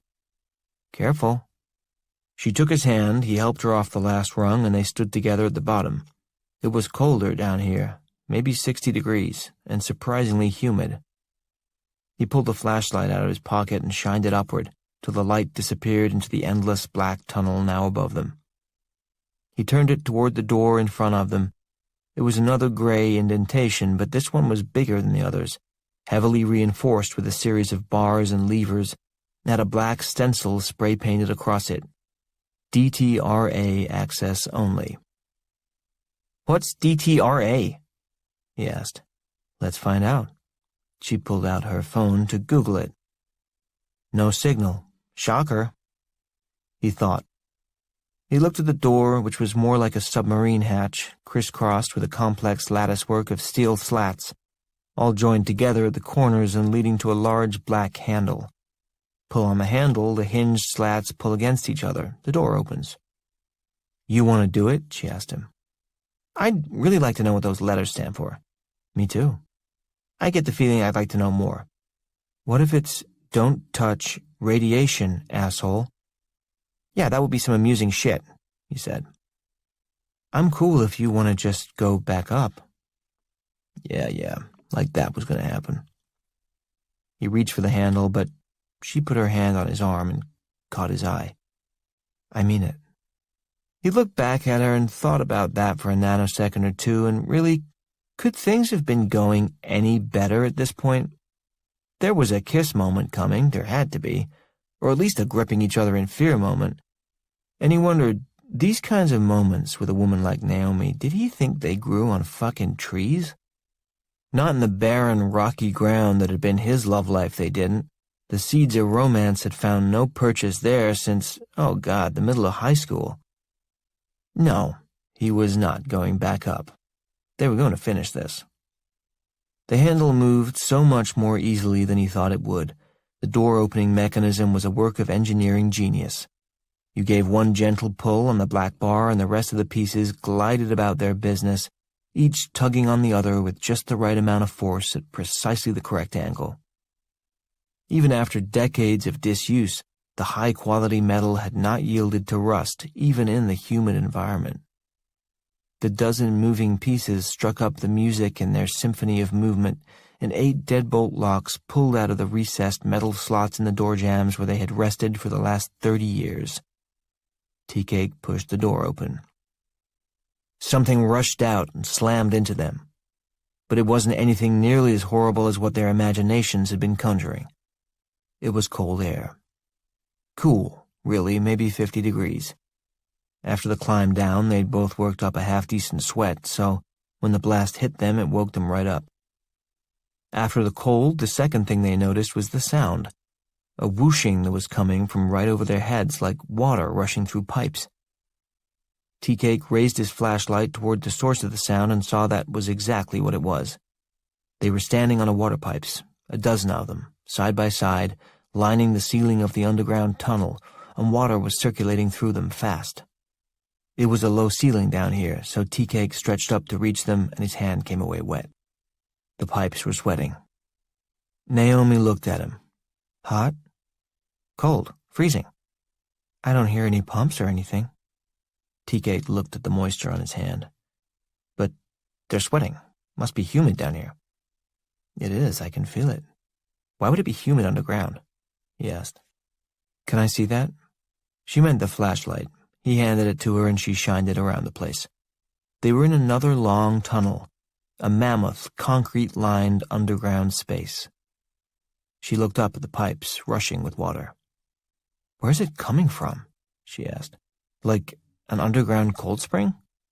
Guess so. From the far end of the corridor, they heard a familiar sound. Beep. The goddamn beep again, accompanied simultaneously by a pinpoint of white light, a super bright strobe about 20 yards away. Naomi turned and looked at him. Dude, we are so close. Beep. He took the light back. I carry this. He started down the hallway, shining the light in front of him, following the pipes as they went. She stayed close. The beeping got louder, the strobe brighter as they moved toward it. Farther in, they could make out the shapes of other doorways. It wasn't just a long tunnel, but another level of a storage complex. There were half a dozen doorways on either side of the corridor, all heavily reinforced steel with the same kind of complicated locking mechanism as the entry door had. There were panels and sensors outside each door, but they were all deactivated. 2 of the doors had been left open altogether, but a quick shine of the light inside showed them to be empty, just blank concrete walls and vacant space. To be fair, there could have been more to the rooms than that, but Tea-Cake had little interest in going into them, or even diverting the light away from the path ahead for long enough to get a good look. He had a plan, a very clear plan, both short-term and long-term. Shine light, walk forward, figure out goddamn beeping, get your ass back upstairs, ask for her number, call it a night. Steps 1 and 2 of his plan were going fine. The beeping continued to get louder, the strobing light brighter. As they drew close to the source, though, step 3 was looking to be a real bitch. They slowed to a stop at the last door on the right, where there was a vertical display panel similar to the one they'd seen upstairs, but more detailed, and covering only the room beyond this door. Many of the sensors and indicators had been deactivated, but there was one that still worked, and it was going off now. NTC thermistor breach. Tea-Cake looked up because the whooshing of water through corrugated metal pipes was even louder down at this end of the hall. He shined his light up at the ceiling and saw that the pipes, all of them, made a right turn just over their heads and went directly into this room, through half a dozen specially cut holes in the thick concrete outer wall. Beep. There was only one door left. Tea-Cake and Naomi looked at each other. To open or not to open. She spoke first. "No, I'm good. Me too." They turned to get out of there at almost exactly the same moment, like a couple of synchronized swimmers. Enough is enough. Although he had to admit that was fun, of course he'd thought something awful was going to happen. But what do you know? It didn't for once. And no, they still didn't know what was defrosting, but they knew enough and they both felt alive, and he was definitely getting a phone number out of this. That's when they heard the squeaking. It had been there all along, they just didn't pick it up until the moment they turned away from the door. It was the squeak of an animal, or many animals. Tea-Cake swung his flashlight beam over toward it fast, and the light fell on a lump of fur on the floor a few feet behind them. It looked just like that at first, a chunk of mohair or animal hide. But this thing was moving, writhing on the floor. They edged closer, in spite of themselves, the flashlight's pool of light getting smaller and brighter as they drew up on the thing. There was a lot of movement there. The center of the object was fairly still, but all around its edges there were irregular shapes moving independently, stretching and snapping. They were rats' heads. There were a dozen of them, arranged in a rough circle around a tangled mass of ropey cartilage in the center. It was like staring at an optical illusion at first, trying to figure out what in God's name this thing could be. It was a rat. It was one rat, but it was also a dozen rats, fused together into one body at the tails, all screeching and snarling and biting at each other. 2 or 3 of the heads were still, cannibalized by their neighbors. Blood dripped from the rats' teeth and flowed from missing ears. The pile of snarling rodents was bound together at their conjoined tails by a strange, greenish sap that had oozed over them. Tea-Cake expressed his feelings. "Jesus fucking Christ!" Naomi was repulsed, but also fascinated. "It's a rat king." "A what?" "A rat king. It's a... well, that." She gestured because there were no words that could take the place of one quick look at the horrific thing. They wrote about them in the Middle Ages during the Black Plague. People thought they were a bad omen. "No shit, it's a bad omen. It's called a fucking rat king." Naomi leaned in to get a closer look. There was an intellectual detachment to her. She was going to make a good vet if she ever got that far. She could look at pain and deformity and see the clinical side of it rather than the emotional one. Tea-Cake had no clinical side. He was all feeling and freak out, so he kept his distance. How do they get like that? Nobody knows for sure. Their tails get knotted and stuck together, like from pine sap or something. She looked around and picked up a long piece of scrap metal from the floor nearby. She prodded the mass of fused tails. If they found a dead one of these, they used to preserve it and put it in a museum. "Yeah, well, that one's not dead. Would you get the fuck back, please?" "What are they going to do, run up my leg? They can't even move." She got closer, turning on her phone's flashlight again and shining it on the fused tails. From this close, she could see that the dull pink cords of the tails were covered over with a lime-green growth of some kind. "That's not pine sap," she said. She bent closer. "It's like a slime mold." "Yeah? Cool." He looked around. "Coming up on time to go." But she moved even closer to the squirming rats. They squeaked louder as she drew toward them, thrashing, trying to get at her or get away from her. It was hard to tell which. It seems like you're pissing them off." Naomi's light was close to the snarl of tails. "No, it's not a slime mold. There's no froth, and it seems like it's moving a little bit, like a fungal ooze. But, God, that's a lot of fungus." Tea-Cake edged a tiny bit closer, shining the more powerful flashlight's beam on the wriggling mass. Moving the light around to get another angle on it, he noticed that the fungal growth wasn't only on the rats' tails. There was a thin smear of it that ran across one side of the Rat King, covering 2 or 3 of the entangled animals, and continued onto the floor below. A jagged ribbon of green led away from the rodents toward the wall. Tea-Cake raised the flashlight beam, following the trail to the wall, where it had crept up onto, or down from, the wall itself, and then across a groove in between cement slabs, all the way to the edge of the door to the sealed room. He walked closer and saw that the green trail of oozing fungal matter led into one of the dead bolt slots and disappeared into the room itself. From this close, he could feel something emanating from the door. Heat. Slowly, he reached out his hand and laid his palm flat against the metal. Beep. He jerked his hand away from the door and nearly jumped out of his skin at that one because he was standing just a few inches from the thermistor alarm when it went off, and the sound was right in his ear. He shouted in surprise. Naomi looked up. What? Door's hot. The door is hot, and the green shit is coming out of that room, and there's a fucking Rat King, and curiosity is awesome and everything, but I feel like this is about as far as this shit goes for me. She stood. Me too. Let's get out of here. We can't leave them like that, though, she gestured to the rats. He looked at her, uncomprehending. What, you want to take them with us? Of course not, but they're suffering. Yeah, well, I don't have any oxy on me. I can do it, she said. He looked down at the metal pipe in her hand. Are you serious? You want to leave a dozen animals in agony to starve to death? No, I would like to get the fuck out of here and not think about them. Wait by the door, I'll be right there. Fine, cool, you're weird as fuck, but I don't know, I'm cool with it. He started to walk away. Can I have the flashlight? Hell no. She looked at him. He clarified. Wouldn't it be better without it? Just get the job done, not have to look at a lot of gross shit. I'm fine, go ahead. He felt like a heel and a coward, but he also felt like getting as far away from the whole situation as humanly possible. As far as the fight between his competing needs went, his need to put some distance between himself and the hot room and its weird fungal shit beat his need to impress Naomi in a first-round knockout. He covered the length of the tunnel in about 30 seconds, looking back over his shoulder only once. He caught just a glimpse of her, bending down over the Rat King, staring at it enthralled.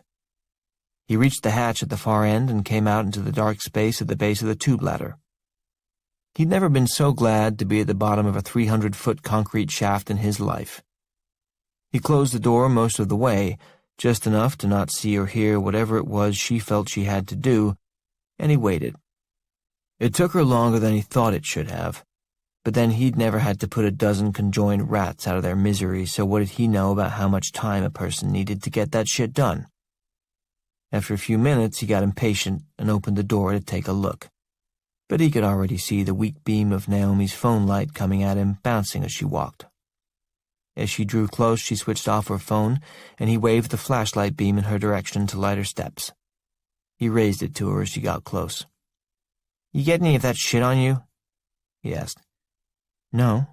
You sure? I'm sure. She came through the hatch, and he closed it, shoving the big black handle into place. The locking mechanism did its job again. It must have been thrilled to get to open and close twice in 10 minutes after decades of just sitting there minding the store. It sealed up the tunnel with a reassuring chunk of metal in metal. Tea-Cake shined the light up the ladder, assessing the climb ahead of them. You want to go first this time, or... He didn't see the kiss coming. And if he had the moment to live over again, of course he would have done his part differently. 1 second he was looking up and talking, and the next he felt her lips on his cheek, and her hand on his other cheek, turning him softly toward her. Then they were kissing. Well, she was kissing him, really, and it was a soft and sweet and full-lipped kiss, just the right kind.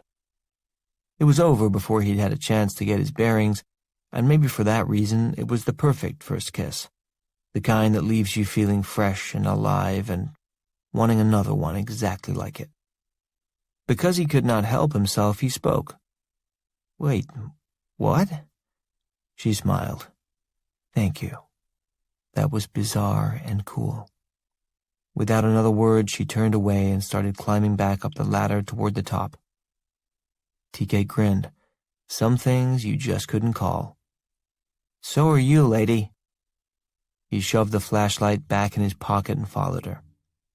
He smiled all the way up, and he did not look at her ass, not even one time. 16. The moment he pulled onto the base, Roberto knew that Abigail hadn't called Gordon Gray after all. If she had, they wouldn't have stopped him at the back gate on Andrews and sent him around to the main entrance on Pope. He wouldn't have had to wait 10 minutes for the 2 base security lunkheads to put him in a jeep and drive him to the runway, and Stratcom certainly would not have put him in the care of the 416th Fighter Squadron with a priority clearance and a passenger manifest that showed up on every screen in Omaha. Gordon would have moved with speed and with stealth.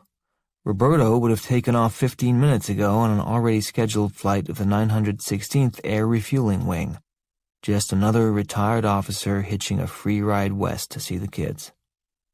He would have been the kind of old duffer the pilots barely even notice, and certainly don't chart. Instead, he was alone in the back of a C-40A, as obvious and traceable as the Air Force could possibly make him. Darn it. It was such a good speech to Abigail, too. He'd really thought he'd put the fear of God into her. 6 or 7 minutes after takeoff, the phone rang in the burnished walnut cabinet next to his absurdly comfortable leather chair, and he picked it up.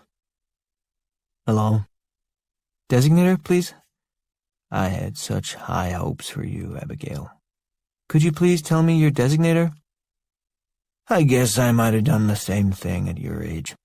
All right, we can recover. Makes everything a little harder, but we'll fix it. She hung up. Of course, he'd known she'd hang up. She had to. He was just having a little fun with her. He had to admit, even though he was tired and even though the fate of everybody he could possibly think of was hanging in the balance, it was nice to feel useful again. Retirement had been a little disorienting so far. He'd looked forward to it for years, but he hadn't really prepared. He knew deep down that all the work on the house had been something of a dodge, and now even that was done. You can't just go from 40 years of movement and activity and forced but enjoyable camaraderie with an unbelievably varied cast of characters from all over the world to, well, sitting in a chair. Not overnight, and not without motion-induced nerve damage from the sudden stop, no matter how nice the chair is. He adored his wife. Any day spent in conversation with her was a good day by him, but a person's got his habits, and Roberto Diaz was used to being in motion. The phone rang again. He was still holding it, so he tapped the button with his thumb and answered midway through the first ring. He spared her the fucking around this time. 0474 Blue Indigo. Thank you. ¿Qué pasó, Abigail? I was very specific. Is there a problem with the transport? My screen has you over Fayetteville already. You didn't call Gordon Gray, he said. He was unavailable. Of course he's unavailable. It's 2 a.m. Everybody's unavailable until they aren't. You found me. I'm sure you could have. Mr. Gray passed away in January. His brain processed that statement in 3 distinct steps. The first 2 were achingly familiar, because they'd happened so often over the past 10 years. Step 1 was the absorption of the information. Gordon Gray was dead. The man who had once refused to cross a casino picket line out of moral principle was gone. Gordon, Roberto had said at the time, you're drunk as a skunk, you're gambling with your rent money, you just broke a guy's nose because he stepped on your foot, and you're in Las Vegas. Why exactly are you making a stand here? Gordon had just smiled at him and shrugged. I'm full of contradictions. There were 1,000 other memories, most of them far less benign, but that was how he always chose to remember Gordon, as a pretty amusing bundle of non-matching character traits. Now that particular molecular combination of soul and folly no longer existed. Once Roberto forgot about that endearing moment in Las Vegas, it would be gone into the ether. It would never have occurred. That was step 1, the sudden and vertiginous emptiness of death. Step 2 came close on the heels of that feeling, and it was compassion. He was sad about the hole that Gordon's death must have left behind with his family, his friends, his brothers and sisters in arms. Roberto now had some people to belatedly console, a few phone calls to make. And that was what brought on step 3, which was an entirely new thought, one he hadn't had with any friend's death till this moment. Roberto had the grim feeling that he'd just moved into a new phase of proximity to death, because no one had called him to say, Gordon's dead. When you're young, the reaction is, holy shit, so-and-so is dead, can you believe it? Then you get older and start glancing at the obituaries to see if there's anybody you know in there. But that stage doesn't come as a surprise because every middle-aged person you've ever met tells you they do that. Then, when you're older still, starts the sad litany of phone calls coming in as nature's sniper starts picking off your friends and family one by one. You buy a funeral suit, and then a couple of different ties for it so you don't have to wear the same thing every time. You get used to all that. But this was brand new. At 68, Roberto had reached the age where somebody died and nobody called, not because they didn't care, but because it's too fucking depressing. That was a new one. He didn't say any of this to Abigail. To her, he said, I see. In January, she repeated. Who did you call instead? A man's voice answered for her. Thank you, Belvoir. You can clear the line. Roberto kicked himself for imagining they'd been alone on the line. Only a few years out and his edges had been dulled already. There was a faint click as Abigail disconnected, and Roberto could hear the colonel breathing on the other end. Hello, Roberto. Hey, Jarabek. How's that rash? Your wife said put some cream on it. It's fine now. Why did men talk like this to each other? Why not just agree to meet up and punch each other in the face until they felt better about things? Jarabek went on, enjoying the role reversal. When Roberto had retired, the colonel had moved up, and that was the spot from which he looked down at this time. I thought you put this one to bed 30 years ago. Apparently it woke up, Roberto said. Sounds like a broken thermistor to me. That would be nice to think. I'll be frank with you, Roberto. You're on that airplane as a gesture of respect to Gordon Gray. No other reason. Again, why the fuck had no one called to tell him Gordon was dead? People sucked. Threat assessment and sober report. That's what I want, and that's all I want. Clear? Gotcha, Roberto said. Hey, you got a cell number for Leffler? See, you're saying that to irritate me, Roberto, and I understand. I would do the same thing. This is the sort of jocular back and forth I so enjoy with you. But I'm not kidding around. This is going to go quietly and quickly. Assess and report, no off-the-book stuff. Phil, I'm fucking with you. It's probably nothing. I'll check it out and go home. And by the way, you're welcome. I'm not exactly on the clock anymore. Jarabek took a moment, deciding whether or not to trust him, and opted for some of both. I know that. Thank you for making yourself available. You should probably take me off the file. I will do that. Keep in touch. The phone went dead. Roberto held it for a moment, thinking. He looked out the window at the lights of Charlotte down below off to his right. Broken thermistor, my ass. Fuck that guy. Off the books was exactly where he was going. He'd be on the ground in Kansas in less than 2 hours. That would make it tight. But if Trini answered, he had an outside shot at it. The trick would be coding the call, and he certainly couldn't do it on the plane's phone. He reached into his flight bag, took out the MacBook Air his son Alexander had given him for Christmas. Too much. Makes everybody uncomfortable. Tone it down, Alexander. And turned it on. The plane's Wi-Fi signal was half decent, and he called up Tor2Web without hitting a DoD net nanny, for a stroke of luck. John Dunim and the other 2 or 3 other .onion rerouters he knew were already dead. The dark net had pretty fast-moving currents, and he wasn't surprised to see he was already out of date. He was trying to think of next steps when something in his jacket pocket buzzed. It was the satellite phone, the one he'd taken out of the safe back in his kitchen. He looked at the screen, didn't recognize the number. He made an educated guess. "Abigail, I can talk for 2 minutes." It was her. Roberto was genuinely delighted. "I think you have the wrong number," he replied, and hung up the satellite phone, which was most certainly monitored. He tapped a few keys on the laptop, accessed a deep beep site he trusted, thank God that one was still there, and leached into the first number with at least 10 nodes of encryption that scrolled by. He called her back, and she picked up on the first ring. "I'm on my personal cell in the ladies' room." He could hear the echo of her voice off the tile.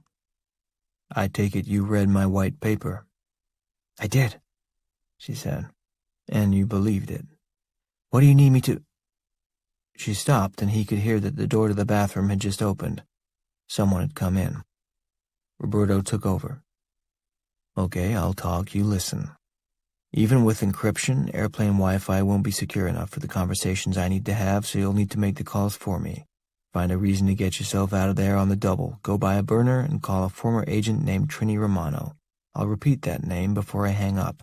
When she answers, tell her Margot is under the weather." "Margot is under the weather? I'm sorry to hear that."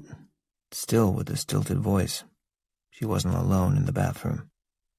"That's it. Then tell her what you know. She'll help you with the list, even number 7, especially number 7. We're under 2 hours, so you have to move fast." In the background, he heard a toilet flush. He continued. "Text your burner number to me through a Mixmaster, and I'll call you when I'm rolling." Water ran in the bathroom. Someone was washing her hands. Abigail sighed. "I understand, Mom. I just think it's kind of soon after your knee replacement." Roberto smiled. She was pretty good, all things considered. "I'm dying to know why you decided to believe me, but that can wait. Doesn't matter, I guess." He could hear the bathroom door open and close again. Abigail's tone changed. "Is it as bad as what you wrote in the report?" "Every bit. And none of the people who understand that are in power anymore. If Jarabek is not going to bed, he'll keep an eye on things, and he will not be helpful. But believe it or not, I've done all this before." "Including item 7? He didn't answer that. Trini Romano. He hung up. 17. When Tea-Cake was 14, he fell in love for the first time. Patty Wisniewski was 17, and he never really had much of a shot with her, but he'd started hanging around with seniors when he was a freshman, thanks to his overpowering sex drive. Like any 14-year-old boy, Tea-Cake had powerful erections, and he followed his dick wherever it led him. One day, it dragged him to auditions for the school play, of all places. It was the last thing a frankly thuggish kid like Tea-Cake would have done under normal circumstances, but he had an angle to work. The whole school had to watch the fall musical one afternoon, and he would have been blind not to have noticed that there was an inordinately high percentage of attractive young women up there on stage, almost entirely surrounded by losers. 3 weeks later, he went to auditions for the new play. Because he was a human male and alive on the planet, he was cast immediately. It was some shitty old play about a bunch of actresses sitting around a New York City apartment waiting for their big break. He barely knew the name of it then and certainly couldn't remember it now. He played Frank the butler and had exactly 2 lines. "Shall I call a taxi, Miss Louise?" And in the second act, the kicker. "Taxi's waiting, Miss Louise."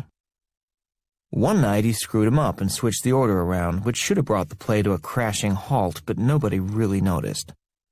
He never talked loud enough anyway. The other 2 shows he managed to deliver both lines at the right times and without laughing. But his real accomplishment was getting himself accepted into the sex and drug-filled paradise of 17-year-old life. He was kind of cute for his age, smart enough from hanging around his older brother to know what to say and what not to say, and the seniors took him under their wing as a sort of mascot. He wasn't fully developed, so his sexuality wasn't particularly threatening, and that gave him all sorts of access to older women. He worked it as hard as he'd ever worked anything in his life, and at the cast party on opening night, Patty Wisniewski gave him a mercy hand job in the bathroom of Cress Peckham's stepdad's house. The only shame was that he was too drunk to remember it. That was the thing. If asked, Tea-Cake would be hard-pressed to come up with a single sexual encounter or romantic overture in high school that wasn't fueled by booze or drugs. He started smoking weed in 7th grade, like most people he knew. But that was the sort of thing you did with your buddies when you didn't care how stupid you came off. With women, you wanted to be drunk. Coke was nice if you could get it, but there was such an ugly price to pay for it. Some creepy 20-something asshole you'd have to hang around with, or cash that had to be scooped out of the till at work or stolen from somebody's parents. Too much hassle involved. Rock was cheaper, for sure, but you didn't have to be a genius to see that smoking that shit would take you no place good.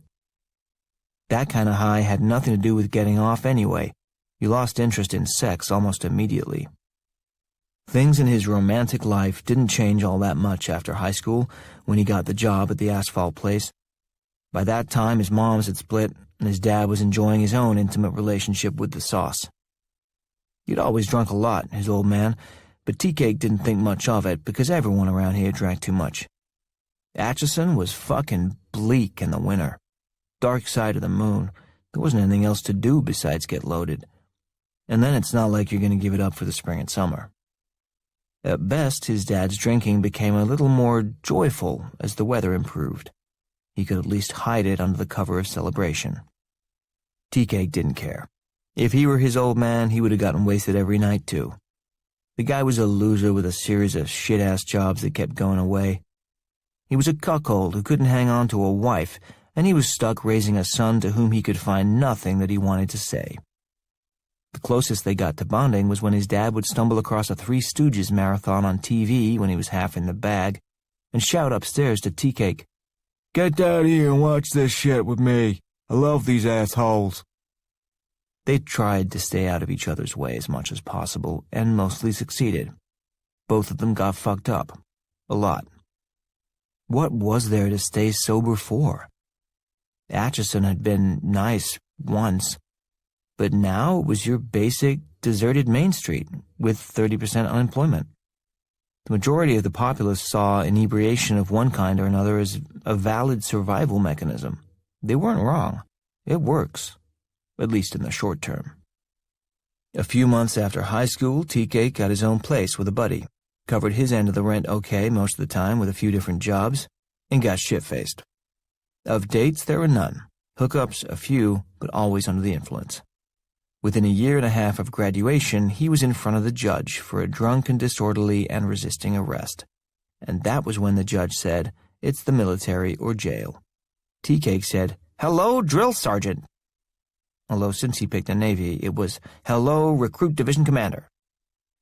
Then it was 2 years moving from port to port overseas where there were a surprising number of women and opportunities. The lady journalists in particular were always down for it, but they liked to get blitzed even more than he did. Now Tea-Cake was 24.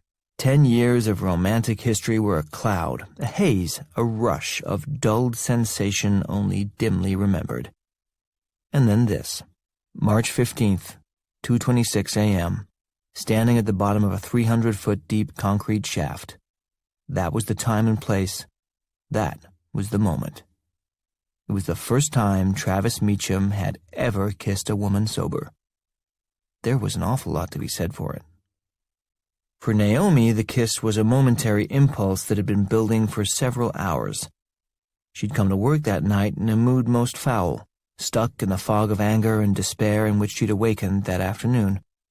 She'd had a shift the night before, making this a rare and welcome 2 shifts in a row, which meant a better paycheck, but worse sleep. After a night shift, she'd come home, get Sarah ready, and take her to school. And with any luck, she could be in bed by 8:30 a.m. That meant about 5.5 hours of sleep because she had to be back at the school to pick her up at 2:50. That was on a day with no classes for herself. A year ago, she would have been able to put Sarah in the after-school and not have to pick her up until 4:30. Luxury. But the school lost its federal grant for that program at the end of last year. Now the after-school was called Extended Learning Opportunities, and it was run by a for-profit group that charged $40 a day. That was half a day's after-tax wage for Naomi and made no economic sense whatsoever. She might as well not do the extra work. Point is, today she woke up tired at 2 in the afternoon, and the last thing she needed was for one of the dark moods that had haunted her for the past several years to come roaring back. But she knew the moment she opened her eyes that the black dog had returned. That was Naomi's private nickname for the depression that periodically engulfed her, and this thing was no friendly Labrador. It was a mangy, skeletal cur, all bones and teeth, and when it came, she could see it loping at her out of the woods, tongue lolling off to one side, yellow eyes fixed on her. The black dog would stick around, on average, 3 or 4 days. Sometimes there'd be a day of false hope in the middle, a day when she'd feel okay and assume it had gone back into the primordial forest where it lived. But no, the mutt had only been hiding, the better to screw with her head, and it would come back to finish its run of despair the following day. She knew she was impossible to be around during those periods, but she didn't care. It was everyone else's fault anyway. They were the ones who'd called the dog in the first place. How exactly, she did not know, but rationality was in short supply when she was in a mood. She learned after a few years that the best thing was to just stay away from people as much as possible during those times. To hide in her room, curled up on the bed with the door shut. "If you can't be a pleasant part of things," her mother used to say to her when she was little, "then you need to go somewhere else and leave us alone." That was before her mother decided that she herself could not be a pleasant part of things and went somewhere else for good. So the black dog had followed Naomi to work that night, and it stuck around until the moment she started talking to Tea Cake. That hadn't ever happened before. No one person could make the darkness go away.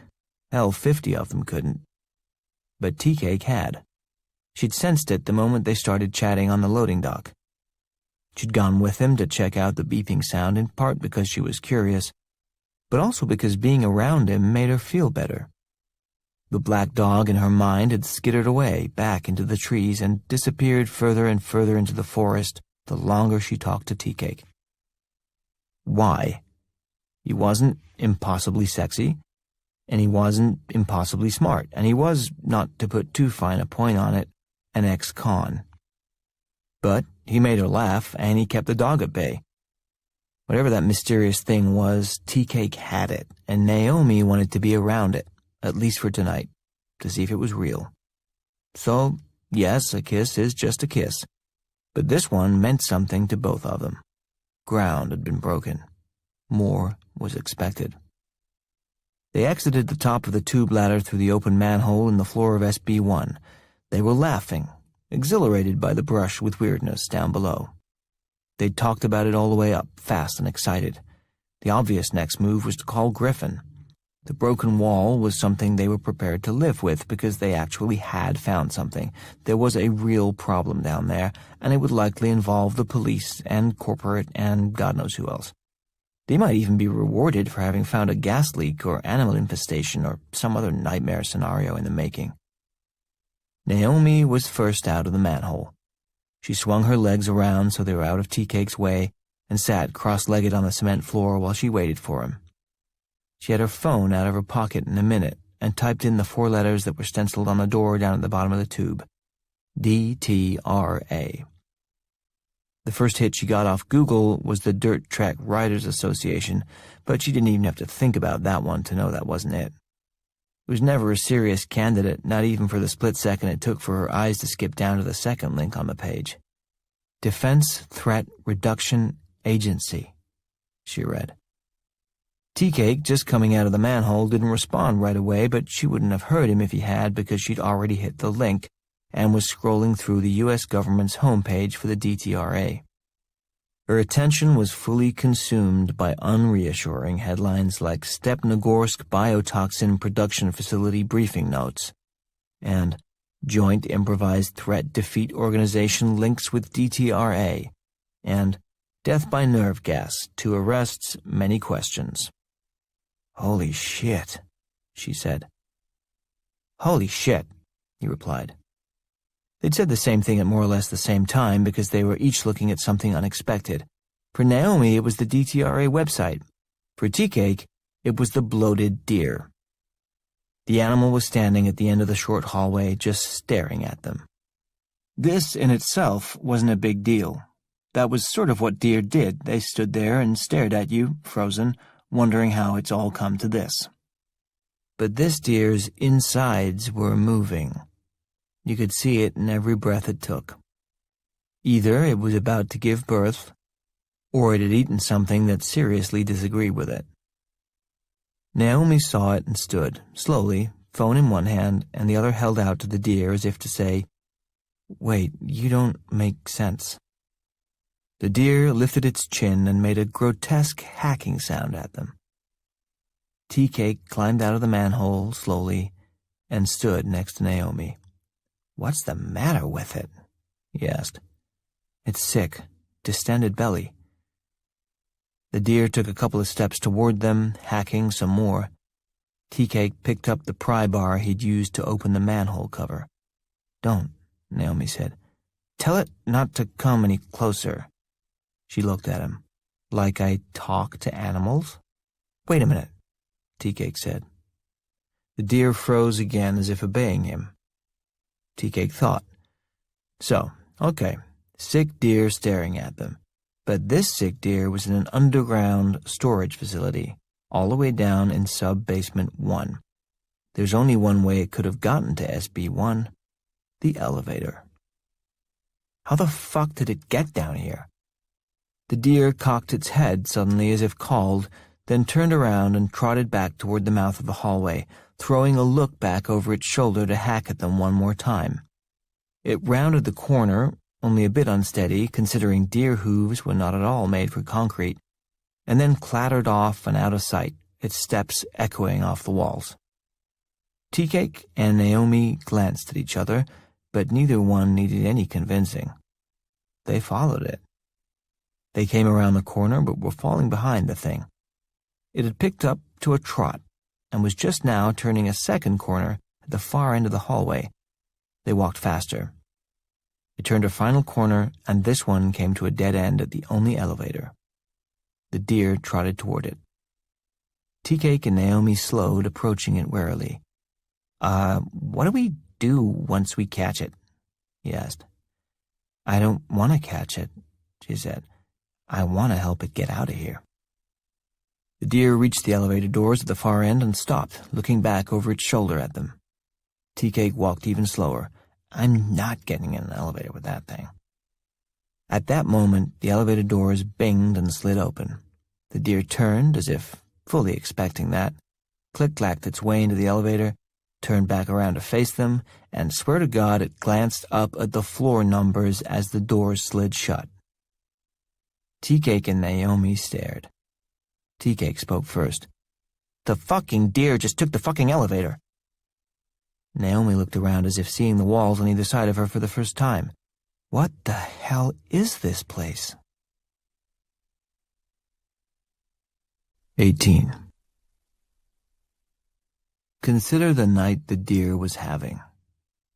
After the animal's execution by Mike's handgun at the side of Highway 16, it had gone through a period of blackness, from which it abruptly awakened in the trunk of a car with a lunatic, half-faced cat standing on top of it. Cordyceps novus, having pulled off the seemingly impossible migration into the trunk of the car, had spent more than 8 hours marinating inside the helpless creature's brain. The fungus had gone to work to repair damage from the bullets, in the process rewiring neural connections to alter the animal's behavior. The amygdala was expanded. The frontal cortex was inhibited. All the animal's basic instincts, eat, reproduce, run away, had been subordinated to the primary goal of helping the fungus sporulate and disperse. The deer didn't have much in the sense of wonder, so it had no interest in trying to puzzle out how a pathogenic mutating fungus that had been stored in a sealed subterranean environment ended up above ground in the trunk of a '96 Chevy Caprice in the first place. Still, it's a question worth asking. By the early 1990s, the Cordyceps novus sample that had been recovered in Australia and stored at Atchison was brutally unhappy. When you have one biological imperative and that imperative is thwarted, it gets pretty depressing.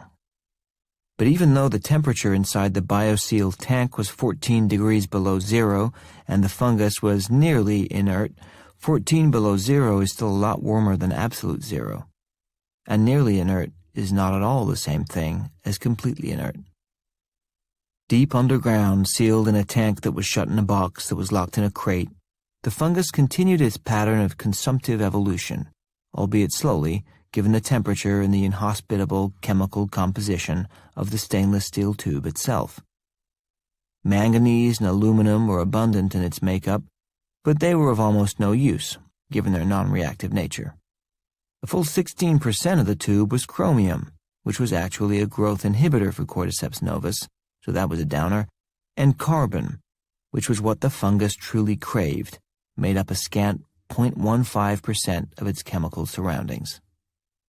The fungus did grow, but barely. Still, time marched on.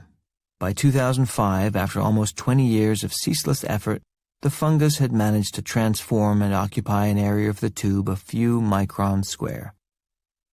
Through that tiny opening, the fungus trickled out into the larger storage container in which the tube rested. It picked up a little nourishment from the polyurethane foam in which the tube was nestled. At least poly had more than 2 reactive hydroxyl groups per molecule. A fungus could work with that. But it wasn't until it made its way through the portable sample kit's outer shell in late 2014 that Cordyceps novus hit its digestive stride. Because the outer box, the big one, the crate Roberto and Trini had watched so carefully in the back of the truck 27 years before, was made of carbon fiber, superfood. The fungus was out of containment and loose in the sealed room at this point, but still slowed by the underground temperature. Slowed, not stopped. The powerful cold spring, fed by the deeper undercurrents of the Missouri River, had spent most of the 21st century warming up along with the rest of the planet. The river surface got hotter, the spring got hotter. The ambient temperature inside sublevel 4 had risen 7 degrees since the fungus had first been incarcerated, and the temperature only went up as the fungus produced its own chemical reactions. Its conquest of the sealed room was completed by midsummer of 2018. The fungus oozed through the wiring in the wall in the autumn of that year and spread into the main corridor of SB4 in November.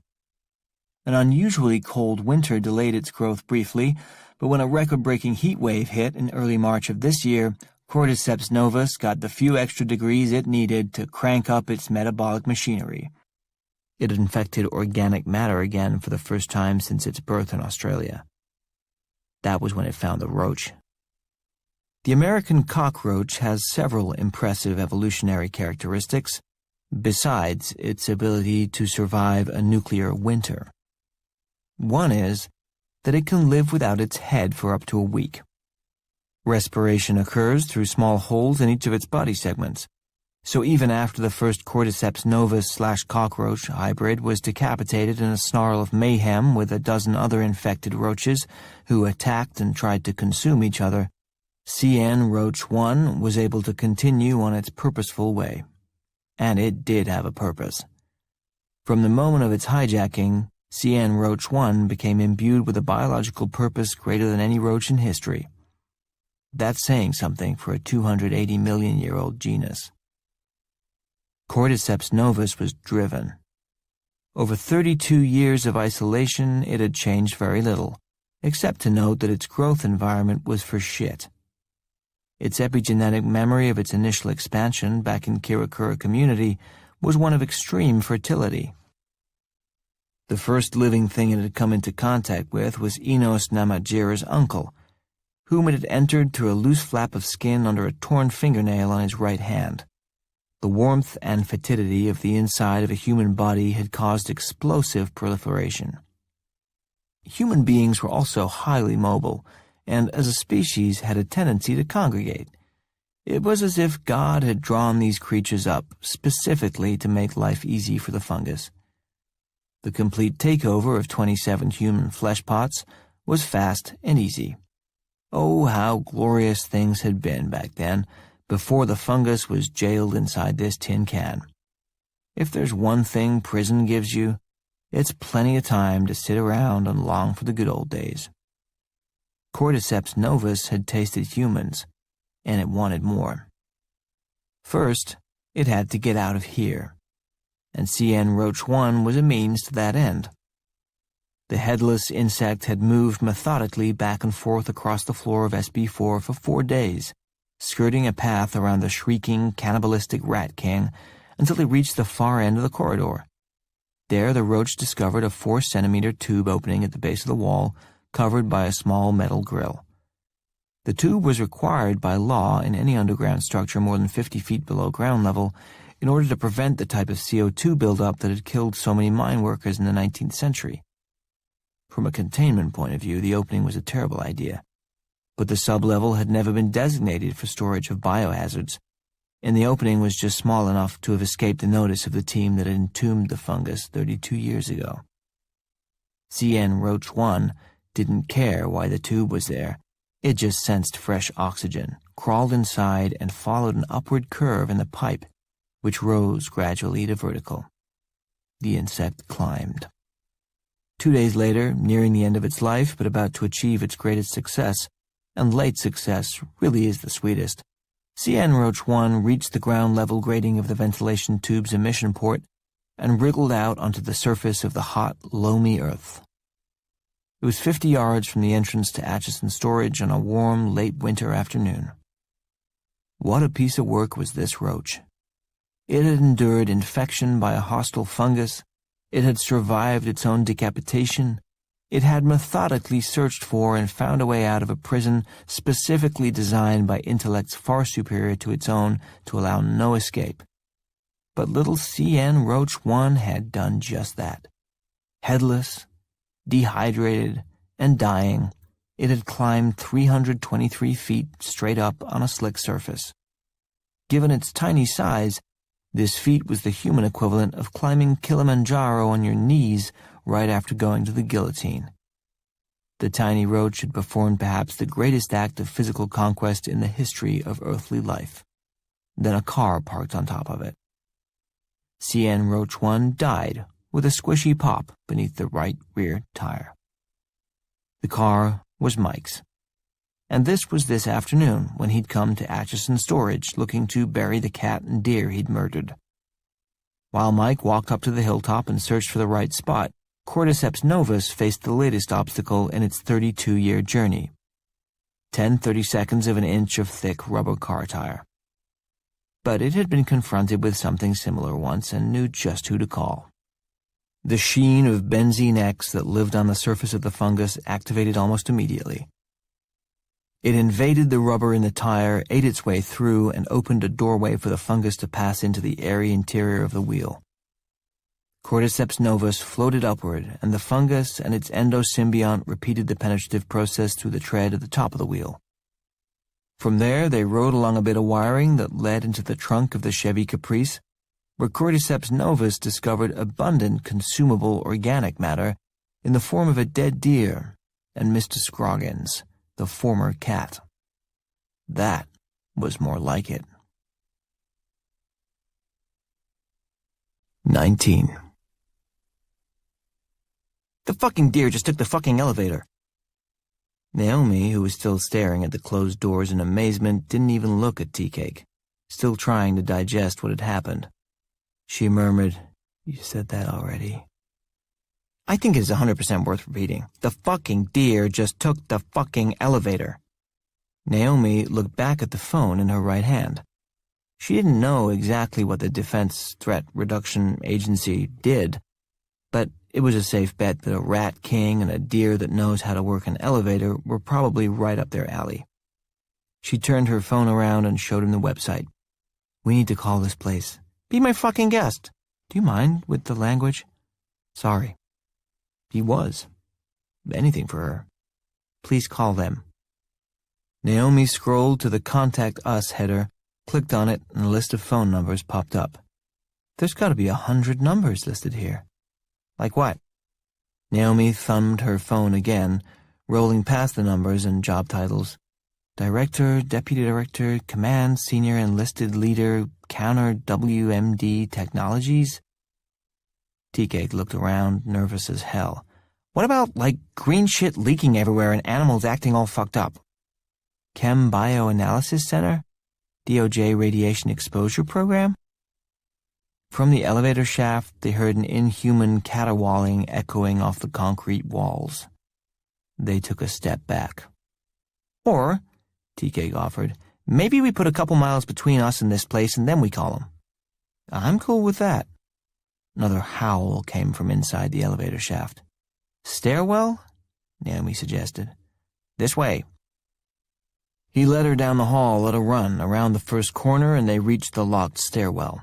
TK zipped his key off the ring, still loved that sound no matter what else was going on, unlocked the door and they pushed through. They bounded up 2 flights of stairs, reached ground level, and he used his key to open the door there. They stepped out into the all-white hallway, never so grateful to be above ground in their lives. He took her by the hand. Damn, she's got some soft skin. Soft but strong hands. You can feel it. I wonder if that's from carrying her kid around. Nah, that'd make your arms strong, but not necessarily your hands. How come she's got such strong hands? Wait, focus, man, we gotta get out of here. And led her down the hallway, headed for the lobby. Not far away, the deer stood in the elevator, awaiting further instruction. It's not that the deer was sentient, it had no sense of selfhood. What it had was a clearly articulated purpose. As long as it was moving toward fulfillment of that purpose, the pain in its belly was not as intense. The deer didn't have the faintest idea why any of this should be the case, but then it didn't understand much of what had happened to it in the last 48 hours. The elevator doors opened at the far end of the ground floor level of Atchison storage, and Tea-Cake and Naomi both screamed.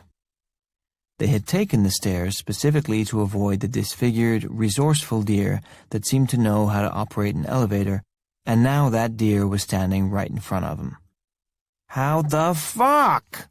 Tea-Cake shouted at the deer, which took 3 shaky steps toward them, making a phlegmy, hacking sound at the back of its throat. Tea-Cake and Naomi stared in horrified fascination. From this closer perspective, they could see the deer had numerous gunshot wounds to its head, and one hindquarter appeared to have been completely crushed, and then reinflated somewhat off-shape. The deer's belly seemed to expand as they watched, and its once spindly limbs had taken on the shape of piano legs. Naomi held her hands out, one toward the deer and one toward Tea-Cake. Just, Tea-Cake looked at her, his voice an octave higher than usual. Yeah? Don't, are you talking to me or the thing? She wasn't sure. The deer took another few steps toward them, and they in turn took a few steps back. They continued to back away, moving toward the T-junction of the hallway. Inside the deer's head, a civil war was taking place. Every one of the animal's natural instincts was screaming at it to turn and run away from these scary 2-legged creatures, but an even stronger instinct, a new one that had taken hold only recently, insisted on just the opposite. And this new voice was loud and firm. "Move forward," the new voice said. "Get as close as you can. Go to them, walk, and then the pain will stop." Cordyceps novus knew what it wanted, and it wasn't a cockroach, cat, or deer. It was the intelligent, highly ambulatory, communal creatures that were 10 yards away at the end of the hall. The deer kept moving toward them, and Tea-Cake and Naomi continued to back up until they reached the cinder-block wall at the end of the corridor. They could have turned and run in either direction, but that would have meant tearing their eyes away from the unnatural spectacle that was unfolding in front of them, and that they could not do. The deer was still swelling, its body creaking and groaning and snapping on the inside. It was puffing up like a water balloon at the end of a hose. There were just a few seconds left before his gut let go. Naomi and Tea-Cake were directly within its spatter radius and didn't realize how close they were to a certain and painful death. But at the very last moment, Naomi's 4-year-old daughter, Sarah, stepped in and saved both of their lives. For the last 3 months, Sarah had been deep in the throes of a Willy Wonka obsession. Sarah, and therefore her mother, had watched the 1971 version of that movie, in whole or in part, more times than Naomi cared to count. Sometimes Naomi was awake, actually watching it with her daughter. Sometimes she was asleep, dreaming it, or folding laundry in the other room, the audio bouncing off the walls and into her head. Naomi knew every line, every lyric, every part of it by heart, and the parts she knew best were the parts that scared Sarah, the parts where she needed her mama to come over and sit down and pull her onto her lap and stroke her hair and tell her it was all just pretend. Naomi didn't mind. She actually liked her kid best of all in those moments, because those were the times she felt like a halfway okay mother. The scary parts of Willy Wonka were some of the most peaceful moments of Naomi's life, which of course made her feel guilty. Does my kid have to be terrified and clingy in order for me to be happy? Well, no, but sometimes it helps. What mattered now was the part of the movie that scared Sarah the most. When Violet Beauregard stole the 3-course dinner gum and began to swell and blow up into an enormous blueberry. Sarah would cover her eyes and scream in panic, "She's gonna pop! She's gonna pop! Mama, she's gonna pop!" The deer was going to pop. Naomi grabbed Tea-Cake by the arm and hauled him to the side, pulling him around the corner and slamming them both up against the wall, hard, just as the deer's overtaxed frame gave out. It isn't accurate to say that the deer burst like Mr. Scroggins and Enos Namachira's uncle had. This was different. 1 second the deer stood there, swollen nearly to round like Violet Beauregard, and the next second the deer was not standing there. But the ceiling, floor, and walls of the hallway were painted with thick, foamy green fungus. Naomi held Tea-Cake pressed firmly against the wall, inches out of the line of fire, safe behind their blast shield when the goo flew. There was a second there where Tea-Cake could look into her eyes from up close without coming off as creepy. A second where it was just gratitude and connection. The first half of that second was thrilling. Her eyes were home. They were the only place he ever wanted to be. And the last lines of the only poem he knew flitted through his mind. A mind at peace with all below, a heart whose love is innocent. But then came the other half-second, and his mind was no longer at peace. It felt only sorrow. Because he knew, no matter how she felt tonight, no matter the thrill or danger or exhilaration of discovery, inevitably tomorrow morning would come, those feelings would fade, and she would realize they couldn't possibly be together. A single mother, no, an outstanding single mother, would not, could not choose to be with a minimum wage worker with a prison record. Specifically, she would not choose to be with him. If she did, she wouldn't be her, and he wouldn't respect her. He'd spare her the awkwardness of telling him once they got out of this, he'd just slip away. She wouldn't know why, but maybe she'd know he'd saved her the trouble. From around the corner, they heard the elevator doors open again, and the sound of footsteps on the hard cement floor. What now? Naomi pulled back from Tea-Cake, and they looked at each other in confusion and alarm. Still hidden around the corner, they stayed silent, gesturing to each other. Her furrowed brow and cocked head asked, "Who the hell is that?" And his upturned palms and quick shake of his head answered, "Like I know?" The footsteps drew closer and louder. They were definitely human, but there were no other workers in the place at this hour, and neither one of them had buzzed anyone in. Tea-Cake called out from around the corner. "Hello?" He tried to sound authoritative, but stayed where he was, hidden from view. The footsteps paused, then started walking again. They heard a soft gush as the feet must have hit the edge of the wet carpet of fungus in the middle of the hall and kept coming toward them. Naomi's turn, louder. "Who is that?" The footsteps stopped again, but only for a second before they resumed, faster, splatting through the fungus. They were just around the corner now. Tea-Cake and Naomi backed up a few feet into the middle of the hallway, a safe enough distance away to still turn and run if they had to. A man came around the corner and stopped, staring at them.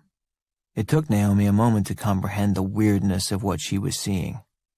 Mike? Mike pulled back his lips and showed his teeth, which was not at all the same thing as a smile, but it was the best he could do. "Hi, honey."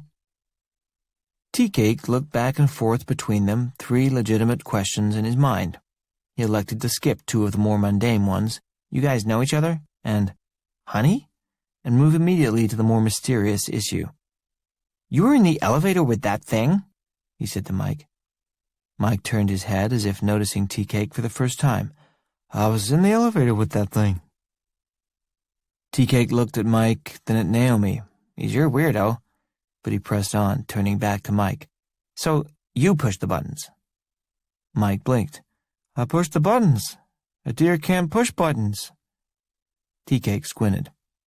He had an odd conversational style, this guy, and he ended every sentence with that weird half-open mouth, like he was trying to smile, but his lips kept getting stuck to his teeth. "What are you doing here, Mike?" Naomi jumped in. "What the hell happened to that thing?" She pointed to the mass of goo that Mike had just walked through, then looked back at him, noticing the sleeves of his shirt were soaked red with blood that oozed out of a series of long, jagged cuts running up the length of both arms. "And what the hell happened to your arms?" That was way more interrogation than whatever was left of Mike's brain could handle. He'd been feeling pretty good outside, especially when he saw Naomi's car and realized there was another human being in the immediate vicinity. Not just any human, but one whom he knew and could get close to. "That's something I should do, right?" he asked the feeling in his head. "That's something I should do right away, isn't it?" "Oh, yes," the feeling told him. Cordyceps novus, after the failure in Australia and the limited success with Mr. Scroggins, had lost interest in height as a prerequisite for contagion and had now seen the wisdom of lateral mobility. "Yes, get as close to them as you can as soon as you can. Yes, please." So, Mike had moved. He was confident he had a purpose, which was more than he'd been able to say for a long time. The locked front door of the storage facility hadn't deterred him. He'd found a side door with a glass panel in it, smashed it with a rock, and wriggled through. The broken glass didn't hurt that much when it sliced up his arms, and when he landed on the other side of the door and stood up, he'd been delighted to see the deer through the broken window, standing at the edge of the woods 10 yards away, staring at him. Mike was thrilled. He'd felt bad about the deer for 2 days, but there it was, alive. And, somehow he knew this, it was on his side. He'd opened the door, held it wide, and the deer trotted inside the building. Together, they walked the halls of Atchison's storage for a good 20 minutes, looking for Naomi but not finding her, or anyone else for that matter. They'd moved on, wordlessly, to the basement, taking the elevator down a level to continue their search. She had to be here somewhere. Mike and the deer had the same imperative. "Find a human and infect it. Repeat as many times as possible until you're dead." And goddammit, they were going to carry it out. He was going to be good at something. It was when they'd reached SB1 and the elevator doors opened that Mike had frozen up, because there he'd heard her voice, coming from around the corner, talking to Tea-Cake, and the 49% of his brain that still contained useful human feelings like guilt and remorse kicked into overdrive. He remembered what he'd done, and that he'd fled, and that he had a child, somewhere, whom he had failed to father. As Naomi's voice drew closer, Mike had pressed his body back against the wall of the elevator, out of sight next to the control panel, and prayed to be anywhere but here. Prayer is a powerful psychic force, more powerful even than Cordyceps novus, or at least it was for those 60 seconds or so. Mike cowered in the elevator, out of sight, able to temporarily fight back the urge to go get them. When the deer walked back into the elevator and Mike was able to push door close, a wave of relief washed over him. He wouldn't have to see her again. He wouldn't have to face the weight of his sins. They'd reached ground level, and the deer, "God bless you, you beautiful, intrepid creature," had strode out of the elevator toward the pair of humans, swelled up, and done its level best to coat them in fungus. But it failed. And the religious rebellion in Mike's brain was quashed under the boot heel of Cordyceps novus, which simply said, "Next man up," and pushed Mike forward to do his biological duty. Now Naomi waited for him to answer her questions. Any of them, really. He blinked, just looking at her. Tea-Cake tried like hell to figure this out. "You okay, man?" he asked Mike, but Mike just opened his mouth and then closed it again. Tea-Cake turned to Naomi. "You know this guy?" "Yes." She hesitated because she hated saying it. "Yeah?" Tea-Cake was waiting. "He's my kid's dad." Mike opened and closed his mouth 3 times, clicking his teeth. Tea-Cake took that in, then turned back to Naomi. For real?" Mike moved toward Naomi. "Open your mouth." She took a step back. "What?" Tea-Cake stepped in front of her, holding a hand out to Mike, palm out. "Whoa, dude, what kind of shit are you talking? What's the matter with you?" Mike opened his own mouth wide, as if stretching out his jaw muscles, then clicked his teeth at Naomi again. "Open your mouth." Of all the unpleasant things Naomi had seen and heard tonight, this was perhaps the unpleasantest. What the hell was wrong with her that she had ever given this jerk the time of day, much less conceived a child with him? Why was he now heaving his stomach in and out like a cat trying to bring up a hairball? And why was he reaching around behind his back? Tea-Cake had been around guns in the military and spent his fair share of time on the rifle range, but mostly he saw a lot of movies, and he knew there was only one reason to make that gesture, ever. It wasn't because you had a sudden itch at the top of your butt crack. While Mike sucked his gut in and out and closed his right hand around the handle of the .22 he'd shoved into the waistband in the back of his pants, Tea-Cake studied the geography. Mike was between them and the exit, but just behind them was the open hallway that led to units 201 through 249, and at the end of that was the jog to the right. Maybe that would buy them enough time. Some units had deadbolts on the inside, and they both had phones, so maybe... Mike wedged words in between the heaves. "Open," heave. "Your," heave. "Mouth," heave. The gun came out, but Tea-Cake had already turned and taken off, pulling Naomi along with him. The vomit that Mike finally succeeded in dredging up from his gut spewed a good 8 or 9 feet, but fell short, splatting on the cement in the spot they'd just vacated. Tea-Cake and Naomi turned the corner as Mike raised the gun, fired a shot at them, and took a chunk out of the cement block near their heads. Neither one of them had ever been shot at before. It was not enjoyable. They raced down the corridor, no words, just flight, and could hear the anguished, angry cry of Mike as he chased after them. The only way out of the building was back the way they'd come, back where the guy with the gun and the barf and the exploding deer were, so that wasn't happening. Tea-Cake's mind did the mental math and didn't like the numbers, not one bit. These hallways were long, and wasn't nobody could outrun a bullet. He'd be willing to take his chances if it were just him. What were the odds that pukey weirdo could actually land a shot on a moving target while running? But that wasn't a risk he was willing to take with Naomi's life. He took the next corner hard, pulled them both to a stop in front of Unit 231 to 232, a sweet combo unit 8 feet wide and 16 feet deep. He zipped the master key up off his hip, flicked the lock open, and yanked the door up a couple feet off the ground. Naomi knew the only option when she saw it. She dropped to the floor and rolled into the door, into the darkness on the other side. Tea-Cake didn't open the door any farther. He didn't want to in case he had to close it quickly and lock her in, which he was fully prepared to do. If Mike had been rounding the corner already, he would have done it and fought the fucker one-on-one, gun or no gun. When he looked back, the hallway was clear, though Mike's semi-human cries of rage were coming this way fast. Tea-Cake dropped to the floor. As he hit the ground, he saw Mike's feet come around the corner. They were only about 10 feet away, and he heard the sharp cracks of 3 wild gunshots and the clang of bullets hitting metal. Tea-Cake's view of the feet spun over, upside down, as he rolled under the door into the storage unit. Then the feet were right outside the door, and Mike's hands were reaching down to rip the overhead door open the rest of the way, and Tea-Cake knew he'd miscalculated just by a few seconds, but it was enough. He'd fucked this up. He was in no physical position to get up and pull the door down before Mike succeeded in ripping it open the rest of the way. Shit, great plan, asshole. He'd led them straight into a dead end, a sealed storage unit. They were cornered. But Naomi was on her feet already. Of course she was. She'd leaped to her feet as soon as she'd come through. She was up and braced and had both hands on the door's center handle. She got leverage on you, motherfucker, Tea-Cake thought, as she put everything she had into it and slammed the door down so hard the clang echoed all the way down the hall.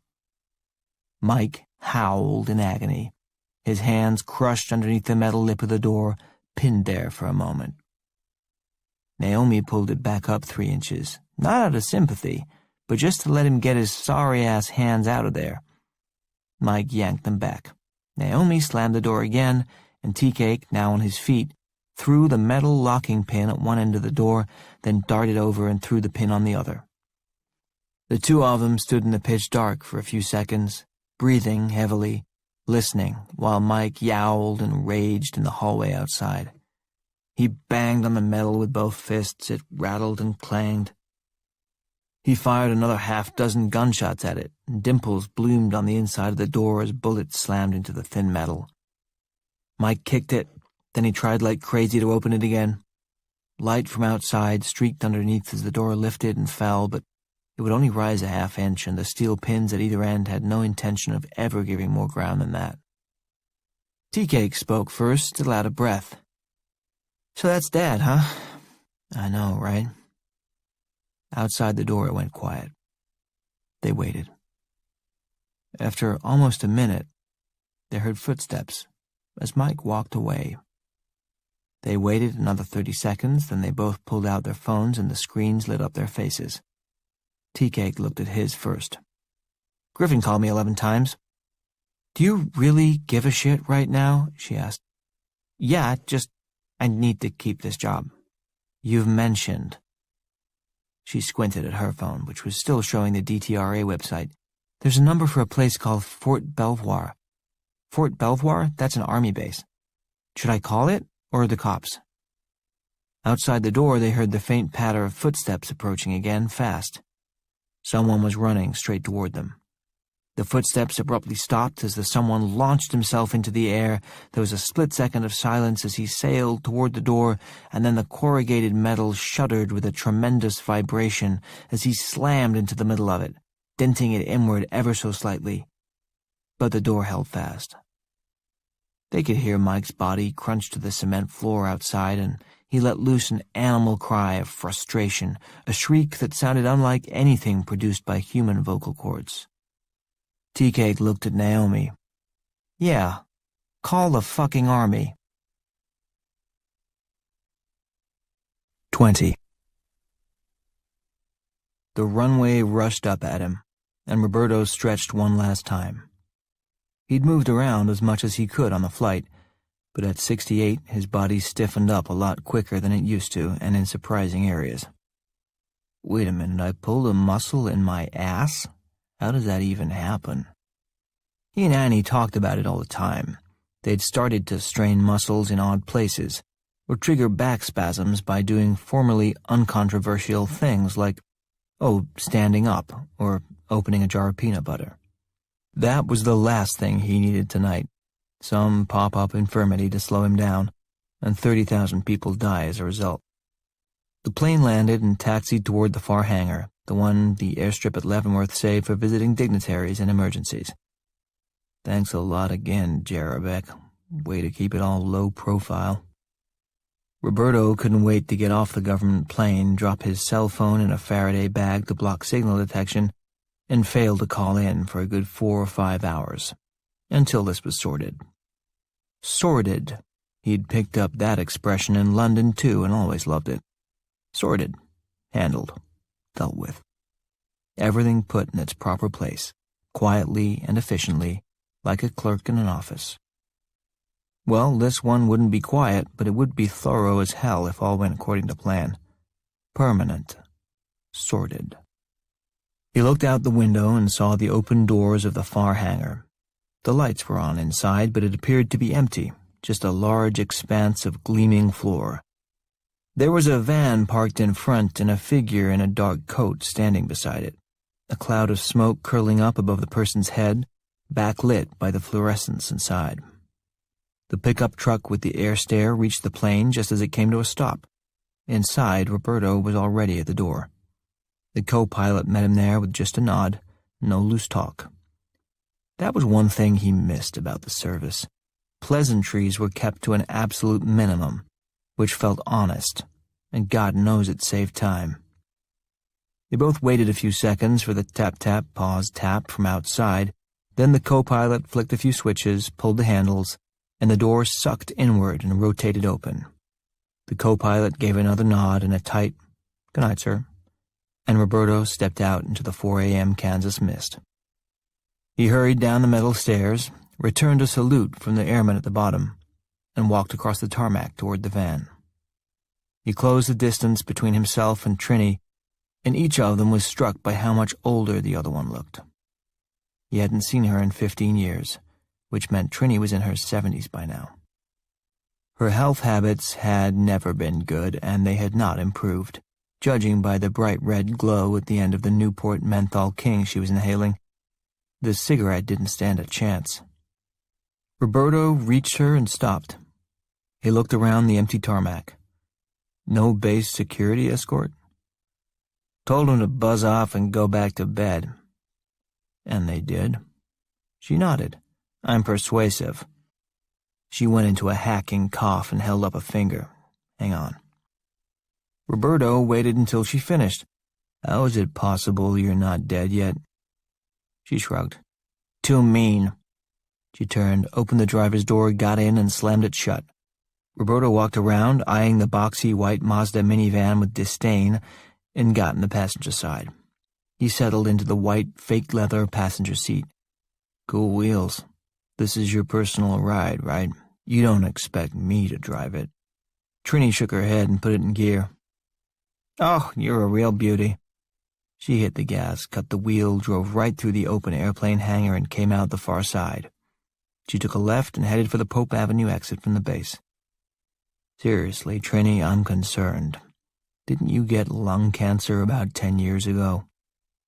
I do not have lung cancer, you inconsiderate prick, and I never have. I have emphysema, which is completely different and 100% survivable.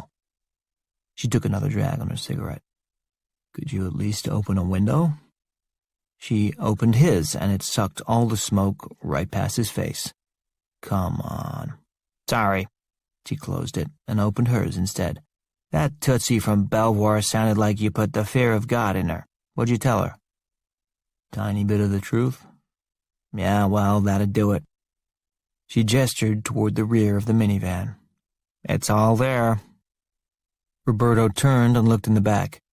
The rear seats were folded down, and there was a tarp thrown over several storage crates that looked like about the right size and amount, including number 7. She shook her head. We have to stop and pick that one up. He looked at his watch. Are you kidding me? You know we're critical, right?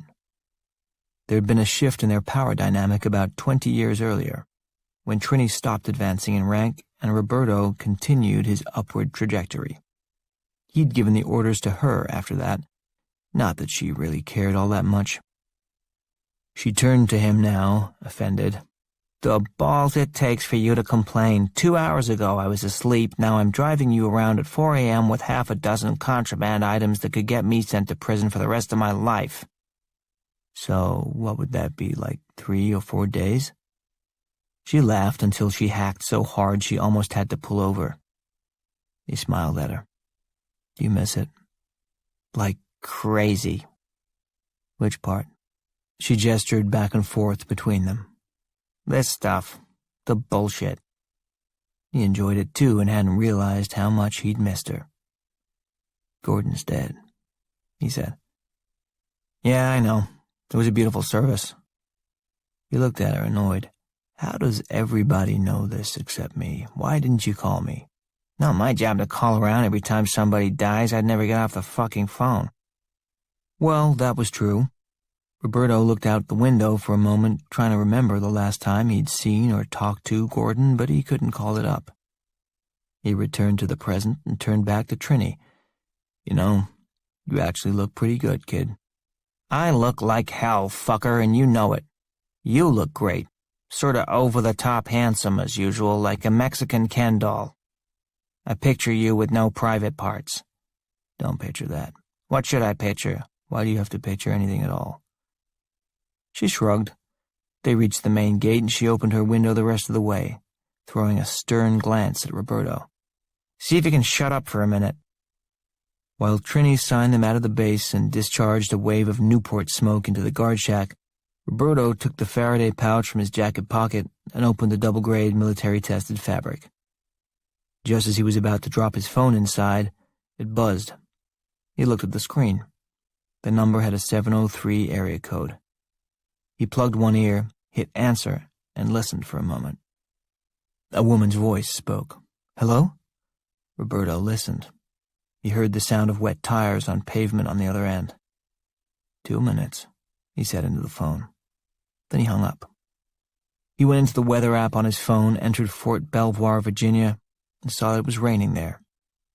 Satisfied the call came from where it said it was and had not been put through a rerouter, he dropped the government-issue cell phone into the Faraday bag and zipped it shut. He pulled his laptop out of his backpack, slipped a card into one of the free USB ports, put in a Bluetooth earpiece, and called up the Deep Beep site he'd accessed on the plane. He typed in the phone number that had just called him on his phone. It was answered on the first ring, but Roberto spoke first. You're outside now? Abigail's voice replied, Yes, in the rain. Trini was here when I landed and heavy. Well done. I don't need anything else. He was about to hang up, but Abigail spoke again. There's been a development. Roberto tensed. What kind of development? On the ground at Atchison, someone made a call to Belvoir from inside the facility. Who? A civilian? 23-year-old woman? That's too bad. How'd she get your number? She Googled DTRA off a door. Okay, she's not stupid. What'd you do? Abigail paused, and Roberto could hear voices on the other end as people hurried past her in the rain. When they faded, Abigail went on. I hung up on her, came outside, and called her back on one of the burners I got. I have her on the other line now. Want to talk to her? Roberto continued to be impressed by Abigail, but this was going to be even more complicated than he'd thought, and he knew he'd need her again. He was careful not to overpraise. Yes. What's her name? Naomi? Toss your burner into the back of a moving truck when we're done and text me a new number. Will do. Hang on. Roberto waited. Trini looked at him and inclined her chin. What's up? He covered the phone's mic with his thumb. Civilian, inside the mines. Trini winced. I hope she's enjoyed a full life. The connection worsened, and the frightened voice of a young woman came through Roberto's earpiece, trying hard to sound authoritative. Okay, who is this now? Hello, Naomi. My name's Roberto. I'd like to talk to you about what's going on. Okay, why did that first lady hang up on me? Because she cares about your situation and wants to see it resolved in the right way, like I do. In the background, Roberto could hear shouting, a man's voice, something along the lines of, Ask him what the fuck is going on, or words to that effect. I hear someone there with you. What's his name? Travis, we're security guards here. Okay. Could you do me a favor and ask Travis to shut up while I'm talking to you? Her voice was fainter as she turned her head and said, He says you should shut up. Then a pause, some mumbling, and she spoke into the phone again. We have a serious problem here. There's this virus or a fungus. Right, on the second one. I know all about it. I know more about it than anyone else. Are you somewhere safe right now? We're locked in a storage unit. Okay, could be worse. Stay in there. No kidding. For how long? Are you sending people? Has anyone come into direct physical contact with it? You'd know if they had, because they'd have... Yes. Roberto mouthed, shit, silently. Trini looked at him as often as she dared while driving at 70 miles per hour over Centennial Bridge. "Hello?" Naomi asked. "Yes, I was just calling something up on my screen," he lied. "How many people have been infected?" "Just one, I think." "And is that person still inside the facility?" "Yes, he keeps trying to get in here where we are." In the background, he heard more shouting. The ranting guy was at it again. Naomi conferred with him quickly and said, Okay, and came back on the line. Also, there was a deer. A deer was infected. "Where's the deer now?" "It blew up. Outside or inside?" "Did you hear me? I said it blew up." "Yes, I heard. Can you tell me where it blew up?" "In the hallway." Her tone said, "Like that matters," but Roberto breathed a tiny sigh of relief that it was still inside the building. He continued, "Okay, listen to me, Naomi. You're going to be all right. You called exactly the right place, and you're speaking to exactly the right person. You have some excellent instincts, and they've served you well so far. Now it's time to trust somebody else. I'm on my way there, and I know what it takes to resolve this situation.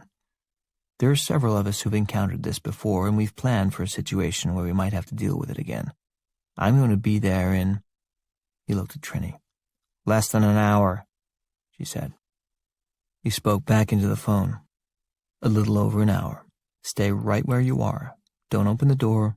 Don't call anyone else, not even Fort Belvoir. The woman who put us in touch will call you every 10 minutes. Speak only to her or to me. Don't pick up your phone again unless it rings. Do you understand?" "What are you going to do?" "Tell me you understand." "I understand." "Who should you call?" "Nobody. You'll call me every 10. There you go. A+. Keep Travis calm. He sounds like the type who might want to try to leave. Don't let him." The deer exploded. "I know. Some crazy shit, right? I'll tell you all about it when I see you. You're going to be fine. 1 hour." He closed the computer, took out the earpiece, and rubbed his head. Trini looked at him. 3 people and a deer? 1 person infected, still in the building. The other 2 are clean, locked in a storage unit. The deer burst, but it was contained. I guess that's workable. He looked at her. Are you kidding? It's a gift from God. Let's hope it lasts an hour. Trini nodded, eyes on the road, weighing it all. Finally, she spoke, just a few words. They're dead, aren't they? He thought. Probably. He didn't like that answer, so he thought some more. He thought it all the way through, but came up with the same conclusion. Probably. 21. The hour's first 15 minutes had gone pretty well. Mike had settled down outside, just sitting on the floor across the hall from Unit 231 to 232, staring at the metal door. He didn't know much anymore, only that he had to get in there. I have to get in there. The door is closed. I have to get in. I have to. Door closed.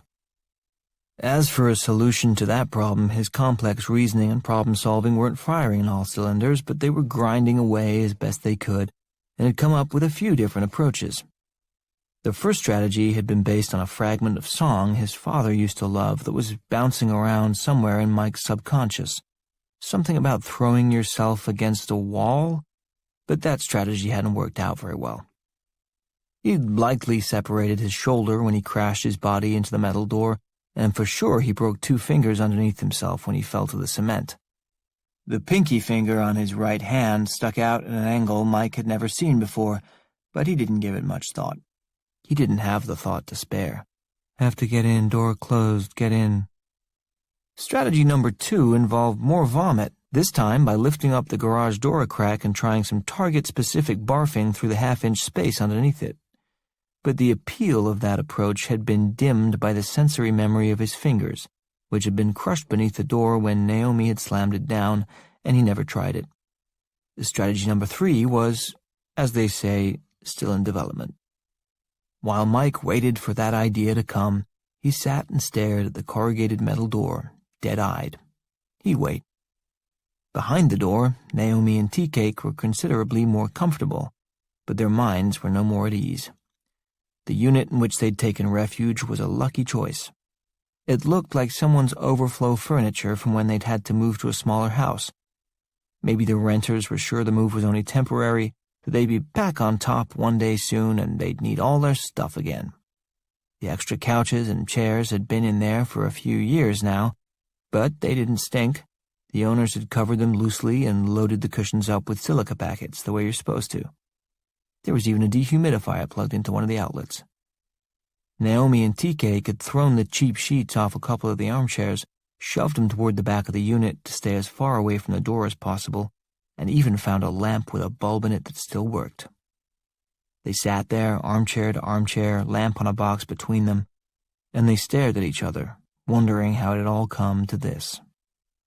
Tea-Cake, who abhorred silence, was the first to speak. "So that's Dad." "Please stop saying that." "Sorry, it's just kind of hard to get my head around, that's all. How does that guy have a chance with you?" She looked at him. "He wasn't always like that." "Well, yeah, obviously I get that. I don't think anybody on Earth has ever been quite like that. But I mean, he had to be some version of that, right?" "I guess so." "And you're, you." "Thank you." She wished he'd stop talking. "And she's a beautiful kid." "Oops." Naomi tilted her head, looking at him, thinking. Oh, God, how he wished he could snatch those last 5 words out of the air before they found her ears. How he wished he could go back in time. Just 3 seconds would do it. But he couldn't. He'd said it, she'd heard it, and she understood what it meant. His mind sorted through options. His ordinary instinct would have been to keep talking, to paper over it with more and more fulminations, to bury the slip of the tongue so deeply in blather that she might not notice, or would forget that he'd just announced he not only knew she had a child prior to tonight, but had actually seen that child, a clandestine event she had most certainly been unaware of till now. He was about to turn on the fire hose of lies, but something stopped him. This had been a long and bizarre night, and Naomi was different. And it occurred to him that maybe his instincts all these years had been the wrong ones. Maybe those instincts were the reason he had a shit job and no girlfriend. Maybe, Tea-Cake thought, he should go with the truth for once. Maybe he should admit an unpleasant reality before it became impossible to do so. Maybe he should speak frankly and self-deprecatingly and forthrightly as soon as it was necessary. He could actually show a little fucking class for once, he thought. Maybe he could speak with such charm and grace, such wit and style, that this moment, this admission, this candor, might actually win her over, rather than drive her away. "I followed your ass home one morning. It was fucked up, sorry." Or, he could do it that way. Naomi's phone buzzed. She picked it up immediately, glanced at the number and answered. "Hello?" She paused, listening, staring at Tea-Cake. She continued the perfunctory conversation, her eyes pinning him to his chair the whole time. Yes. Same as 10 minutes ago." "No, he hasn't tried." "I assume he is. We haven't heard him walk away." "Yes? Okay." She hung up. Tea-Cake tipped his chin for information. "She say anything new?" "No." "So, are they getting here soon or what?" He made an exaggerated show of checking the time on his phone, profoundly grateful for the change in subject. She'd forget. Maybe she forgot already. He kept talking. 45 minutes from now? "So, okay, it was around 4 when you talked to the guy, so..." "You're a flip phone guy." She hadn't forgotten. He sighed. "I apologize, Naomi. I do dumb stuff sometimes. I didn't... Shit." "In the parking lot of my building, right? About a week ago? Staring at your flip phone. You saw me?" "Yeah, I saw you. I knew you looked familiar tonight, but I couldn't figure out where I saw you before. I should have got it when you pulled your phone out. Nobody has those anymore." "I'm sorry, Are you a stalker, Travis?" "No, I swear, because that's creepy. I know. I apologize. I never did that before. I would hope not." I just wanted to talk to you, and then I got in a jam, and I didn't know how to get out. I am sorry." She looked at him for a long moment, analytically, as if evaluating every piece of him, dissecting his entire character based on the look on his face in that one moment. Finally, "Okay, don't do it again." And it was done. He was stunned. This was not how he'd expected this to go. She was letting him off the hook. She was really, truly, for serious letting him take a pass. She wasn't repulsed or any shit like that. He'd told the truth, and it worked. He smiled, and for nearly a full minute, the two of them had forgotten where they were and what was happening. Then they heard it. It was faint and far away, but it was so deep and down low that it vibrated through the entire cement and metal building. The overhead door rattled in its tracks ever so slightly. They both looked at it and then at each other at the same time. "Is this what it sounds like when the cavalry arrives?" Tea-Cake stood, almost involuntarily. "They're here!" Naomi checked the time on her phone. This didn't feel right. "I don't think so." On the other side of the metal door, Mike had heard it too. It'd be impossible not to. It was louder out here, the brrrrap echoing off the cinder block. The dull roar was getting louder fast and coming from outside. There were vehicles approaching. Mike knew that much, and vehicles meant there were people in them, and people meant grouping and spread and migration. That was all good and much easier to deal with than the metal door that made his whole body hurt just from looking at it. "I don't have to get in there after all. Don't have to. Other people." He turned and walked away down the corridor, toward the sound. Outside the entrance of the building, headlights swept down the driveway and splashed across the front facade. There were 9 lights in all, a pair from the black half-ton pickup and one each from the 7 Harleys, which were the ones making all the noise. Griffin's Fat Boy, outfitted with the straight-pipe exhaust, was the loudest of them all, so loud that even his fellow riders would have told you that it was a little over the top. You know, dude, there are other people in the world. Griffin banked the bike around in a semicircle by the front door, got off, tossed his goggles over the handlebars, and spit in the gravel. He'd been drunk for nearly 10 hours at this point, which wasn't that big a deal for him. But along with the weed he'd smoked and the half-pound beef burrito he'd wolfed down around 2 a.m., things were starting to repeat on him a little bit. Even a fat gut has its limits.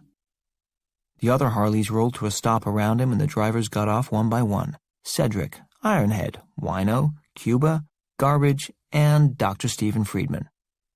Dr. Friedman, like Griffin, was the sort of person who was impossible to nickname.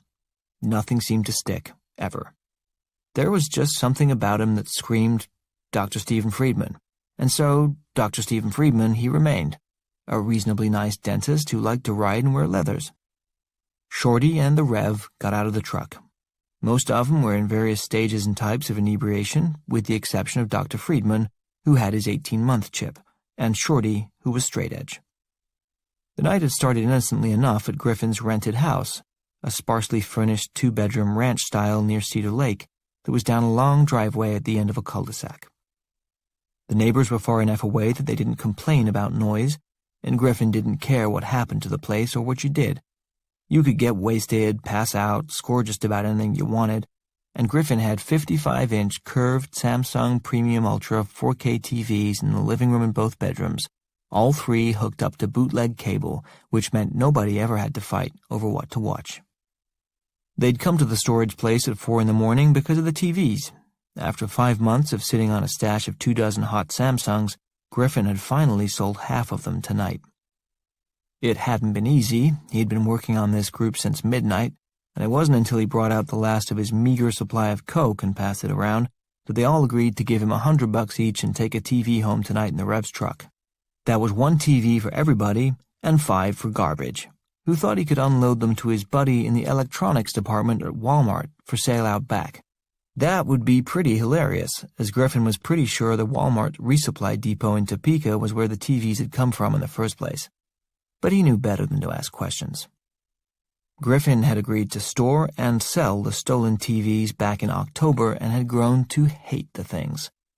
They retailed for $799 and were supposed to be this big deal when they came out, but then nobody gave a shit that the screen was curved, or that it was 4K or LED or Ultra any of that shit, because you could get almost the same TV anywhere for half the price and the picture looked exactly the same. The deal Griffin and the guy made was that they would split any sales Griffin could make 50-50, which meant that tonight, for his troubles, he would clear all of $600. It was barely more than the cost of the storage unit for the 5 months he'd had it, but at least he wouldn't be underwater anymore, and he'd be halfway out of this problem. He'd arrived at the storage place angry. He must have called that little turd tea cake a dozen times in the past hour to tell him he was on his way with some serious people, and if tea cake knew what was good for him, he'd piss off to the other side of the complex and not see things he'd wish he hadn't. But the kid never answered his phone. The shithead had apparently gotten the message, though, because as Griffin stomped to the door, he could see the front desk was unoccupied. But then he froze, passkey in midair, when he saw the wall. His already bulging eyes bulged out even farther. There was a hole in the wall behind the desk. 2 holes, as a matter of fact. Big ones. Messy, 4-foot-wide gashes in the drywall. Griffin's entire bald head flushed crimson, hot blood rushing into it. "What the fuck, that little shit? What the fuck? What the fuck?" he wondered. He swiped his card through the reader, the door buzzed, and he stormed inside. He hunched like a boxer getting ready to throw a punch, and stalked over to the desk, staring at the holes, aghast. Ironhead stepped up beside him. "Oh, Griffin, your shit's fucked up. What kind of place you on here?" "I'm gonna fucking rip him a new one. What the fuck did that little fucker do to my fucking place of business?" Cedric and Garbage seemed to think it was kind of funny. Ironhead hopped over the desk, drawn by the blinking lights behind the wall. "There's a whole bunch of electronics and shit back here. What is this?" Dr. Stephen Friedman stepped up next to Griffin, sober and sympathetic. "Looks like you have some personnel problems, Daryl." Griffin hated Dr. Friedman, even though he was the only one who used Griffin's Christian name. Griffin pulled out his phone and stabbed a thick finger at Tea-Cake's number again, but the Rev's voice boomed through the lobby, impatient. "We doing this or what?" Griffin hung up. He would kill Tea-Cake later. "Yeah, this way." He walked to the gate that led to the storage units and swiped his card again. The gate buzzed and they pushed through, headed into the back. As they made their noisy way down the corridor and into the depths of the storage facility, Cuba heard a sound to her left and turned to look. They were passing the open mouth of another hallway. She got a glimpse of a person, not a security guard, but a slightly puffy guy in too tight jeans and a work shirt that was green-spattered and strained at the buttons, as if he'd put on a lot of weight recently and refused to buy new clothes. The guy was looking their way as he walked through another intersection 100 feet away. They made eye contact, and she found his look disconcerting, his face as swollen as the rest of him, and his stare a bit too intense. She saw him only for a second or two, and then he passed out of sight, moving parallel to them in the same direction, as if following them from one corridor away. Cuba, who had not 1 ounce of Latina blood in her but did enjoy ropa vieja, wondered what kind of weirdo would hang out in a self-storage place at 4 o'clock in the morning. She hurried to catch up with the others. 22. Trini turned off the lights when they were half a block away and rolled to a quiet stop on the suburban street. Roberto, who'd known enough not to ask questions of Trini until they were immediately relevant, asked the obvious one now. "Where are we going?" Trini killed the engine, unzipped her purse, and rummaged around until she found a small rolled leather pouch. "Where item 7 is." She got out of the car, looked up and down the deserted street, and headed off, staying just beyond the throw of the infrequent streetlights. Roberto got out, closed his door softly, and caught up. He didn't say anything, just kept pace with her as she counted off the houses. The lights were out in all of them, no respectable person up at this hour. Trini stopped just before a pleasant-looking 2-story, stepped up off the street and started across the grass toward the house. She didn't bother with the front door. Instead, she went into the narrow yard, about 50 feet of space between the house and the one next to it. She reached a side door, dropped to her knees on the cement slab just outside it, and unrolled the leather pouch on the ground in front of her. "A little light, please." Roberto pulled out a keychain with a tiny mag light on it and bent down to contain the beam. He clicked it on and held the beam on the pouch. As it rolled open, the light glinted off a pick set, half a dozen metal tools of varying shapes and sizes. "Forget your keys?" he whispered. Trini didn't answer. The less he knew, the better, so she offered nothing. She skimmed her fingers over the torsion wrench and the offset pick, glanced up at the style of the lock on the door, and selected an L rake. She wiggled it into the lock and maneuvered it carefully, listening. Roberto looked around, then back at her in mild annoyance. "This is really the best storage plan you could come up with?" "Worked for 30 years, didn't it?" She kept wiggling the L rake, but wasn't getting anywhere, so she pulled it out, switched to a diamond offset pick, and went back to work with that. "Only pain in the ass was when they moved. Took me 6 weeks of very creative lying to get them to let me pack the basement by my—" "There we go." The lock had clicked. She turned it gently, using the pick. The door opened a crack. She slid the tools back into the leather roll, tied it quickly, and shoved it in the back of her pants as she stood up. She looked at Roberto, expecting praise, but not getting any, then shrugged. There's no pleasing some people. She opened the door and stepped inside. Roberto followed. They were in a kitchen, a busy family one from the looks of it. Even in the dark, they could make out the counter crowded with olive oil jugs and spice bottles and half-read books, and somebody's homework and assorted plastic crap. Trini nodded her head, and Roberto followed her across the room, silently, to a section of the wall that was covered by a pinboard filled with kids' drawings and ribbons and schedules and reminders. Trini reached down to a half-hidden handle, turned it, and opened the door. "Light again." Roberto shined his tiny mag light ahead of them, revealing a staircase that led to a basement. They glided down the stairs. He kept his light on this time, shining a path ahead of Trini as she moved through the half-converted downstairs space, past the ratty sofa and the broken, permanently reclined recliner, around the bumper pool table and to another door at the far end of the room. She turned the handle and pushed into an unfinished storage room. The family had lived there for quite a while, and there must have been a number of kids, spread out over a fairly wide age range, because there was everything down here, from old big wheels to a rack of frequently used skis. The back half of the storage room was curtained off, and whatever was piled back there bulged, threatening to push right through the curtain. Trini pulled it aside. The character of the stuff in the back half of the room was different. There was no kid paraphernalia back here, just a lot of beat-up old crates and cases packed on top of one another, unsentimental keepsakes like camp trunks and an old snowblower.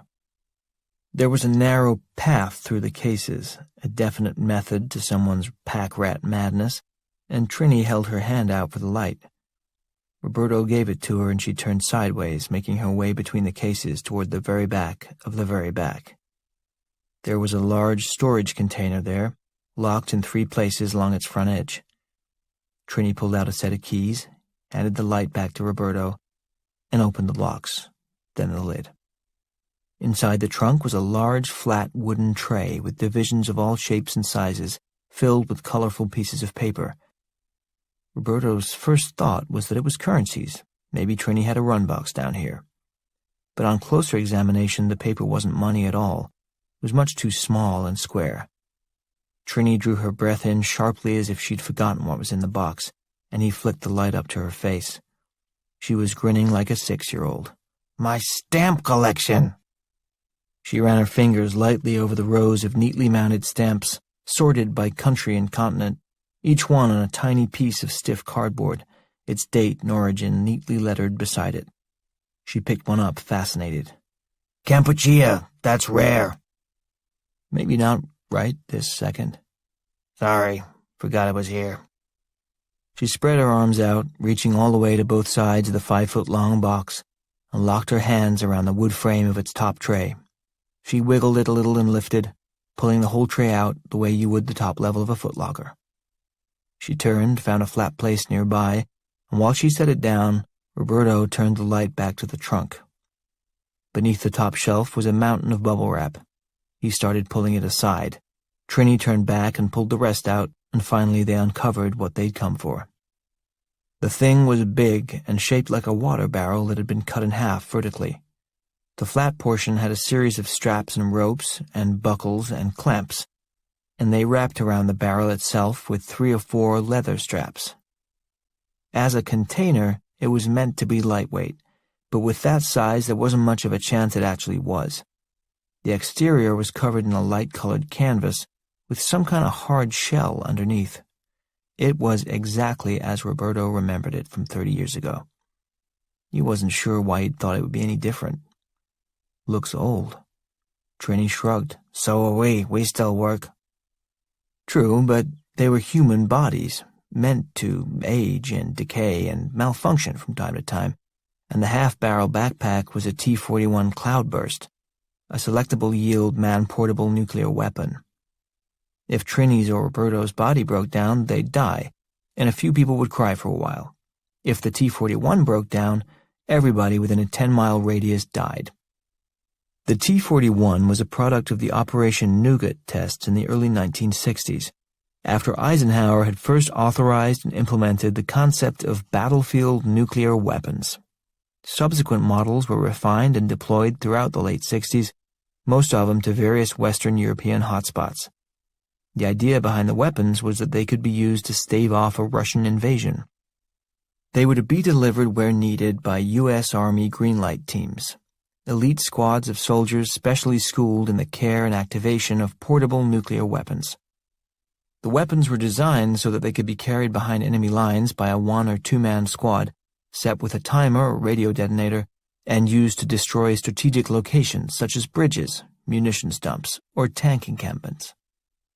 They could also be delivered by parachute or into water, or buried to a depth of up to 20 feet, although detonation was significantly less reliable than when accompanied by a technician. The T-41, like most of the W-54 series of special atomic demolition munitions, SADMs, could be adjusted to a yield as low as 10 tons or as high as 1 kiloton, which was enough to destroy either 2 city blocks or the entirety of the country of Liechtenstein. In the latter circumstance, the safe escape of the Greenlight team was highly in doubt, and the soldiers who had taken the job had been told to view it as a kamikaze mission. This particular T-41 had been built and deployed in 1971 for use in the Fulda Gap in West Germany.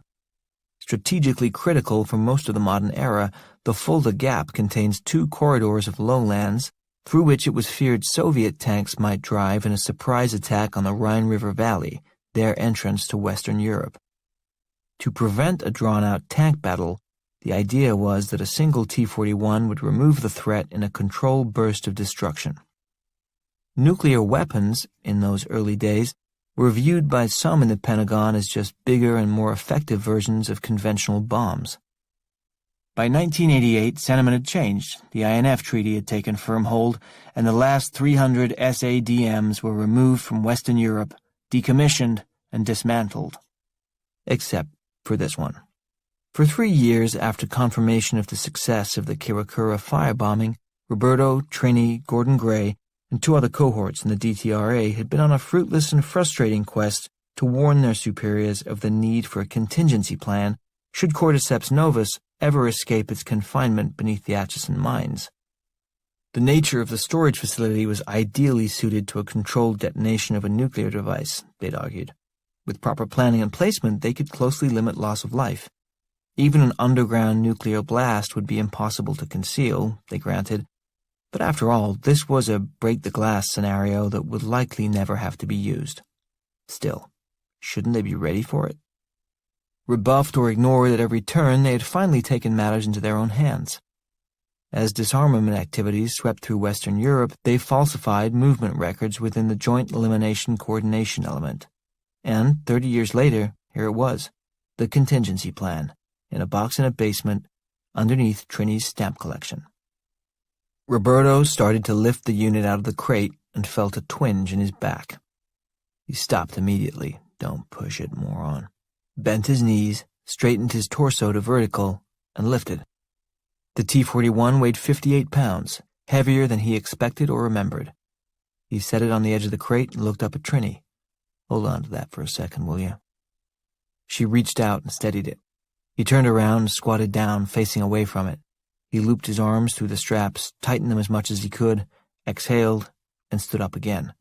He could feel it in his thighs already. This thing was heavy, and he was not the man he used to be. Okay to go. She turned, shined the light on him, and laughed. What? He asked. The shit we get ourselves into.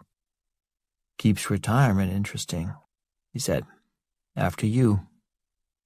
They headed off back to the other side of the curtain in the unfinished storage area, around the bumper pool table, past the broken recliner, and to the stairs that led to the kitchen. She was on the 4th step up, and Roberto had his foot on the very first one when the basement fluorescents all switched on. They froze, momentarily blinded. They looked up, wincing at the light, and could make out the silhouette of a man at the top of the stairs, a guy in boxer shorts and a Kansas City Chiefs t-shirt, pointing a shotgun at them. Roberto's mind flicked through options and found none. Not with this refrigerator strapped to his back, and not in this position, second up at the base of a flight of stairs, facing a guy who already had the drop on him with a 12-gauge. For the first time in a long while, he searched his mind, instincts, and experiences, and came up with exactly nothing. He said. The guy at the top of the stairs sighed. He pulled the gun back, looking at Trini. Mom, really? Trini smiled. Hi, sweetie. She looked him up and down. You look heavy. It was true, Roberto noticed. That t-shirt was a little clingy in the paunch.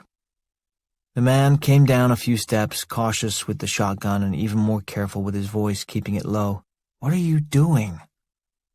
Trini continued up the stairs toward him, and Roberto followed. Oh, just grabbing something, she said. Out of your hair in 2 seconds. Remembering she wasn't alone, she turned around. Sorry, Anthony, this is my friend Roberto. Roberto came up another step, reaching a hand past her to shake. We met. I think you were about 3 years old. Anthony took it reflexively. Uh-huh. He turned back to Trini. Janet would kill you, and me. Trini made a zipping motion across her lips, gestured up the stairs, and Anthony turned.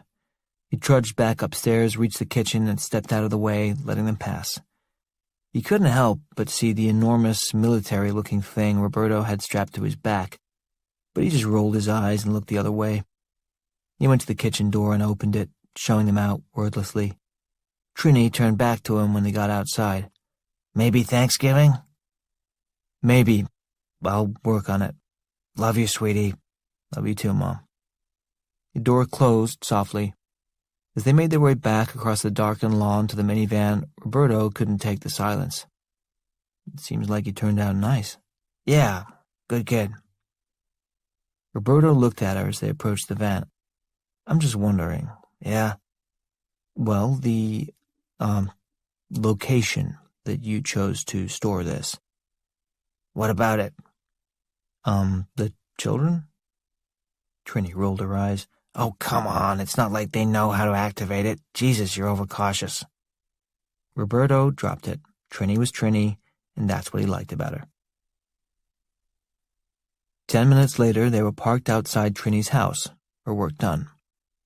Roberto was behind the wheel now, item number 7 in the back. He'd been on the ground in Kansas for 32 minutes. Trini gestured, pointing down the street. Turn right here, second left after that. You hit the on-ramp in about half a mile. It's a straight shot up to 73. How long to Atchison? 25 minutes. You sure you don't want me to... She cut off, going into a hacking cough that sounded painful. Roberto looked at her. The night had drained her almost completely, and they both knew there was no way she could or should go with him. I'll be okay, he said. You still got it, you know. She shook another cigarette out of the box and lit it. You will try to get those 2 out, won't you? He thought for a moment. I don't know if I can. Try. Okay? He looked at her. You're getting soft in your sunset years. Trini smiled. Sun's already down, guapo. The fireflies are out. She took a deep drag off the cigarette and blew out a big, billowy cloud. It swirled and wrapped around her head in the still night air. Roberto reached a hand out the window and rested it on her shoulder. She tilted her head toward it, grateful for the human touch. You call me up any time you want, he said. I'll sling all the bullshit you can handle. She smiled. That'd be nice. 23.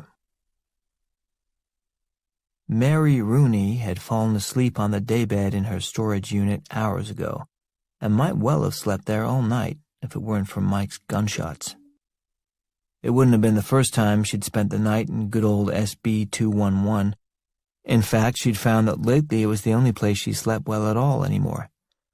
She'd started with short naps every once in a while, just taking a few extra minutes to spend with her lifetime of memories. But once she'd moved the daybed out of the guest room at home and into storage, things got awfully cozy in here. The naps got longer and longer.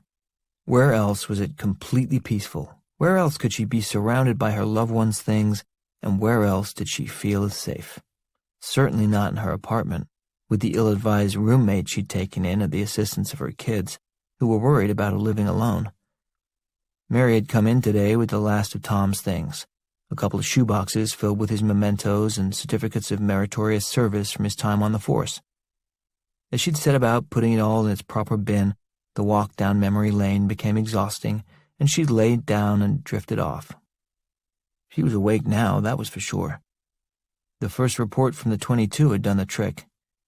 This place was an echo chamber, and there was no mistaking a gunshot. Mary had sat up, wide awake for the next half-dozen shots, which fully answered the question, did I dream that? No, she had not. Someone was shooting out there from somewhere above her.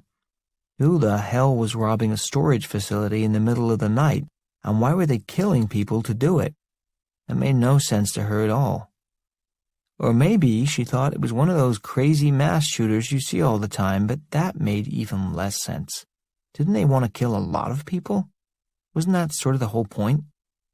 She'd never seen more than 2 people in this place at a time. Mary had sat stock still for the next 15 minutes or so, not daring to leave her locked storage unit, but there was no way she was going to be able to go back to sleep either. When the roar of the motorcycles echoed from outside, she'd heard voices in the hallway, a lot of voices, and she'd started trying to come up with a plan. Staying in here all night until the situation resolved was probably the best idea, but what if there were people in danger? What could she do about it? A better question, what would Tom do? She looked at her husband's things, sorted and piled so neatly and lovingly on the metal and particle board storage racks she'd ordered off Amazon and assembled all by herself. She tried to put Tom in her shoes, because Tom would definitely do something. 24. Nearby, Tea-Cake and Naomi had been sorting through plans of their own ever since they'd heard the sound of the Harleys. They'd heard Mike's footsteps as he headed off down the hallway, apparently drawn by the sound himself. Tea-Cake had come to a conclusion about it all that he was unwilling to be moved off of. This is like some kind of zombie shit. Naomi was feeling more reasonable. Okay, first of all, zombies are not real. Zombies are real. Zombies are 100% real. No, they're not, Travis. That's TV. That's movies. Yes, and some really fucking excellent TV and movies, I'd like to point out, but that's not what I'm talking about. Zombies are totally real. They're based on this shit in Haiti. It's like common knowledge or whatever. It's dead bodies they make into slaves with magic. I cannot believe you don't know that. And you want to be a vet? She looked at him. Do you actually believe that's what's going on here? Haitian magic? What? Fuck no, I'm not an idiot. He's getting impatient. So, what is your point? I said this is like some kind of zombie shit as opposed to exact zombie shit, which I understand is, like, not a thing in Kansas, okay? Whereas, i.e., that is to say, in reality here tonight, there is some growing green fungus and a rat king, an exploding deer, and a dude that wants to throw up in your fucking mouth. He made a gesture that said his point was proven. Right. And the thing, whatever it is, It's spreading. It wants to spread. Call it whatever you want, but the thing is in here, in this building, and it wants to get out there into the world. So what are we going to do about it? 20 years from now, when you and me are sitting around the fire and our great-grandchildren are asking us what we did way back in the great big zombie war, what are we going to be able to tell them? She opened her mouth to speak, but he held up a hand to stop her and kept talking. And yeah, I know my math doesn't add up on the great-grandchildren thing, so don't even start. She wasn't going to quibble with his math. She'd been about to point out that he had just assumed they were going to have children together. But that seemed beside the point. And kind of sweet, anyway, so she let him keep going. We gotta go out there and stop that dude before he throws up in somebody else's mouth. Why do we have to do it? The guy on the phone said he'll be here in 20 minutes. Yeah, and who is that exactly? He asked. A guy on the phone who talks a big game? A lady at Fort Belvoir who had to hang up on you and call you back on her cell phone? Why would she do that? These are fucking amateurs, man. They're just as scared as we are. I don't know why, but they are. Now, if you talk to Colonel Dick Steele or whoever, and he said there were half a dozen Sikorskys flying in here with missiles armed and playing Don't Fear the Reaper on big speakers, I'd maybe wait around and let that happen. But I don't think we have time to sit here hoping a couple freelancers show up and don't get eaten before they get out of their own car. We gotta go out there and do something. The debate bounced back and forth for another minute or two. Tea-Cake had by now played Griffin's messages and knew it was him and his low-life biker buddies who had arrived, probably to pick up the stolen merchandise.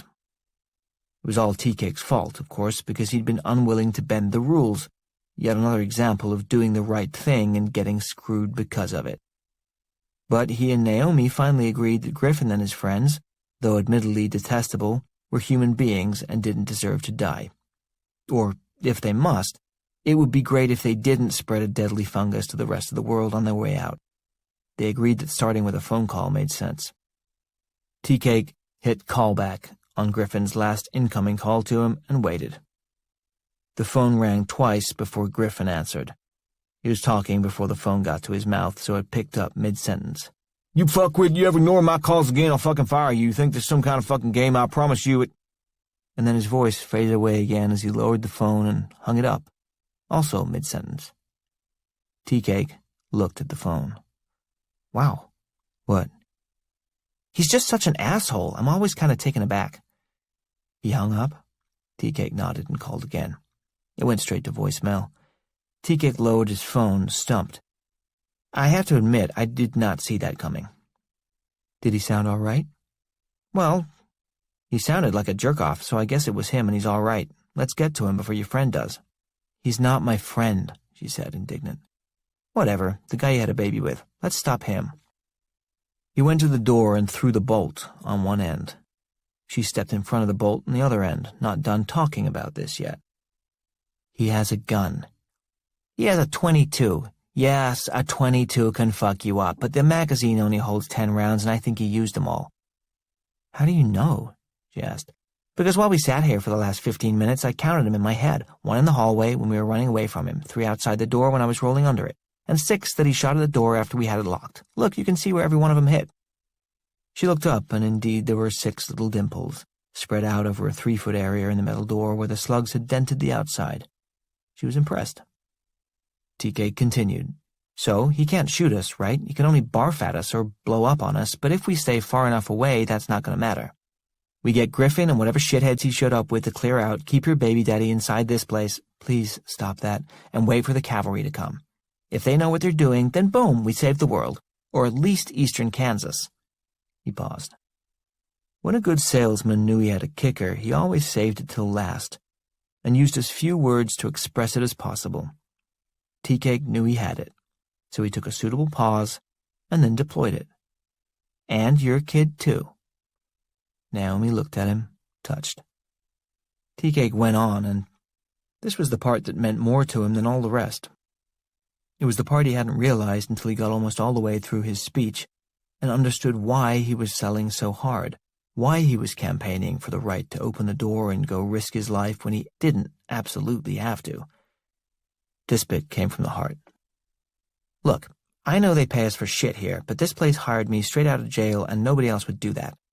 I'm supposed to take care of it, and for once in my life, it would be nice to not fuck something up. This is my one job, and yes, it's a shitty one, But it's the only one I've got or that I'm gonna get. You don't have to come with. I'll leave. You lock the door. I'll come back and get you when it's clear." Naomi looked at him and she thought, it's funny, some things improve with closer inspection. He sure did. She threw the bolt on the other side of the door, and together they pulled it up over their heads and stepped out into the hallway. Immediately, Tea-Cake was proven right about one thing. The gun must have been empty because Mike had left it behind, on the floor where he'd sat.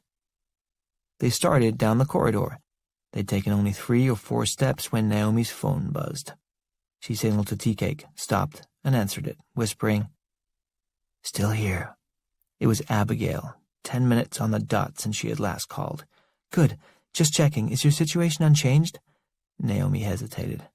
"Not exactly." "What does that mean?" "We left the locker?" Abigail paused, thinking. "I am at a loss as to why you would do that. There are more people here now. We gotta tell them." "How many people?" "I don't know. Call me back." She hung up and looked at Tea-Cake. She was not happy. Tea-Cake shrugged. "Who is?" The last 34 minutes. 25. The loading of the Samsung boxes had gone pretty well so far, but was taking longer than Griffin wanted. The renegotiation had slowed everything down. After all the work of finally selling these bozos on the TVs, that prick Ironhead had tried to lower the price to $75 at the last minute. And it wasn't like he did it quietly either. Everybody heard, and everybody wanted the same. Ironhead was good at this. They didn't call him Ironhead just because of the bike he rode. He worked in sales at IRT, and negotiating was second nature to him, so he waited till they were standing in the unit, took one look around at the overstock, and knew he had Griffin over a barrel. They haggled for a couple minutes, but Griffin's head was throbbing by this point, and the idea of everybody walking out of here and leaving these things was unthinkable. So $75 it was. The grand total take-home for the night was going to be $450 instead of $600, but whatever, Griffin took it. The TVs were heavy and awkwardly shaped, so it took 2 people to carry them out, one at a time. Cedric and Wino had taken the first one out, Cuba and Garbage the second, Shorty and the Rev the third, and Griffin and Dr. Stephen Friedman had made 2 trips already. Ironhead had somehow managed to cast himself in more of a supervisory capacity and was leaning against the inside wall of the unit, grabbing a quick vape when Mike showed up in the doorway. Mike stood there for a long moment, his breath wheezing in and out. He stared at Ironhead, who looked back at him. "What the fuck do you want?" Mike didn't answer, just stared. Ironhead blew out a cloud of smoke. "I asked you a question, dickhead." Mike still didn't answer. Ironhead took a step forward. "You are about to have a serious problem, man. Privacy of the eyes, motherfucker. Either you take 2 steps back and look away from me right this fucking second, or I will bounce your head off that wall till it goes pop. You understand?" Mike turned away and looked down the hallway, not because Ironhead told him to, but because he heard voices. Cedric, Wino, Cuba, and Garbage were headed back from their first load to the truck, coming for more, and they were drawing close. They saw Mike, but he took a few steps back, giving them plenty of space. Ironhead assumed he had managed to intimidate the psycho who had been staring at him. "That's what I thought," he said to Mike, as the others came back into the unit to get another TV. Cuba looked over her shoulder, recognizing the weirdo who had watched them earlier. His shirt was even tighter than before, 2 of the buttons already popped over his swollen midsection, and a couple others looking like they were about to give way. "What's that guy want?" she asked Ironhead. "I saw him before." "Fuck if I know. Don't worry about him, just keep going, we don't got all night." Cedric had seen enough of Ironhead's bossy behavior over the years to be sick of it. "When are you gonna grab one, you lazy piece of shit?" "Hey, I'm coordinating. You should be thanking me. I should be charging you a commission for the money I saved you." From outside they heard shouts, 2 voices somewhere far away, and they looked again, past that weird staring guy, but didn't see anybody. Ironhead turned back to the others, waving them along with some urgency. "Get a TV, come on, let's get the hell out of here." There was a low, tearing sound like a sheet ripping in half, and they all turned at the same time. Mike was back in the doorway, and the sound had come from his midsection. His stomach lining, stretched beyond its elastic capacity, had finally separated from the stomach wall and was now a free-floating mass of viscous jelly inside his abdomen. He had less than 90 seconds to live. Jaws dropped open, but only Ironhead managed to get a couple of words out. "What the f—" He cut off, because all at once Mike's stomach collapsed inward as his body forced his insides up, through his throat, into his mouth, and out into the air at 25 miles per hour. That's not very fast for a car, but for puke it's super quick, and it covered the distance between Mike and the rest of them in less than a second. Certainly it was less time than any of them had to react, and the spray of the droplets was wide, so they were all caught and contaminated by the blast. They screamed, staggered back, and Mike reached up, slamming the overhead door and slipping the padlock back through the hole. He wasn't exactly sure why, but he knew he had more work to do, and needed them to stay out of the way. The evolved form of Cordyceps novus inside Mike was racking up one positive growth experience after another, and now it had learned the value of not detonating a host's body at the very first opportunity. Mike's spread of the fungal mass had proven just as effective via vomit as it would have been by the fruiting burst of his entire body. Plus, it had the additional advantage of leaving him somewhat intact and mobile for at least another 60 seconds. The fungus was an excellent student. It learned. From inside the storage locker, Mike heard shouts and screams, but they were contained. They just needed to stay that way for a minute or two. Mike didn't have much left inside. He was consuming and expelling himself rapidly, and he had to make sure that what little there was left of him went to a good cause. The other humans. He turned toward where the shouts had come from. Less than 2 minutes earlier, Naomi and TK had come out of the storage unit. Naomi had answered Abigail's call, hung up on her, and they'd pressed on, making their way cautiously down the corridor. Naomi's phone buzzed again, but she ignored it this time, hit the button on the side, and sent the call to voicemail. From up ahead, they heard voices. Tea-Cake moved to an intersection, leaned around the edge, and looked down the next hallway, where he knew Griffin kept the storage unit with the stolen TVs. The unit was about 50 feet away, and he could see the door to it was wide open. Mike was standing in the open doorway, looking inside, and Tea-Cake could see shapes inside the unit, 4 or 5 people. They were doing something, but they sure as hell weren't paying attention to Mike, which was what they should have been doing. Naomi came around the corner as Mike started to suck his gut in and out. They both knew what was coming next and shouted at the same time to the poor bastards inside the unit, "Look out! Get away! Get the hell out of there!" But they were too late. They could only watch as Mike's stomach emptied itself and the fungus sprayed into the storage unit. They watched as he reached up, slammed the door, locked it, and turned to them. He stared at them for a moment, then he ran at them. From the looks of Mike's decomposing body, it didn't seem like he'd be capable of running, but he was, in a rapid, shambling sort of way, coming at them hard and fast. He was already too close for them to turn and run themselves, and Tea-Cake realized with some regret that his grand, heroic plan had consisted of almost 0 real ideas. Leave the unit, tell the others, save the Earth? Honestly, that was a for-shit plan. It didn't deserve the word plan. It didn't deserve to be mentioned in the context of real plans. He'd convinced Naomi, this totally decent woman and awesome mother who actually mattered on this earth, to leave the safety of their hiding place and step out into a dangerous situation with no concrete strategy and nobody but him, the planless wonder, to protect her. Tea-Cake heard his father's voice in his head, telling his idiot son the same thing he'd told him for the last 15 years. If you didn't have shit for brains, you'd have no brains at all. Mike was only a second away from them now, and Tea-Cake squatted low to lunge himself at their attacker, to at least block him long enough so that Naomi would have time to run. He tensed his legs, ready to spring forward. Naomi heard the gunshots first, because they came from 1.5 feet behind her left ear. They were so loud they burst her left eardrum and temporarily deafened her in the right. A Glock 21 SF-45 automatic has been standard issue for the Kansas Highway Patrol since 2009. Nobody really had any idea why they felt they needed quite that much firepower, but the last people who had complained tonight were Tea-Cake and Naomi. 6 slugs from the 45 whistled past Naomi's head, over Tea-Cake's shoulder, and slammed into Mike's chest with such force that they reversed his course of motion. They lifted him off his feet, blew him back 2 yards in the air, and dropped him to the cement floor dead. His fungus-riddled body was in such a state of disrepair and disarray that he nearly disintegrated on impact.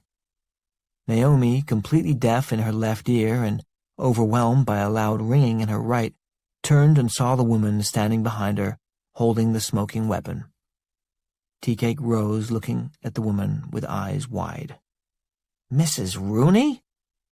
Mary Rooney lowered her dead husband's service weapon, the one she had reported lost rather than turn in when he died, the one she'd brought to the storage unit in the shoebox that very day. She turned from Mike's scattered remains and looked back at Naomi and Tea-Cake. That boy just wasn't right. The gunshots were still echoing in the lobby when Shorty and the Rev turned on their heels and took off for the pickup truck.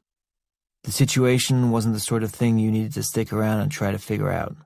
6 gunshots, like cannon shots, these things, coming from what sounded like a semi-automatic weapon somewhere 100 feet ahead of you, while you were in the process of loading stolen merchandise into your truck in the middle of the night? Yeah, you go ahead and get the hell out of there as fast as you can.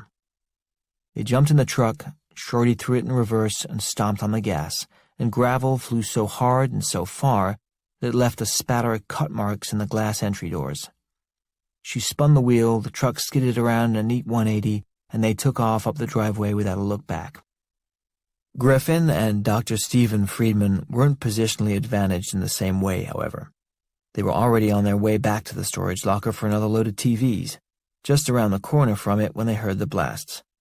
Dr. Friedman ducked low and threw his hands up to cover his ears, a biologically useless response that left him a sitting duck in the middle of the hallway, but his years in dental school included no training for this sort of predicament. Griffin was different. Griffin had gamed out this kind of scenario 100 times while playing School Shooter North American Tour 2012, a modification for Half-Life 2 that he'd downloaded off the internet. He responded instinctively, joyfully, flattening himself against the wall and pulling the Smith & Wesson M&P 40 caliber from the shoulder holster under his jacket. Before the shots had faded, he'd done a quick recon, left, right, left, and saw the hallway was clear, except for Dr. Friedman, who was still crouched in the middle of it. Griffin took one step forward, grabbed the dentist by the collar with his hammy left hand, and dragged him back against the wall. Dr. Friedman looked up at him, still crouched, terrified. "What the hell is going on?" he asked in a trembling whisper. "Active shooter," Griffin said. He hadn't felt this good in years. 26. Roberto was on Highway 73, just 8 miles outside of Atchison when Abigail's call came. His cell phone was still sealed in the pouch, so he'd left his laptop open on the passenger seat, using an AT&T card to stay connected to the internet. He put in his Bluetooth, hit the spacebar to answer, and listened while she explained the latest development from inside the storage place. He wasn't quite sure he actually understood. "They left? What do you mean they left?" "They're not in the unit." "Why the hell not?"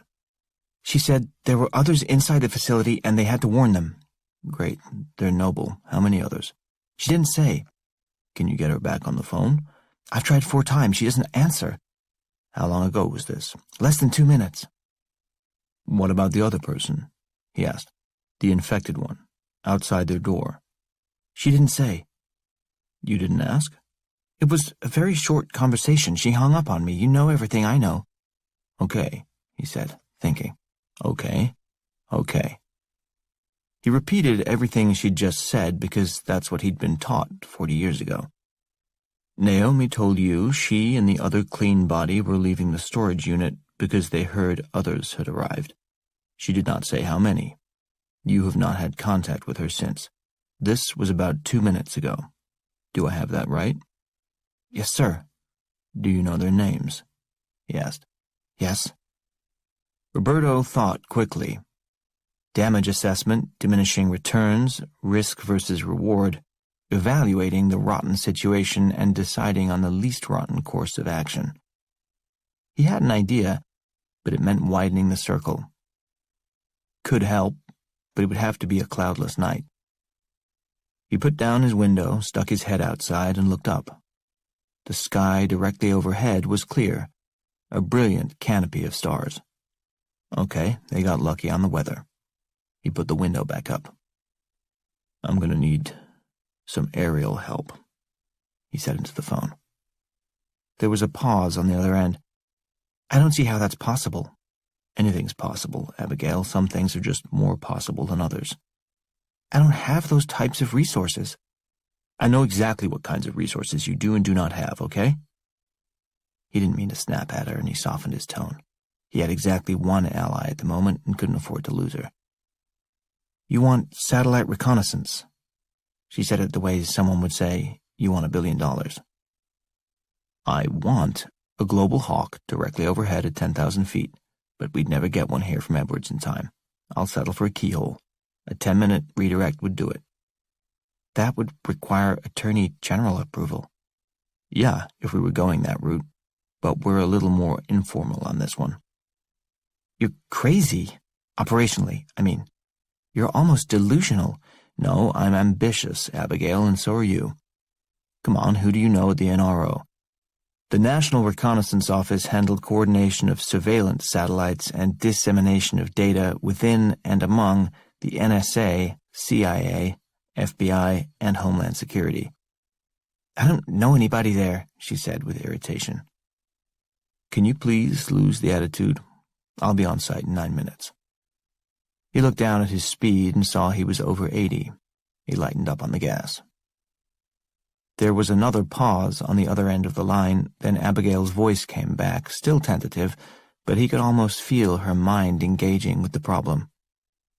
My friend Stephanie dates a guy at the ADFE. The Aerospace Data Facility East was located just on the other side of Fort Belvoir and was the operational hub of reconnaissance satellites all over the world. See? Roberto said. You see what you can do? But I'd have to wake her up. He'd have to be on duty. We'll need a few things to break our way, no question. I'll call you back. Wait, he said. Have you ever met this guy? No, I saw a picture of him once. Who's better looking, him or Stephanie? I don't know. Do we really have time for that? Abigail, goddammit. He was getting tired and seriously cranky. Please just answer the question. Who is better looking? Stephanie is gorgeous. She's way out of his league. That's our first break right there. Wake her up. You have the coordinates already. I need eyes overhead in 5 minutes. If any infected people leave that place, I need to know how many there are and where they go. Got it? Got it. And get me some personal information on both of the people inside that place, the clean ones. Work history, favorite ice cream, whatever you can come up with. I might need it. Understood? Understood. Abigail hung up to get to work. Roberto pulled out the earpiece and closed the laptop. He allowed himself a tiny sigh. This was sort of, possibly, maybe, going to work out. He'd forgotten how many people he knew and how good he was at getting the best out of the ones he didn't. Wrinkles appeared and he ironed them out. There's just no substitute for experience. You take a lifetime of acquired skills, season it with the wisdom of age, throw in some good instincts and reflexes. You can't learn those, you have to bring them to the party, and you got yourself a pretty damn effective operative. Hell, maybe he never should have retired in the first place. He'd be there in 8 minutes and have this resolved within the hour. He smiled. Then the cop popped his lights. Roberto looked up into the rearview mirror, a familiar sinking feeling in his stomach. The cop was so close behind him and the flashing red cherries so bright they stung his eyes. He looked down at the speedometer. The needle was pushing 90. Speeding? He was speeding? Yeah, you're a real genius, Roberto. He banged a fist off the steering wheel and drove on for a moment, his mind racing in 18 different directions, every single one of them a dead end. The cop double-tapped the siren, and the whoop-whoop almost made Roberto jump out of his skin. He had no choice. He pulled over. The gravel shoulder crunched under Roberto's tires, and he brought the minivan to a smooth and responsible stop. He looked up into the rear view to see if there was anything he could learn. The cop's car was a standard four-door sedan, probably a Chevy Impala. It had a red light bar on the roof, square headlights with alternately flashing high beams, and a blue zipper light in the front grille.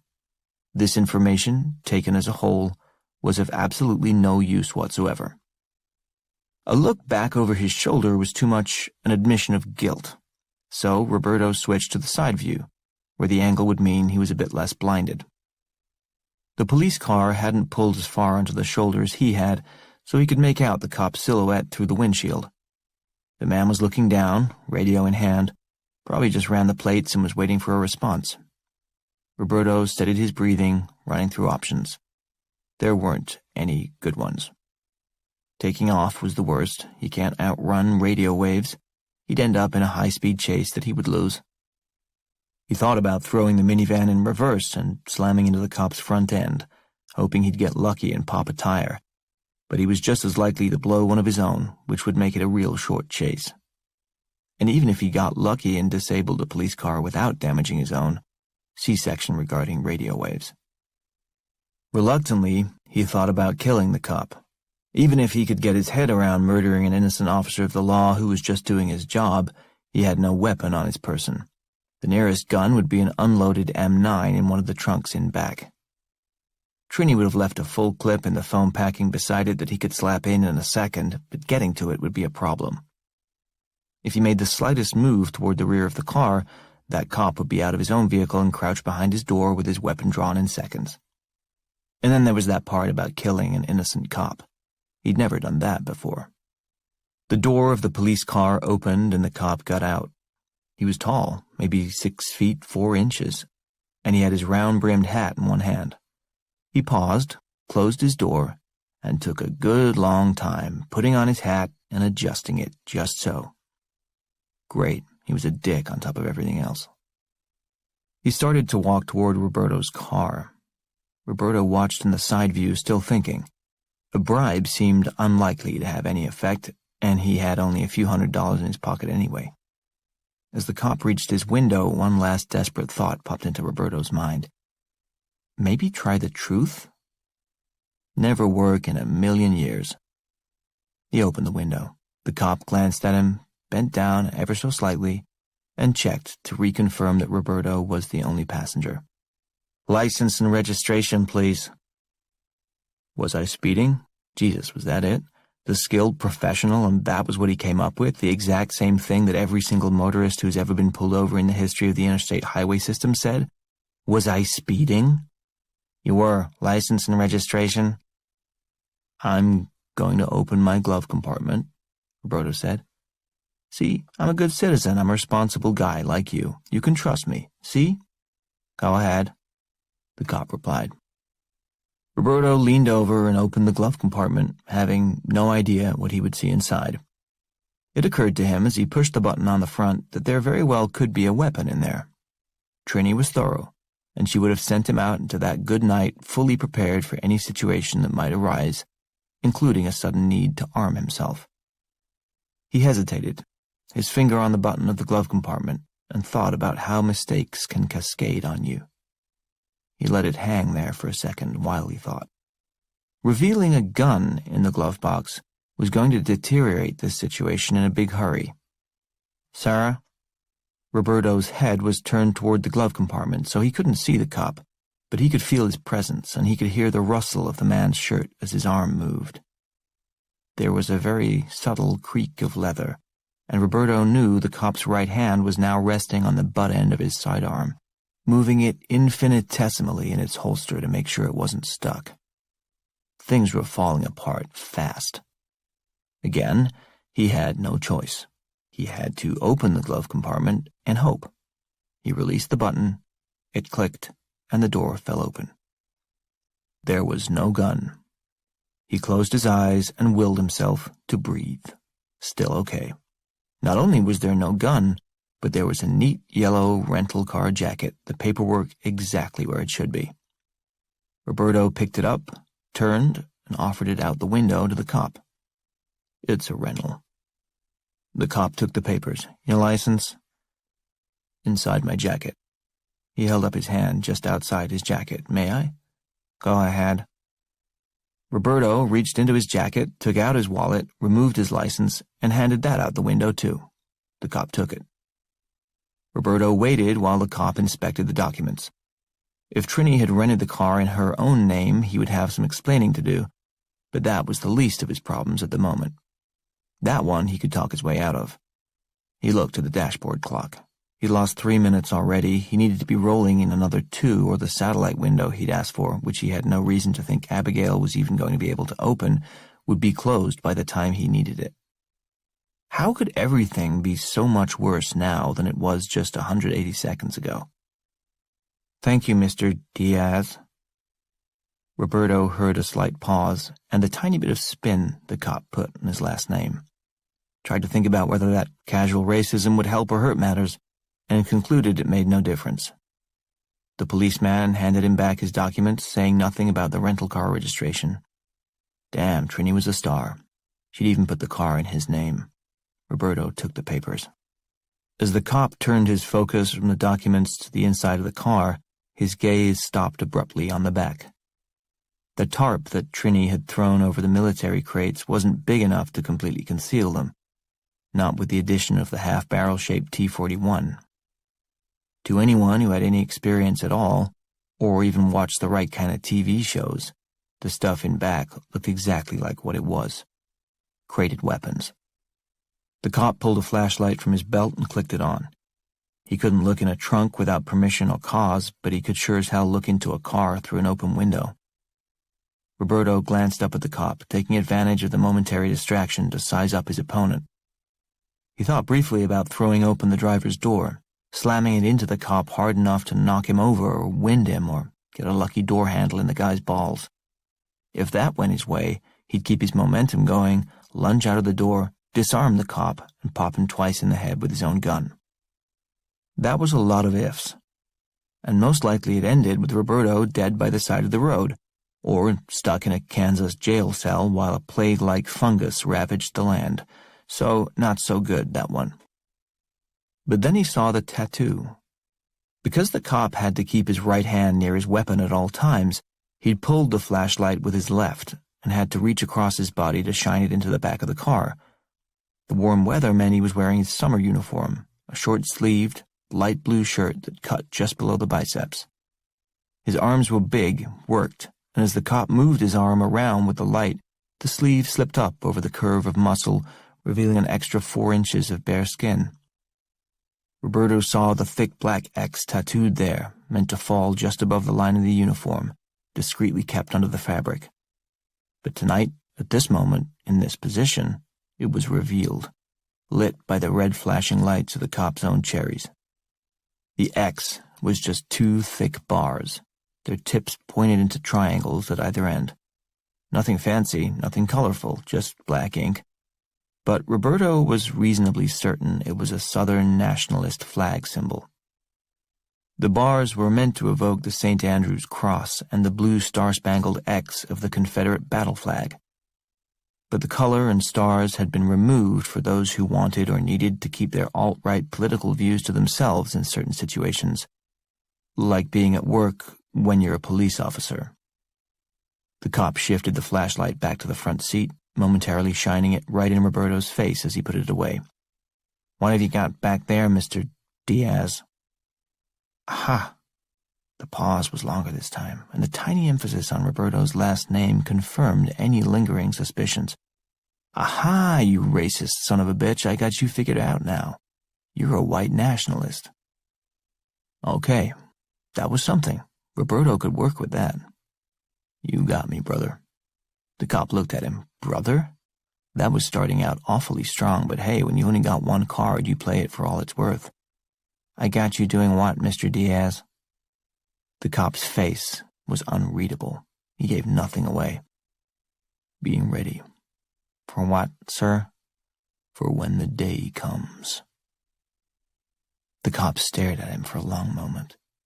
He gave no reason for Roberto to feel encouraged, but he didn't ask him to get out of the car either. Roberto took that as license to continue. He shoved the rest of his chips into the middle of the table. Saw your tattoo. If we lived in a free country, I'm guessing you'd put 3% on there, am I right? The cop just held eye contact, thinking. Over the last 7 or 8 years Roberto was at DTRA, there had been a sharp increase in reporting on weapons acquisitions by well-armed domestic militias. He'd read those sections of the daily security briefings only cursorily, as his purview was almost exclusively overseas, but he knew enough to know the names of a few of the more prominent nationalist movements, which included the Three Percenters. An American paramilitary movement, its members pledged armed resistance against any attempts to limit private gun ownership by a tyrannical government. The name was derived from the claim that only 3% of the population of the original 13 colonies fought against and defeated Great Britain in the Revolutionary War. In truth, the number was closer to 15%, but who's counting when there's a rhetorical point to be made? The Three Percenters counted among their numbers a fair amount of law enforcement, and in fact, a group of Jersey City police officers had been suspended in 2013 for wearing patches that read one of the 3%.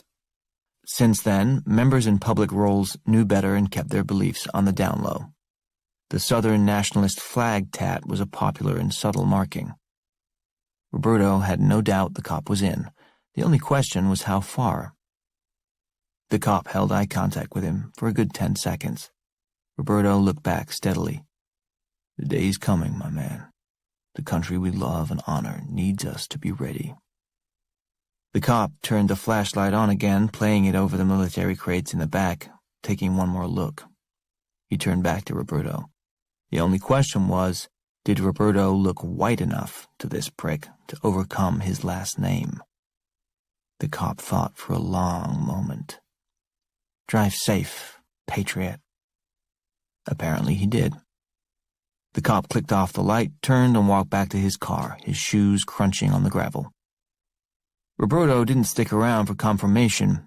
He put the minivan in gear and pulled away, not too fast and not too slow, lifting his hand up into the beam of the cop's lights and giving a little thank you wave as he put distance between them. In his mind, he reverted back to his original position. I am very good at my job. He'd be in Atchison in 7 minutes. 27. Within 30 seconds of when Mary Rooney fired 6 shots into the chest of the weird guy who'd exploded, a thought occurred to her. She'd just killed a man. The unreal fact that he'd burst in a haze of green goo was less relevant to her than the objective reality of her situation.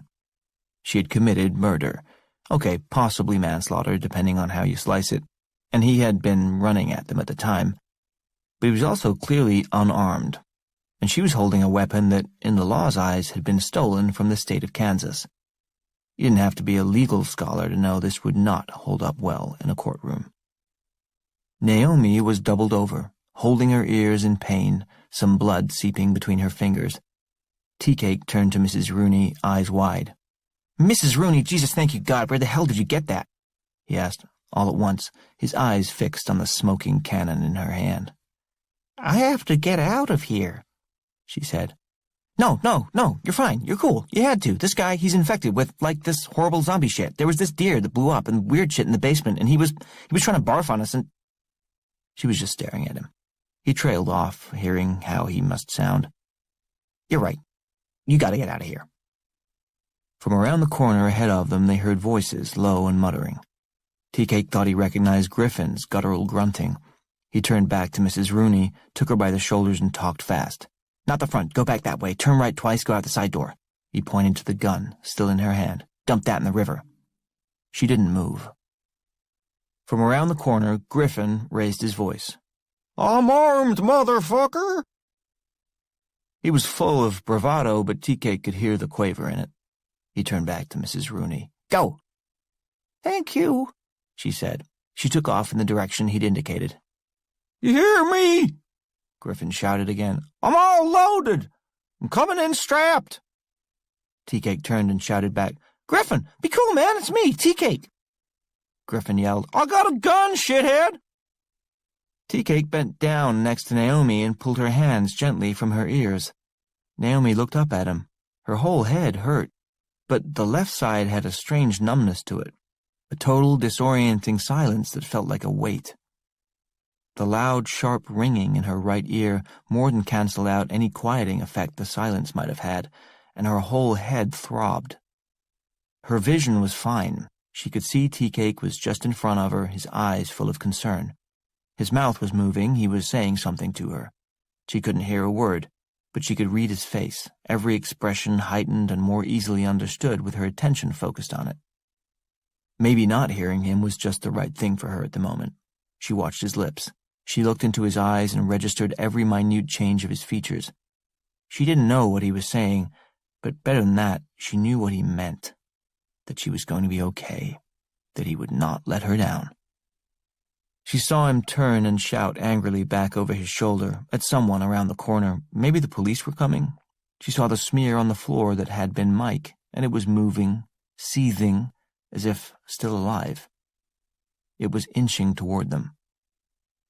Now Tea-Cake was pulling her to her feet, urging her to do something. To leave? Yes, that was it. He wanted her to leave in the other direction. Whatever the danger or whatever had to be done, he didn't want her to be a part of it. Naomi was moved, maybe because she could only feel him and his feelings were so powerful. He was saying one thing over and over again. She was no lip reader, but could recognize her daughter's name. He was telling her to get out of there right now because maybe he didn't matter, and maybe she didn't either, but her daughter did, and she had to take care of her. Tea-Cake turned and shouted something over his shoulder again. Naomi couldn't make it out, but whoever was at the other end of the hall was coming this way, and there was danger. Tea-Cake turned his body and shoved Naomi behind him, pushing her down the corridor in the other direction. She could tell by the strength of the shove that he would not be argued with. She staggered back and moved around the corner, just out of sight of whoever was going to come down the hallway. She lingered there for a moment, hidden, unsure what to do next. She couldn't hear. Her head felt like it was going to split in half from the pain rattling around inside it. She had no idea who was coming, and the only person who could explain it to her had just told her in no uncertain terms to get the hell out of there. Naomi froze. A second later, Griffin came around the corner at the other end of the hall from Tea-Cake, gun in front of him. His body was hunched, coiled in a SWAT team crouch. He swung the gun from side to side, as if expecting someone to lunge from one of the units and go after him. Tea-Cake shouted to him from his end of the hall, "Griffin, you asshole, put the fucking gun away!" Instead, Griffin put both hands on the grip and extended it in front of him, pointing it at Tea-Cake's head as he advanced. "Hands in the air!" Tea-Cake put his hands up. "It's me, okay?" Griffin kept coming, stalking forward on bent legs, both hands on the gun, unconsciously mimicking the movements and posture of his avatar in his copy of School Shooter. "Drop the gun!" Tea-Cake looked up at his own hands, which were both empty. "What gun?" "Drop it!" "Griffin, I don't have a gun, okay?" From behind Griffin, Dr. Friedman peeked out, assessing the situation. "It's true, Daryl. He does not appear to have a gun." Tea-Cake, trying to keep his hands in the air, pointed at the mess on the floor that had been Mike a short while ago. "Don't get any closer to that man." Griffin stopped, staring down at the remains. Revolted, he looked back up at Tea-Cake, pointing the gun at him again. "Down on the floor!" "Why?" "Against the wall!" Tea-Cake, who had been about to get down on the floor, stopped. "Which?" "Do it!" "Seriously, you want me to get down the floor or up against the wall?" Griffin, hearing something behind him, whirled around with the gun. Dr. Friedman, whose right boot had squeaked on the floor, barely got his head out of the way as the barrel swung toward him, aimed wildly around the empty hallway, and then swiveled back to Tea-Cake. "Where is the shooter?" Griffin shouted, bringing some focus to his ever-changing list of demands. "He's gone," Tea-Cake said, lying only in the sense that he used the wrong pronoun. "Took off as soon as he shot." Griffin looked down at Mike's body again. "Who is that?" "That's what I'm trying to tell you," Tea-Cake said, taking a step forward. "Don't come any closer." Tea-Cake sighed and stopped. The night had been weird, then exciting, then terrifying, and now, with Griffin in the mix, it was just annoying. "I don't know. He got some kind of disease or something. It's contagious. It'll kill you. The fucking army's coming, or at least some guy who knows the army, or... Can I put my hands down, or what?" "You called the cops?" "Yeah, sorta. DTRA. "What the hell is that?" Before Tea-Cake could answer, a sharp banging sound from the right startled Griffin, and he swung the gun around again. Dr. Friedman dove out of the way faster this time, doing a good job of not getting his head shot off, and Griffin pointed the gun at the storage unit right next to them. "What's that?" Voices from inside the unit, more fists pounded on the door. Griffin recognized them. "Ironhead, what the fuck are you doing, man?" The voices shouted some more, the door rattled and banged, and Griffin noticed the lock hanging unlocked in the hasp. It was enough to hold the door closed, but it wasn't clicked shut, so if the door rattled long enough, it was bound to be dislodged. Griffin turned the gun back on Tea-Cake. "What'd you lock him in there for?" "I didn't. That guy did." He pointed to Mike's residue. Griffin frowned, his reptilian brain trying to process it all. Keeping the gun on Tea-Cake, he moved toward the locker. Tea-Cake took a step forward. "Don't, man." Griffin stopped, swinging the gun back on him. "Why not?" "They're infected." Dr. Friedman stepped out of Griffin's shadow, recognizing he might have some role in this conversation after all. "Infected? With what?" "I don't fucking know," Tea-Cake said, his patience nearing an end. "Bad shit. For the last time, will you put that fucking gun down already?" Griffin squinted at him. There was a dead guy on the floor, his friends were all locked in a storage unit, and Tea-Cake was the only one in the hallway. No, he would not put the fucking gun down, no goddamn way. He took 2 steps back from the storage unit, gesturing with his gun from Tea-Cake to the door. "You open it," he said. Tea-Cake looked at him. There was no reasoning with this lump. He looked over at the door. He saw the lock dangling in the hasp, clicking against the sides of the metal loop as the people inside the storage unit continued to pound on the door, demanding to be let out. "No fucking way," he said. "No!" Griffin shouted, taking a step forward with the gun. As he moved, his sweaty right index finger tensed on the trigger, which he'd adjusted for maximum sensitivity. He inadvertently squeezed off a round, which leaped from the barrel and sliced through the very outer edge of Tea-Cake's left ear, drawing a spurt of blood before it flew the rest of the way down the hallway, ricocheting off 2 metal doors and finally burying itself in a cement wall.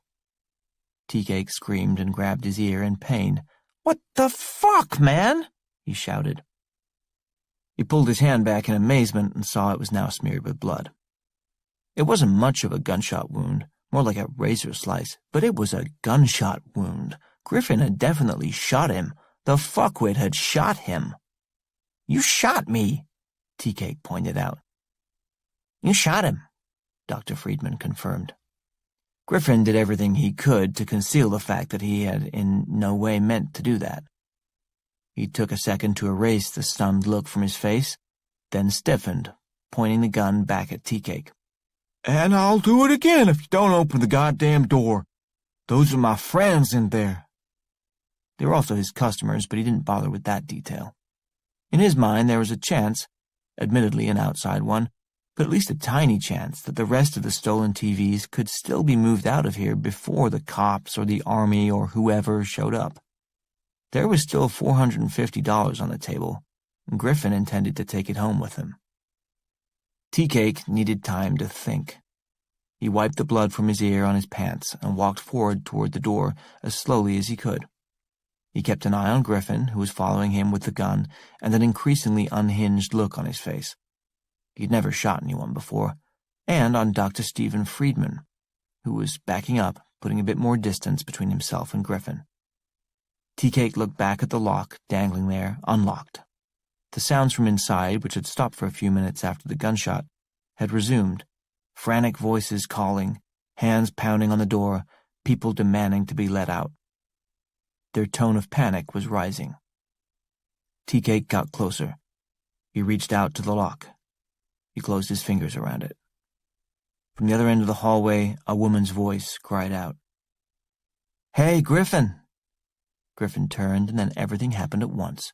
Foam exploded from the spout of the fire extinguisher Naomi was holding from about 30 feet away, and it sprayed Griffin and Dr. Friedman in the face, momentarily blinding them. Griffin swung his gun crazily, and another shot went off again by accident.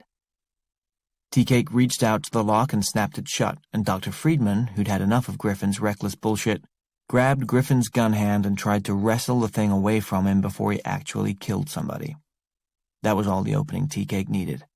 He turned and took off, racing down the hallway toward Naomi. She was turning as he got to her, dropped the fire extinguisher with a noisy clang, grabbed his hand, and they took off into the other hallway. They headed for the side door through which Mary Rooney had just escaped. At the storage locker, Griffin wrestled his gun hand free and gave Dr. Friedman a ferocious shove, knocking him on his ass. "The fuck is the matter with you?" he shouted at the dentist, wiping foam from his eyes. He turned back to the locker door and pawed at the lock. There was more pounding from inside the locker, frantic now, and the voices were changing, rising in pitch and intensity. There was panic inside the locker. The situation in there was changing, something was happening, and it wasn't good. Griffin shouted at the door. "Ironhead, you got my key? You got my key, shithead?" From inside the locker there were sounds of a struggle, and a body slammed up against the door hard. Griffin stumbled back. Something else hit the door, something heavy, maybe another body, and the door dented outward.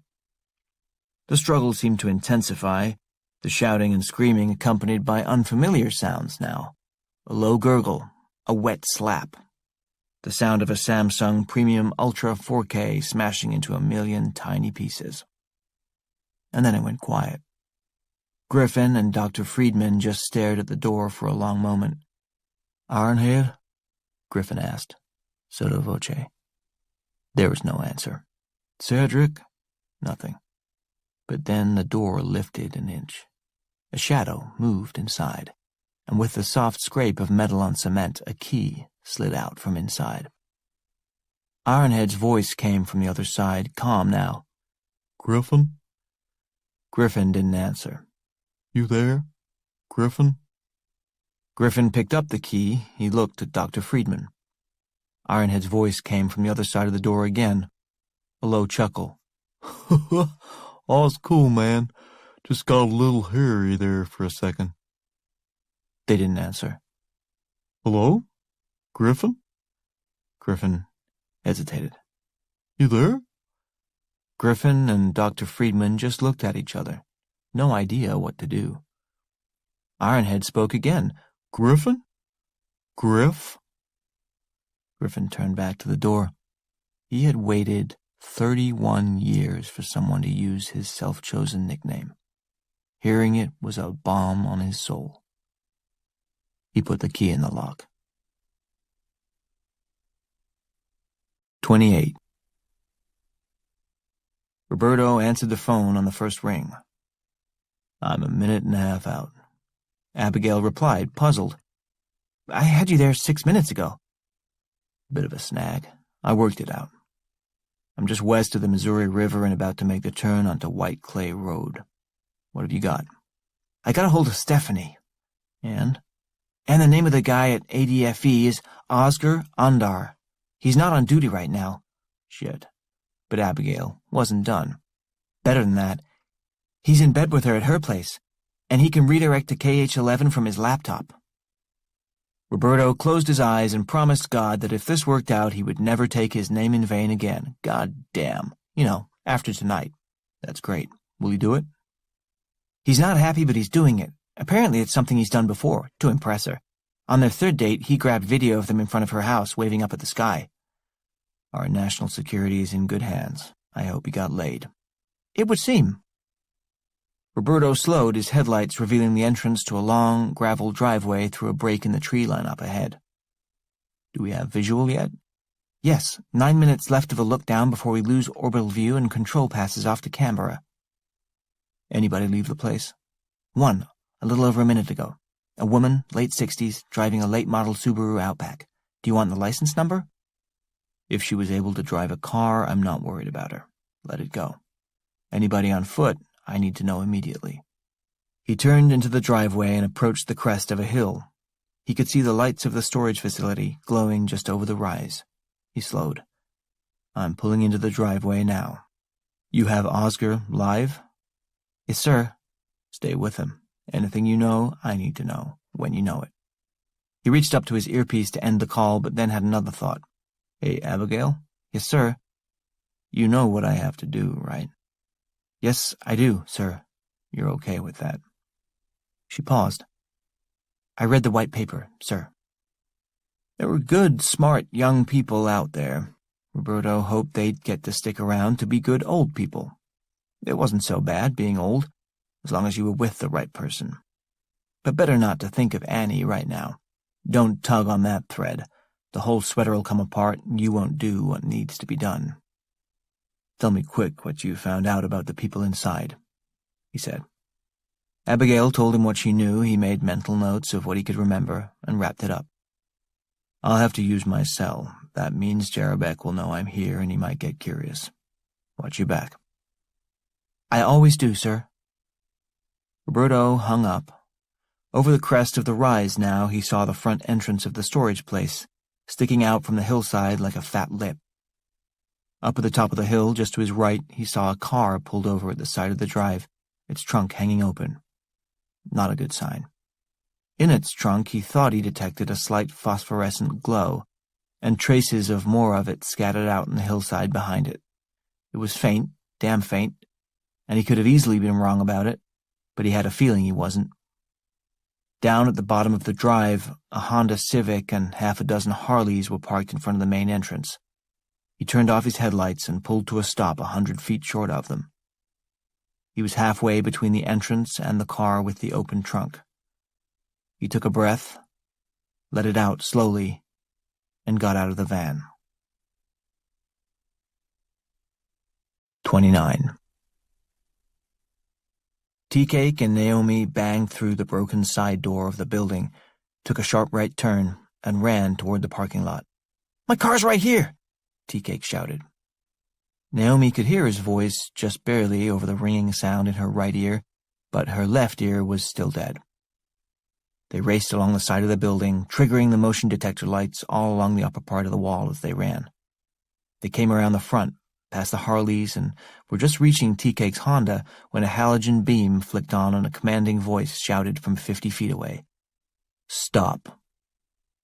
The order was clear, and the voice was the kind you don't argue with, so without even thinking about it, they stopped. They turned toward it, raising their hands in the air. The flashlight beam was brilliant, piercing, and they both winced, blind to whoever was behind it.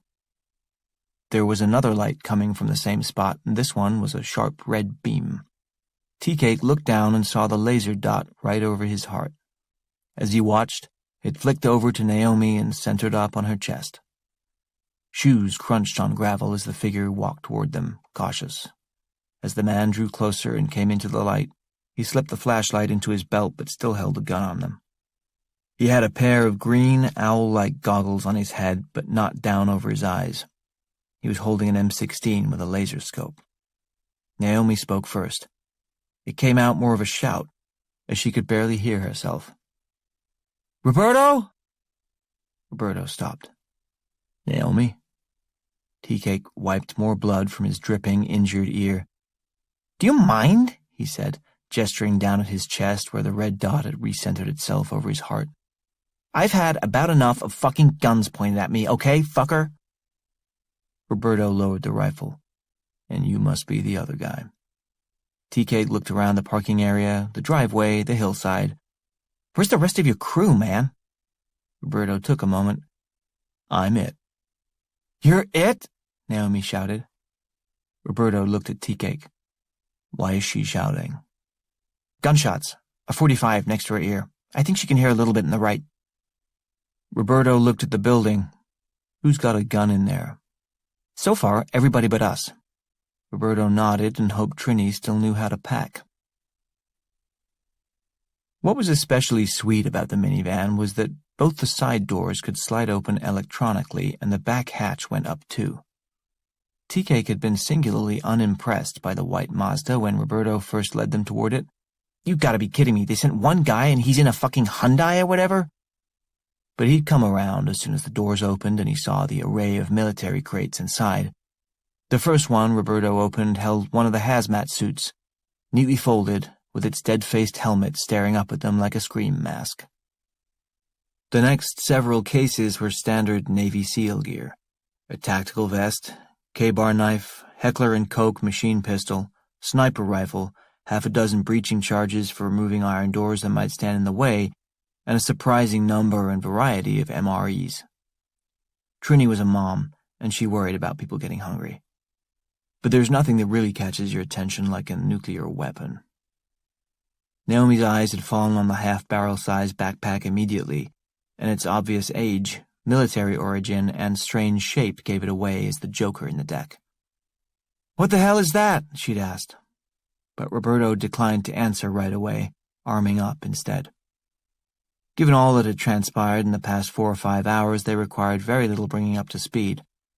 Roberto told them what he knew about the fungus, and they were already perfectly aware of its lethality.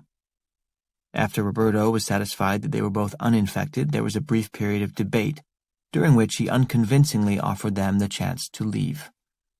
But that argument had collapsed under the weight of reality. There were now as many as 7 infected humans inside the storage facility.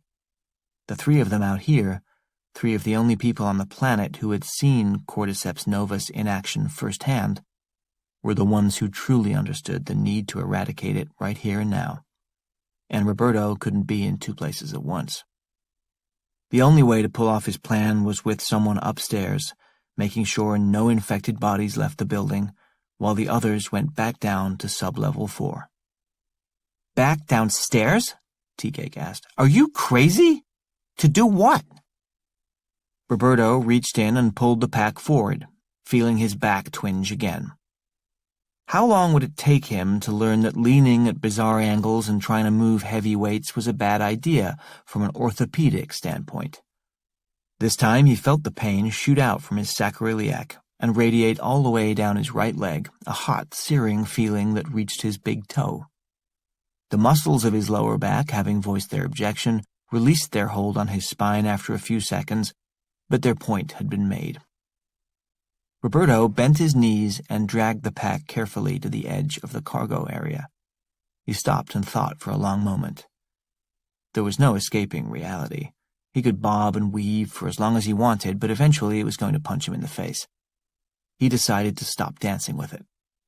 He turned and looked at Tea-Cake and Naomi. "You're going to have to place the device." Naomi, who had most of the hearing back in her right ear, picked up that part clearly. She stared down at the half-barrel shape. "What kind of device?" she asked. "Think of it as a big bomb." "How big?" Tea-Cake asked. Roberto gave it to them straight. 0.3, 5, 10, or 80 kilotons. It has a selectable yield. Naomi closed her eyes, her fears confirmed, but Tea-Cake went through the motions of pretending he had not seen that one coming. "It's a nuke? A fucking suitcase bomb?" "No, it isn't a suitcase bomb," Roberto said, irritated, as he strapped on the tactical vest. "There's no such thing as a suitcase bomb. What kind of invading ground force carries suitcases?" "Dude, you know what I mean. It's a—" Roberto cut him off. "Yes, it is." He turned to Naomi. "You asked if we had a contingency plan. This is it. You saw how that fungus spreads, how fast and how far, and how lethal. A group of us have spent 30 years thinking about this. Precautions have been taken. Arrangements were made. This is the only way." Tea-Cake looked at Naomi, who seemed calm, but he couldn't believe what he was hearing. "You're going to kill everybody in eastern Kansas." "We're not going to kill anyone. Detonation will be hundreds of feet underground. This immediate area will be irradiated, and they're going to sell a lot of bottled water around here for the next 20 years, but there will be no atmospheric fallout, and the problem will be solved. Once everything sorts out, we'll all get awards. Let's just hope they aren't posthumous." "You're out of your goddamn mind," Tea-Cake said. No, he's right. Roberto smiled at Naomi, strapping the K-bar knife to his thigh. She'd sounded smart when he talked to her on the phone. He was glad it was true. He turned to Tea-Cake and looked him up and down. How much can you deadlift? I don't know, 200? Roberto looked doubtful. What? Is that too much? We'll find out. Roberto said, You two are going to carry this down to sub-level 4 and activate the triggering mechanism. I'll show you how. I'm going to stay up top and remove any infected organisms that try to escape the area prior to detonation. Remove? Naomi asked. She knew, but she asked anyway. I'm going to kill them, he said. I'm going to execute people whose only crime is that they were exposed to a deadly fungus. Would you rather do my part of the job or yours? They didn't answer. Roberto continued, After you start the timer, you'll have between 8 and 13 minutes to get back up here, get in the van, and get at least half a mile away. 8 to 13? Naomi asked. The timer duration is unstable without a mechanical wire. Tea-Cake was aghast. So it could blow up at any fucking time? Roberto looked at him and repeated himself, keeping his tone neutral. The timer duration is unstable. Tea-Cake looked at the backpack incredulous. What did they used to say to the poor fucking grunts they sent out with these? Tell your parents that you love them. And they still did it? Blew themselves up? No, Travis. No one did it. These were never used. You would have heard about that in school, but people were willing to do it because they thought the future of the world depended on it, which it does, right now. He picked up the Heckler & Koch, slapped a fresh magazine into it, and straightened, using every inch of his height advantage over Tea-Cake in an attempt to inspire. E3 Seaman Meacham, you're what I've got right now, and frankly, it's more than I expected. You were on a ballistic sub, so you're no dummy, and you know at least the fundamentals if you weren't too stoned in recruit training. I suspect you're a much better soldier than the general discharge honorable conditions they gave you. Come on, Squid, why don't you prove it tonight? Travis looked at him stunned. How'd you know? We had your first names and your place of business. These aren't state secrets. He turned to Naomi. I know you've got a child at home, Miss Williams, but that pack is 58 pounds, and Travis can't get it down the tube ladder by himself, not safely. Can you shoot a gun? She nodded, sort of. Roberto took a Glock 19 from an open case, loaded it, and turned it around, offering it to Naomi handle first. Travis will have his hands full, so you'll watch both your backs. You've got a 12-shot magazine, a trigger safety here, and a thumb lock over there. You need to flip both of them to pull the trigger. Once you've pulled, each shot requires another pull, but the safeties won't re-engage unless you take your finger off the trigger. Got it? She nodded, taking the gun. She'd never held one before and had always hated them on principle. She still did. I'm not going to fire it, she said. You will if you need to, Roberto replied. I doubt it, she said. Roberto continued. When you put somebody down, you aim for the chest. It's the biggest target. Wait till they get close enough and you won't miss. 2 shots in the chest, then once they're on the floor, another one in the head. No more than that. That's 4 people per clip. Count your shots. If you get below 3 shots left, you change clips, understood? She nodded. Roberto looked at them. You two may have started the night as minimum wage security guards, but you're ending it as a green light team. America's finest. Now put on the suits. 30. At that moment, there existed on Earth 4 distinct colonies of Cordyceps novus, each with its own chromosomal characteristics, growth rate, and ambitions for expansion. Deep underground, in sub-level 4, the original colony, or more accurately, the original American colony, remained in a multiplication phase, though its growth had plateaued since its expansion into the hallway outside the cell in which it had first escaped from the biotube. In terms of organic nutrients, the rats it had infested and fused together were far and away the most abundant source of fuel, but that had been exhausted. The Rat King mass was already in stasis, the precursor to decay and disintegration. A tributary of growth was making its way across the dry cement floor toward a puddle of water beneath one of the sweaty overhead water pipes that made up the cooling system, but it hadn't reached it yet. Once it did, it was hard to predict the fungus's reaction, since it had never encountered water in its pure form before, only as a component of a human body. Safe to say it was going to like it, but it wasn't there yet. This colony of Cordyceps novus was a bit like Reno, Nevada, popular once, but limited by location and climate, and not anywhere a serious person would want to go. Above ground, on the hillside behind Roberto's van, was the second colony, the one CN Roach 1 had founded a little over 15 hours ago. This colony had begun in the trunk of Mike's car, where it still maintained a strong presence. But after the deer and Mr. Scroggins had taken off, the fungus had to content itself with feeding on old towels, steel, rubber, and other unsexy fuels. More successful was the outpost begun by Mr. Scroggins when he had exploded at the top of the tree. It had spattered in all directions and fallen to earth as far as 75 feet from the tree itself. It currently thrived on the moist, humid forest floor, spreading at a rate of 3 to 4 feet per hour.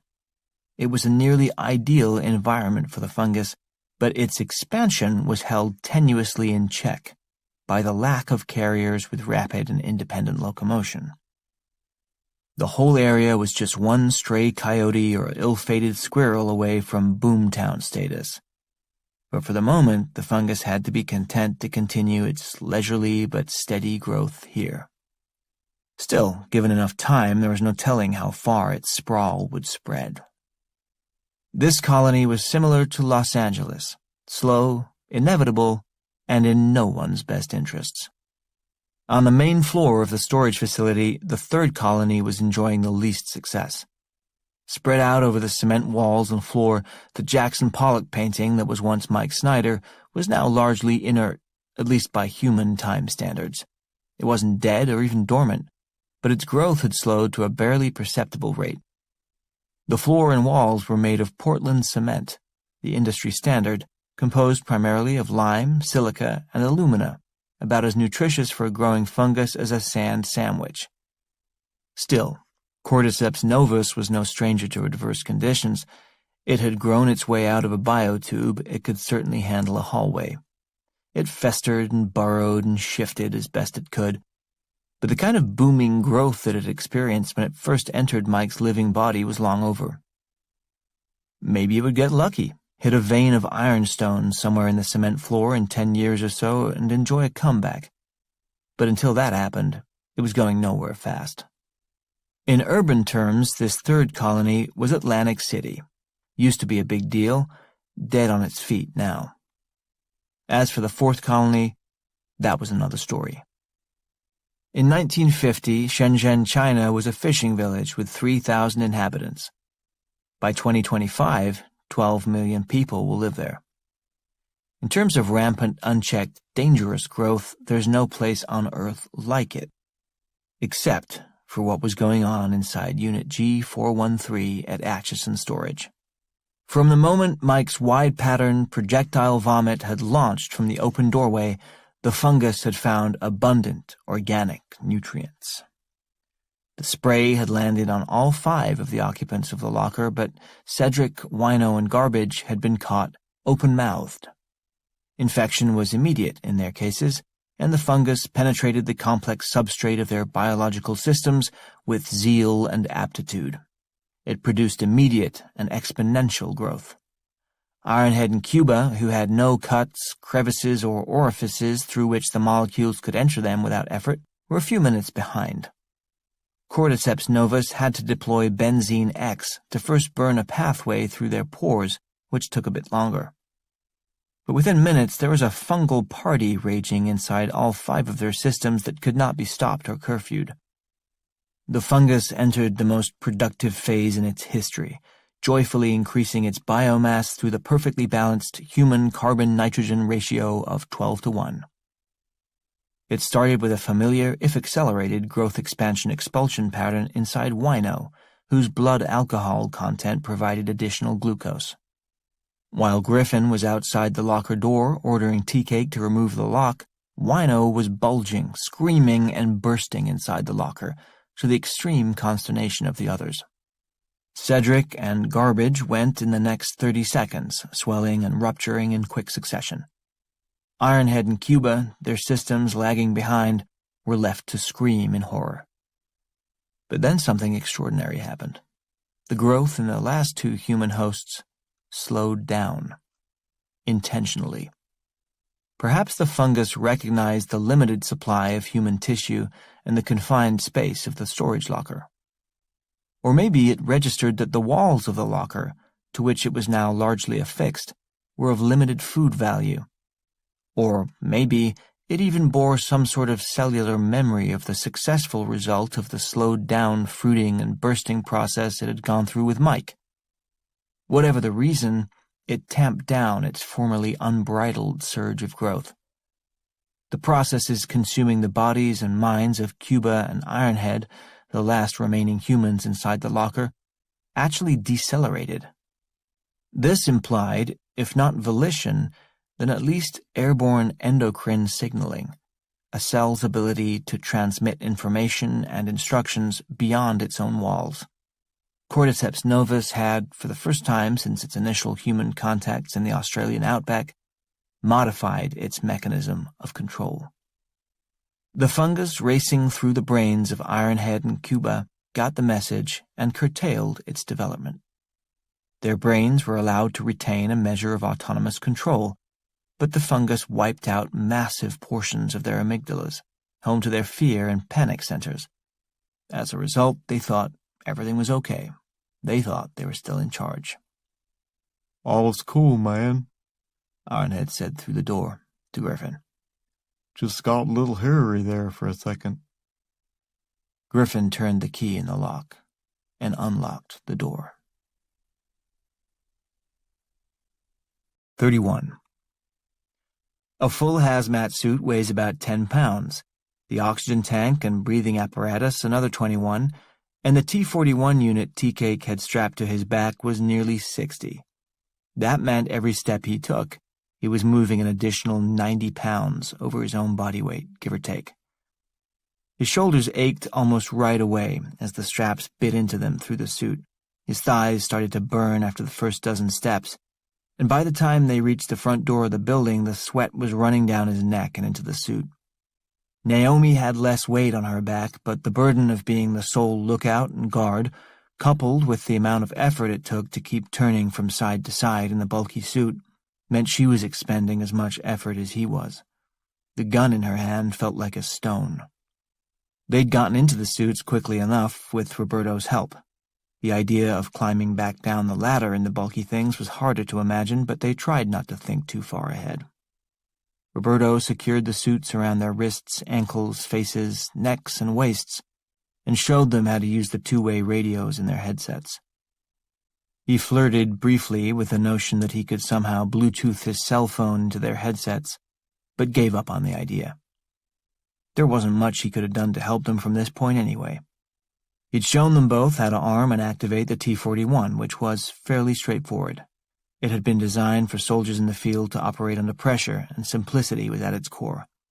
That and fissile fuel that could sustain a nuclear chain reaction. There was no third suit for Roberto. Tea-Cake had asked why he'd brought two in the first place, and Roberto had just looked at him blankly. "For the same reason I brought two of everything else. What if one breaks?" Roberto would never understand some people. With that, he wished them luck, told them to hurry, and sent them on their way into the building.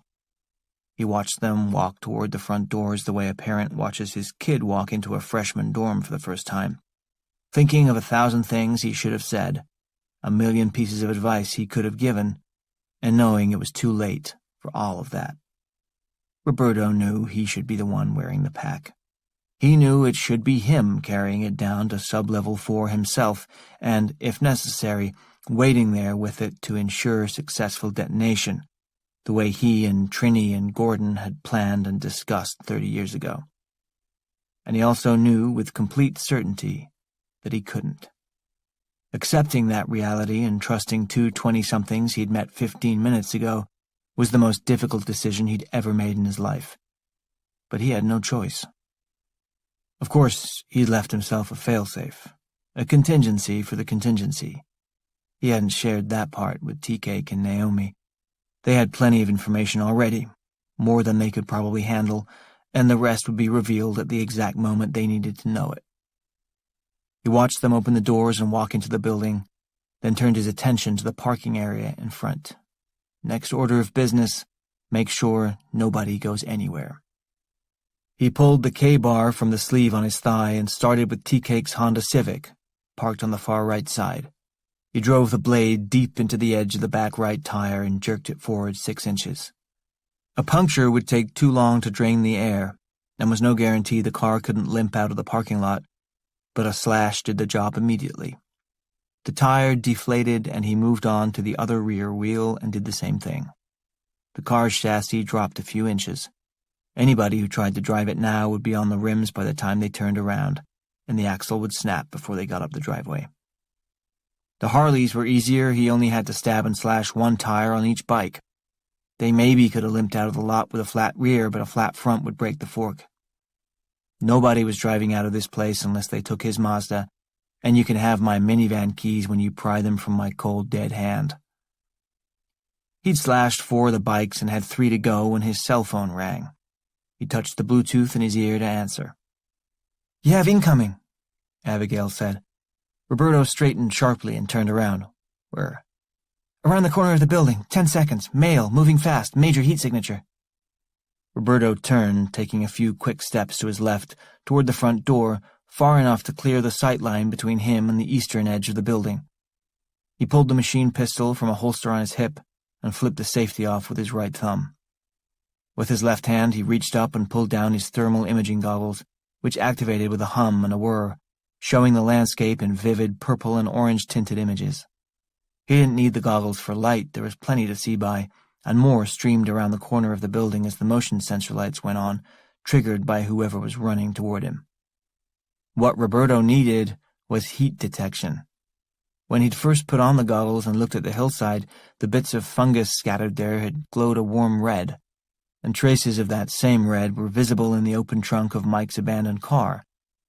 There was live growth in those areas, and the chemical reactions of the growing fungus gave off heat. If he could see the heat, he could avoid contact with the fungus and could get a quick read on whether a human being was infected. It would be pleasant to avoid killing innocent people, if possible. Roberto's eyes stung at a sudden blast of harsh yellow inside the goggles, every last cone in his retinas getting a wake-up call at the exact same moment. He hadn't fully adjusted when the figure came barreling around the corner of the building, looking less like a human being through the goggles than a blazing, burning, white-hot chunk of melted iron. That answered the infection question. "Get this shit off of me!" the figure screamed.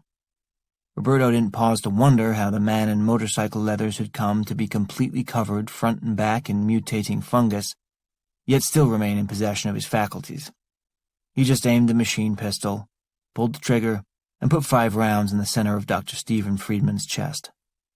A Heckler & Koch machine pistol has a short recoil action, meaning the barrel moves back sharply, rotates the link, and causes the rear of the tube to tip down and disengage from the slide. It's a hard, jerking motion, and its effect on the shooter is usually mitigated by putting a stabilizing hand on the front handle. Because he'd had so little reaction time and he needed his left hand to pull down and activate the goggles, Roberto had been forced to fire the gun with one hand. That in itself was no big deal. All it meant was that his right elbow needed to be snugged up against his right hip to reduce uncontrolled movement. He'd made that firing maneuver dozens of times in the field and at the range. But he'd never done it at the age of 68. His body absorbed the first 3 recoils without incident, but on the 4th one his back rebelled. The spasm was sudden and fierce, the low back tissues seizing up and sending a red alert throughout his nervous system. The recoil from the 5th shot, which Roberto's brain had already ordered before he could countermand it and remove his finger from the trigger, finished the job. A blinding pain lit itself on fire in his back and lower extremities, and Roberto's legs went out from under him. He collapsed, hitting the ground just a second after Dr. Friedman did, the difference being that the dentist's problems were over for good, and Roberto's were just beginning. He landed on his side and rolled helplessly onto his back, staring up at the stars overhead. He knew immediately, the way you know, that he hadn't just pulled something, he'd torn it in half. Could be ligaments, could be tendons, or maybe he'd ruptured a disc. Whatever it was, it didn't matter. What mattered was that he couldn't move. 32. A few minutes earlier, outside Unit G413, Griffin had removed the lock from the hasp on the door, turned the handle, and swung the overhead door open.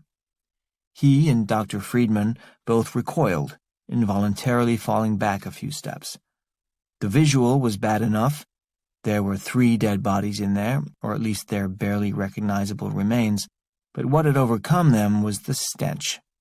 Intense chemical reactions give off intense odors, densely packed clouds of fetid molecules that invade the nasal passages and cling to the olfactory sensors. The rancid waves of smell that rolled out of the storage unit were dense and alive. They overwhelmed all other senses for a moment.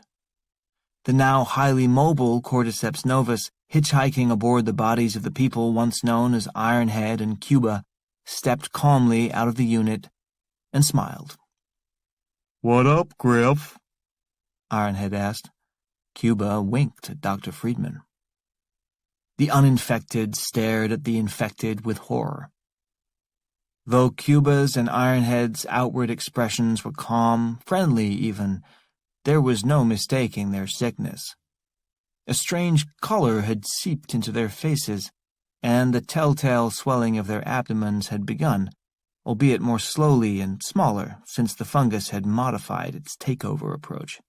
Still, there were vast and rapid changes occurring in the victims' body chemistry, and beneath the skin of their faces, necks, and hands there was movement, a seethe, a roiling of their bloodstreams that was visible to the naked eye.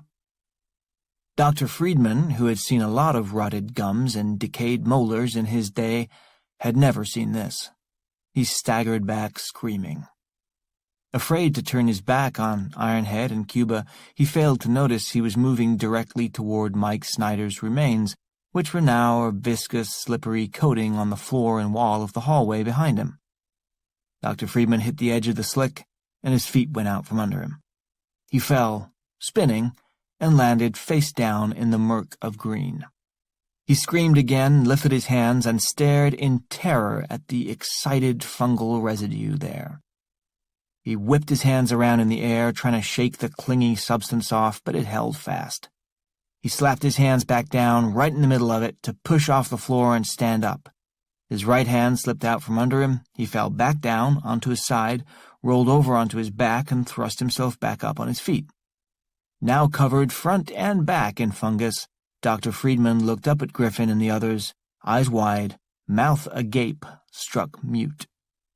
Griffin, who still had his gun in his right hand, swung it around and pointed it at Dr. Friedman, then panicked as he realized he was leaving Ironhead and Cuba uncovered and swung it back to them. "What the fuck's going on? What the fuck? What the fuck?" was all he could spit out. Blind with panic, Dr. Friedman turned and ran.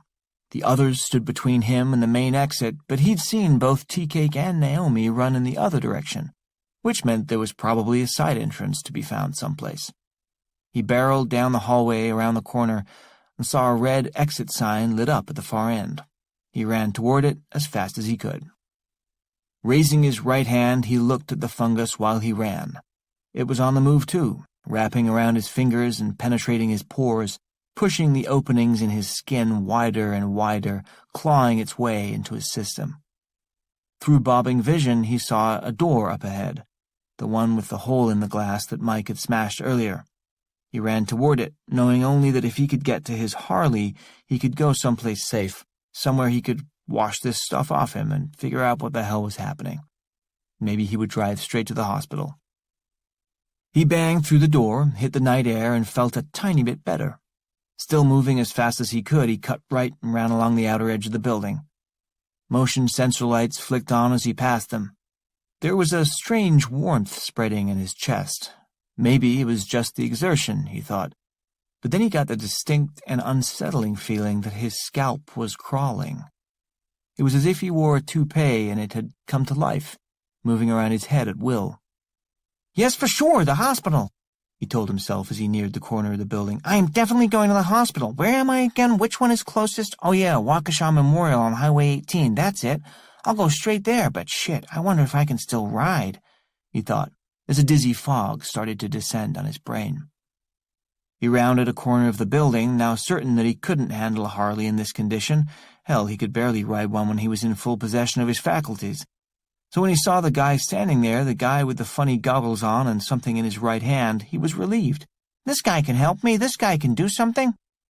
"Get this shit off me," he shouted to the man in the goggles. Then the something in the guy's right hand spat fire a few times. Something heavy and hot slammed into the dentist's chest, and he started to fall.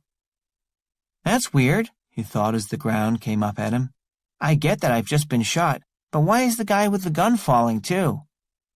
Dr. Friedman hit the ground, still alive for a few more seconds, and saw his right hand erupt in what looked like green mushrooms. He knew he was dying. Probably just as well, he thought. 33. Tea-Cake and Naomi were halfway down the tube ladder when Tea-Cake realized he was going to have to get the rest of the way there, mostly blind. It was too bad because their entrance into the building and move to the elevator had gone more smoothly than they'd anticipated. Hearing the shouts from the hallway near Griffin's storage locker, they'd cut to the left, gone down a parallel hallway, and made it to the elevator without incident. Tea-Cake had insisted on going down the ladder first because the T-41 was a son of a bitch on his back, and his legs were trembling with lactic acid before they got to the first rung. He was by no means confident he was going to be able to make it all the way down without slipping and falling, and the backpack was so large it was pressed firmly up against the wall of the tube. If he fell and Naomi was below him, he would take her all the way down too. Couldn't let that happen. Everything about the suit made the climb down difficult. The gloves were clunky and his hands moved around inside them, which made his grip on the ladder uncertain. Shifting his weight from one rung to the next required full concentration and a bit of luck. The pack scraped along the wall as he went down, producing friction that slowed him and made every movement harder than it needed to be. But worst of all was the clouded mask. The effort of lugging the extra 90 pounds that far had been grueling, and he was sweating profusely by the time they started down the ladder. The sweat wasn't the problem. That was just uncomfortable. But the inside of the plastic shield was fogging up from his labored breathing. The suit's oxygen recirculating system had been designed with some amount of condensation in mind, but not this much. The designers had never anticipated a full-body workout while wearing the suit, and the heat and CO2 that Tea-Cake was throwing off were more than it could compensate for. "I can't see," he said to Naomi through the radio. "What?" she replied. "I can't see," he shouted into the mask. Great, he thought. One of us is blind, the other one's deaf. This should be a breeze. Naomi, indeed, had problems of her own. Climbing down with two hands had been difficult enough with no suit, but now she faced all the same obstacles as Tea-Cake, plus she was clutching a fully loaded Glock 19. She'd had to climb every rung with her left hand while her right held the gun free. That meant her left arm, her weaker arm, had been doing all the work, and it already burned so badly she almost couldn't feel it. And then there was her hearing. She was still deaf in her left ear, and the ringing in the right, though it had abated, intensified whenever the radio frequency was activated. It was as if the suit was deliberately trying to mute everything Tea-Cake said, raising the level of the ringing to obscure his words, then going back down when he was silent. But his second shouted, "I can't see," had gotten through. Clearly enough, anyway, and she shouted back, "Why not? Sweat, fogged up, can you?" "Yeah, mostly." "How much farther?" he asked. She paused, wrapping her left arm through the rungs of the ladder, bending her torso back and to the right as much as she possibly could, and strained her eyes all the way to the edge of her mask. "About 50 rungs, maybe less." "Okay." He kept climbing down. Naomi's left arm shook violently, and she knew she'd have to take a chance and switch gun hands. She pulled her right arm up and reached behind the rungs to pass the gun to her left. It clanked against the rungs, and she lost her grip on it. Her hand lashed out, pinning the gun against the wall. She was no longer holding it, she was just sort of trapping it there with pressure. Tea-Cake must have heard the clank, and he asked her something in the headset, but it was lost to her under the ringing sound. She ignored him, eyes focused on the gun, still held tenuously up against the cement wall of the tube. She stretched out the fingers of her left hand, got one of them through the trigger housing, and pulled her right arm free. The gun spun over, upside down, held up only by her left index finger. She readjusted her grip on the ladder, now with her freed right arm, and slowly withdrew her left from behind the ladder. She closed her left hand around the handle of the gun and moved that arm free of the ladder. Blood flowed through her left biceps again, washing away enough of the built-up acid to give her some amount of relief. She closed her eyes, grateful. She looked down. Tea-Cake was about 10 rungs below her. She continued her descent. 34. Flat on his back, Roberto stared up at the sky. This is why, he thought. This is why I didn't take the backpack, in case this happened. God, I hate being right all the time. There weren't as many stars out as before. Heavy clouds had blown in and obscured them, making the night darker. He looked up at the heavens and wondered if the satellite look-down window was still open, if the thing was somewhere overhead right now. Were Oscar Ondar and his girlfriend, Stephanie, watching him at this very moment on Oscar's laptop, sitting up in bed, wondering why the hell the guy who fired the gun was just lying there on his back not doing anything? Being right was little comfort to Roberto, given his current position. Initially, he'd thought he was paralyzed from the waist down, but after a minute or two, some of the tingling had eased, replaced by intense, paralyzing pain in the lower half of his body. Getting up was out of the question, as were crawling, rolling, and any other form of locomotion he could think of.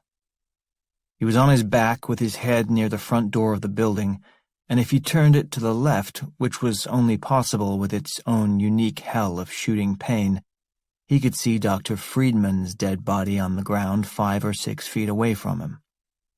Okay, Roberto thought. Okay. He counted breaths to steady himself. I'm here now. I'm here now. He was still wearing the thermal imaging goggles, and he could see that the dense amount of thick fungus on the dead man's body was very much alive and quite industrious. The churning ooze was already moving off the corpse to explore its environment, but it seemed to have slowed as soon as it hit the gravel on the ground beneath them. Slowed, but not stopped. Roberto heard a chirping sound from nearby, and his eyes searched the area around him. His Bluetooth had been knocked out when he hit the ground, and lay about 5 feet from him, lighting up with a soft blue glow as it rang. It would be Abigail calling in to say, "What are you doing, man? Why don't you get up?" But getting himself 5 feet across the gravel to answer a phone call was beyond his capabilities. Roberto turned his head again, this time craning it backward, digging the back of his skull into the gravel as hard as he could and rolling his eyes up, to get a look at the entrance to the building. It was upside down, but he could see it. The lights were on inside, and he could hear screaming and shouting. No one appeared to be coming out, at least not yet, and he wasn't sure what he would do if they did. He looked down at the ground and saw the machine pistol just a foot away from his right hand. A foot, 12 inches. That was maybe possible. He dug his fingers into the gravel, summoned himself, and clawed toward it. His upper body moved 1.5 inches, and he screamed in agony. His vision blurred and doubled, and he felt himself nearly pass out. But then it cleared, and he was 1.5 inches closer. He raised his eyes, looking at the 3 still operative Harleys leaning on their kickstands, awaiting their riders. Nobody leaves. Roberto dug his fingers into the gravel again, repeated the motion, screamed again, and felt the darkness nearly descend. Nearly, but not quite. 9 inches to go. He would get to the gun or pass out trying. Back in the hallway outside G413, Griffin had pivoted from Dr. Friedman as soon as the dentist had disappeared around the corner. He pointed the gun at Ironhead and Cuba, swinging it wildly from one to the other. "Stay the fuck away from me! The fuck away from me! Stay the fuck—" he'd managed to spit out, though they were making no attempt to advance on him. Cuba raised her hands and spoke first. "Easy, man." "Yeah, come on, Griff," Ironhead chimed in soothingly. "We're all in the same boat here." Griffin looked at the locker behind them, its walls, ceiling, floor, and TV boxes covered with pulsating globs of fungus. "What boat? What the fuck kind of boat? What fucking boat are you fucking talking about? What the fuck is going on?" Ironhead took a step forward, his hands up, palms out, and his tone calm. "Definitely some strange what-have-you taking place here, my friend. I know. You weren't even in there, man." "That was horrible," Cuba added, and she meant it. "It's okay," her brain told her. "Everything's fine. Better if you all just get out of here." "What do you say we all get out of here?" she suggested. "Yeah, no shit, we're leaving. You first," Griffin said, gesturing with the gun. "You go ahead of me." "Sure, man, no problem," Ironhead said. He turned and looked at Cuba and nodded his head toward the entrance and started walking that way. She fell into stride beside him. Ironhead was cool. Best he'd felt in a long time. "That dude behind you is crazy," his brain told him. "Don't do anything to upset him. He doesn't know up from down. Let's just go." They kept walking. As they reached the corner, Griffin looked back over his shoulder at the mess in the hallway and the greater mess oozing out of the storage locker. Forget figuring out what was going on. None of it made any sense. He just wanted to get gone. He turned back to the front and watched Ironhead and Cuba as they walked ahead. There was something on the backs of their necks, or in the backs of their necks, maybe. The skin was mottled and moving, pulsating from underneath. He didn't care what they did once they got outside, but for himself, he was getting on his fat boy and putting as many miles between him and this place as he possibly could. If anybody got in his way, they were going down. Ahead of him, Ironhead and Cuba were calm. They weren't thinking much. The thoughts they had were clean and focused. Cordyceps novus was a quick study and had modulated its technique with enormous success in the last 24 hours. The singular urge to climb that had been effective as a means of escape from sub-level 4 had proven less useful in the case of Mr. Scroggins, who blew his guts at the top of a tree for relatively little payoff. Mike Snyder, on the other hand, had proven the vastly superior dispersal possibilities available in lateral movement, and the mini-colonies of the fungus that had sprung up in human beings needed only to find others like themselves to ensure maximum spread and reproduction. Though it can't think in those terms, or think at all, per se, a fungus knows what works and what doesn't, and it pursues the former as vigorously and completely as it disregards the latter. Climbing houses and trees was out. Spreading further into the human population was in. Ironhead and Cuba were completely at peace, focused on one goal: leave. "Go to town," their brains told them. "Right out of here and into town, where more people are." They rounded another corner. Up ahead, the fluorescent lights of the lobby were visible. They headed toward them. 35. The floor of the sub-basement thunked into the bottom of Tea-Cake's boot. Didn't see that last step coming this time either. He stepped off the ladder and wedged himself back against the wall of the tube as far as he could get, but it wasn't far enough to clear any room for Naomi to join him. "Hang on," he said into his helmet. Naomi winced at the screech and crackle in her ear and couldn't make out the words, but she caught the meaning. She stopped and turned, looking down. She could see Tea-Cake at the bottom, but the half-barrel-shaped pack was so big he could barely turn around, much less move enough to make room for her. Opening the pack and activating the device in that tiny space was out of the question. "You're going to have to open the door," she shouted into her microphone. An enraged, inarticulate screech came back from Tea-Cake, but she understood perfectly well what it meant. Under no circumstances would he open that door. She proceeded on that assumption and replied, "There's no room to take that thing off." Tea-Cake looked up at her through the thickly clouded face mask. He could see the white blur of her suit and her arm extended, pointing toward the heavy metal door. He turned, tried shaking his head in the hope that some beads of sweat would fly off his face, hit the mask, and streak paths through the condensation.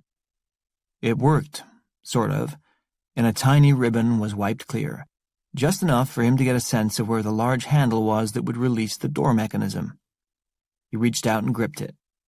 If he hadn't been wearing the hazmat gloves, Tea-Cake would have felt the heat immediately, and there's no way in hell he would have opened the door.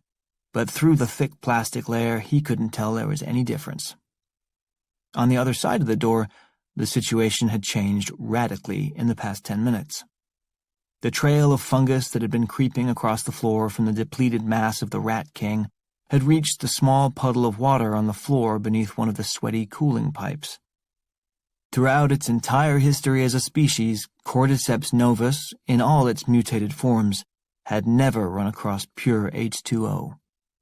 From its birth inside a sealed oxygen tank, through its brief childhood in the arid Australian outback, and even in its recent experiences inside the bloodstream of human bodies, water had been a rare and heavily diluted substance.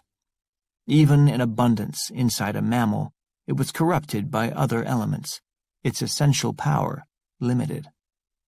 The moment the fungus broke the surface tension of the water molecules at the edge of the puddle, it had undergone a profound and spectacular blossoming.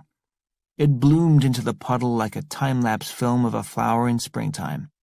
It shot up the rivulet that had run down the wall within a matter of seconds, and it attacked the outside of the sweaty overhead pipe with fervor. It grew along the length of the pipe in both directions, sprouting and dripping onto the floor in great gobs of living organism.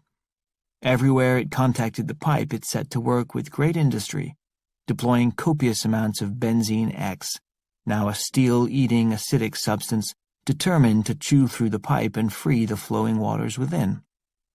Once it broke through, it would open the way for the fungus to spread like wildfire through the pipe, into the groundwater, and then the Missouri River beyond. As the chemical reactions raged, the temperature in the hallway had risen. It topped 80 degrees when Tea-Cake turned the handle on the door.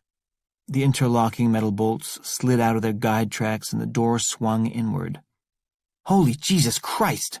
he said, looking into the hothouse, now dense with active, visible growth.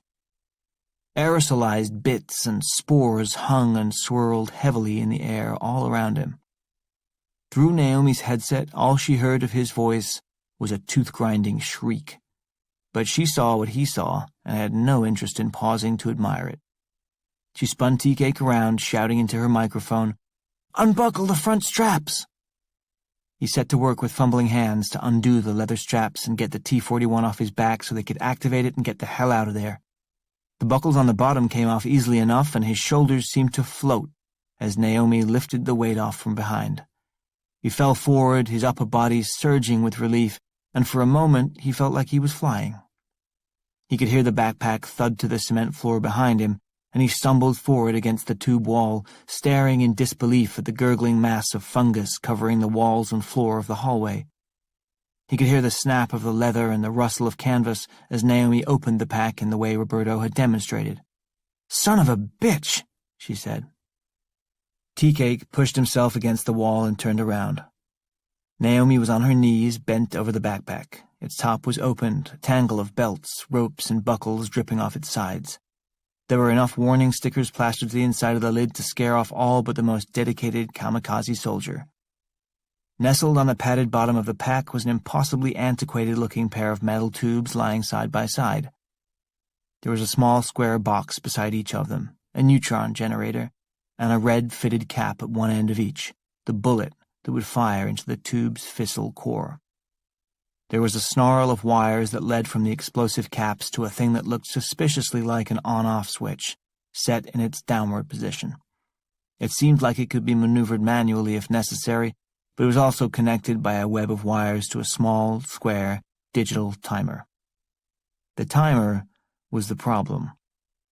It was set at 4 minutes and 47 seconds. And it was already counting down. Naomi looked up at Tea-Cake. The son of a bitch started it. 36. Upstairs, the son of a bitch sincerely hoped they'd reached the bottom, opened the pack, and seen the timer by now. He'd hated to do it to them, but there really was no other choice. They'd looked strong and fit, and if they'd made it this far through the night without dying, he figured, it was reasonable to think they'd be resourceful enough to get themselves out in time. He truly believed that. Or maybe he just decided to believe it. As for himself, things didn't look promising. He finally had his fingers on the butt end of the machine pistol, but the darkness kept creeping in around the corners of his consciousness every time he moved. The kind of pain he'd experienced in moving his body 12 inches across the gravel had been entirely new to him, an intensity of discomfort he hadn't dreamed possible. Still, he'd managed to get his hand on the gun, and with one last superhuman effort he brought it up, off the ground, aiming it unsteadily at the last 3 motorcycles and squeezing the trigger. The Heckler and Koepp could hold magazines of either 15, 30, or 40 rounds, but Roberto didn't know which was in at the moment. There's no way Trini would have left him with just 15, but the 40 had an extra couple of inches that made the gun harder to maneuver, so he was betting on 30. The first 2-shot burst collapsed the front end of the first bike, which toppled over into the second. As the second bike fell away from him, he closed one eye and aimed for its rear tire, but on its side it now offered a more slender angle. It took 3 shots for him to be certain that bike was disabled, and when it fell it left a clear path to the third bike. That one was farthest away, and the thermal imaging goggles weren't helpful with no heat coming off the thing, so he sprayed 4 shots along the length of the Harley to be sure it was left unusable. If his count was true, he had used 14 shots, which left him with 16 for anybody who came out the door. Behind him he heard voices. He arched his head back again, digging the back of his skull into the gravel, and looking at the door to the lobby, upside down through the heat vision goggles. He blinked the sweat out of his eyes and could make out figures coming this way, a man and a woman in front and someone behind them. They'd heard the gunshots and were running. The man and woman were infected. They glowed red-hot. Not quite as vivid as Dr. Friedman had been, but clearly alive with mutating fungus. The figure behind them looked normal, but the angle of his arm suggested that he had a gun. Roberto sucked in his breath, and with a great groan of pain, he flopped the machine pistol over onto his chest. Gritting his teeth so hard he thought he might crack a molar, he slid the gun up the length of his body and over his left shoulder, trying to get the barrel as far away from his ear as possible. That wasn't very far, maybe 6 inches at the most. The lobby door swung open inward. The man was in front of the woman, a blurry, red-hot target almost impossible to miss. Roberto knew that as soon as he fired, the others would start to disperse, so it was going to have to be 3 very short and precise bursts of gunfire, rather than one long one. He squeezed the trigger as the first man came out the door. Ironhead's chest exploded and he staggered back into Cuba. That was a bit of bad luck for Roberto, as it meant his aim was obscured, and he'd need to take a moment to wait for another clean window. He found it quickly as Cuba moved to the side, against the doorframe, burdened by Ironhead's weight as he fell, dead, into her. 3 shots had been spent on Ironhead, and 4 more ought to take out Cuba quickly enough. 2 of them hit her, but the gun's recoil triggered a spasm of hideous pain in Roberto's back. His hand twitched, and the gun jumped to the side. The other 2 shots hit the door jamb, shattering the lower hinge and sparking off its metal surface. One of the slugs ricocheted back at Roberto, slamming into the dirt just a few inches from his face. Ironhead and Cuba fell backward out of his line of fire, but the few seconds he'd used to adjust his aim had given the third guy time to flee. Griffin was on the move, heading for the front desk, and was nearly there already. Roberto sucked his breath in, held it, and fired unsteadily at Griffin as he vaulted over the counter. Roberto counted 7 shots, all of which went wide of their mark, smashing through the broken drywall behind the counter but missing Griffin. Somehow the lucky bastard had threaded the needle. He'd made it over the counter unhurt and landed on the other side, out of harm's way. Shit. Roberto had just used, to the best of his knowledge, 28 shots, which left just 2 in the clip. There was an armed man who had taken cover behind a wooden counter that completely obscured him, and Roberto still couldn't get off the ground. The situation was less than ideal. Roberto blinked as something pattered onto the lens of the goggles. He looked up at the sky, and a few drops of water appeared in his field of vision, accompanied by a low rumble somewhere in the distance. It was starting to rain. Hearing a sound from his left, Roberto turned and looked over at the body of Dr. Stephen Friedman. The green globules of fungus were swelling outward off his dead flesh, ballooning up as the raindrops hit them as if activated. Cordyceps novus greeted the rain with unbridled joy. The fungal mass, re-energized, dripped off the dentist and moved, expanding across the gravel driveway on the light carpet of water that the rain was laying down. It moved toward Roberto.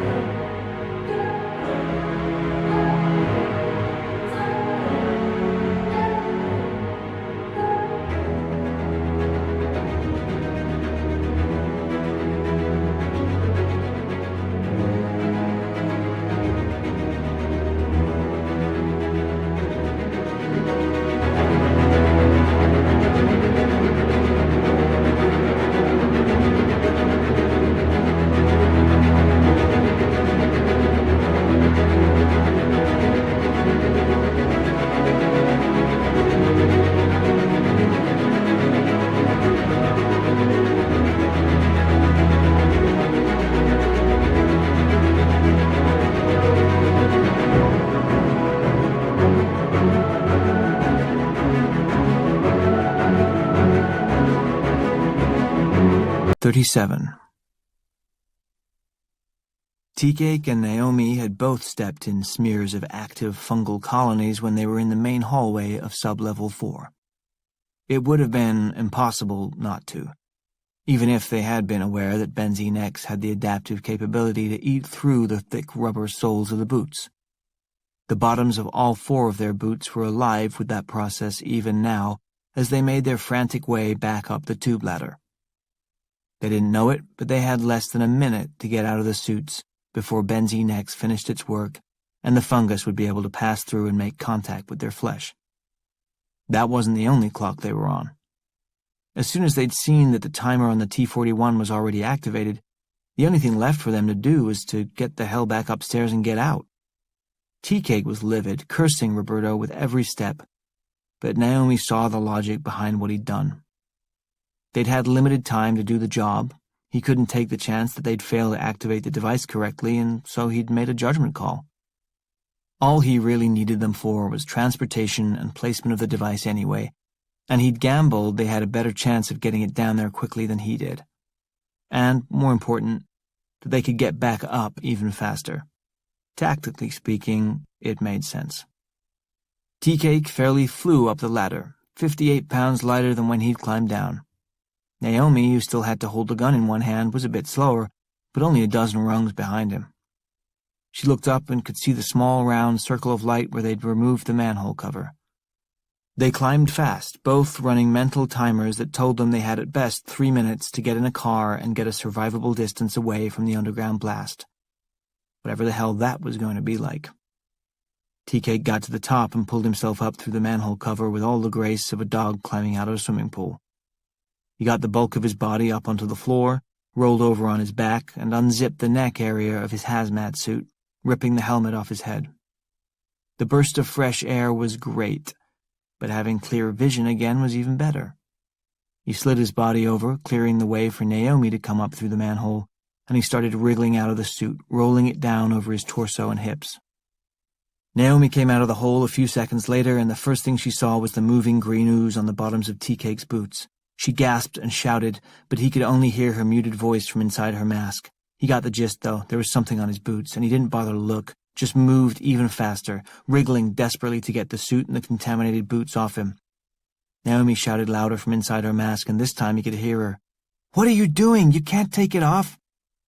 "We'll never get out of here in these things. Take yours off." She saw his point. They were hard enough to walk in, forget running. She rolled herself the rest of the way out of the hole, pulling off her helmet.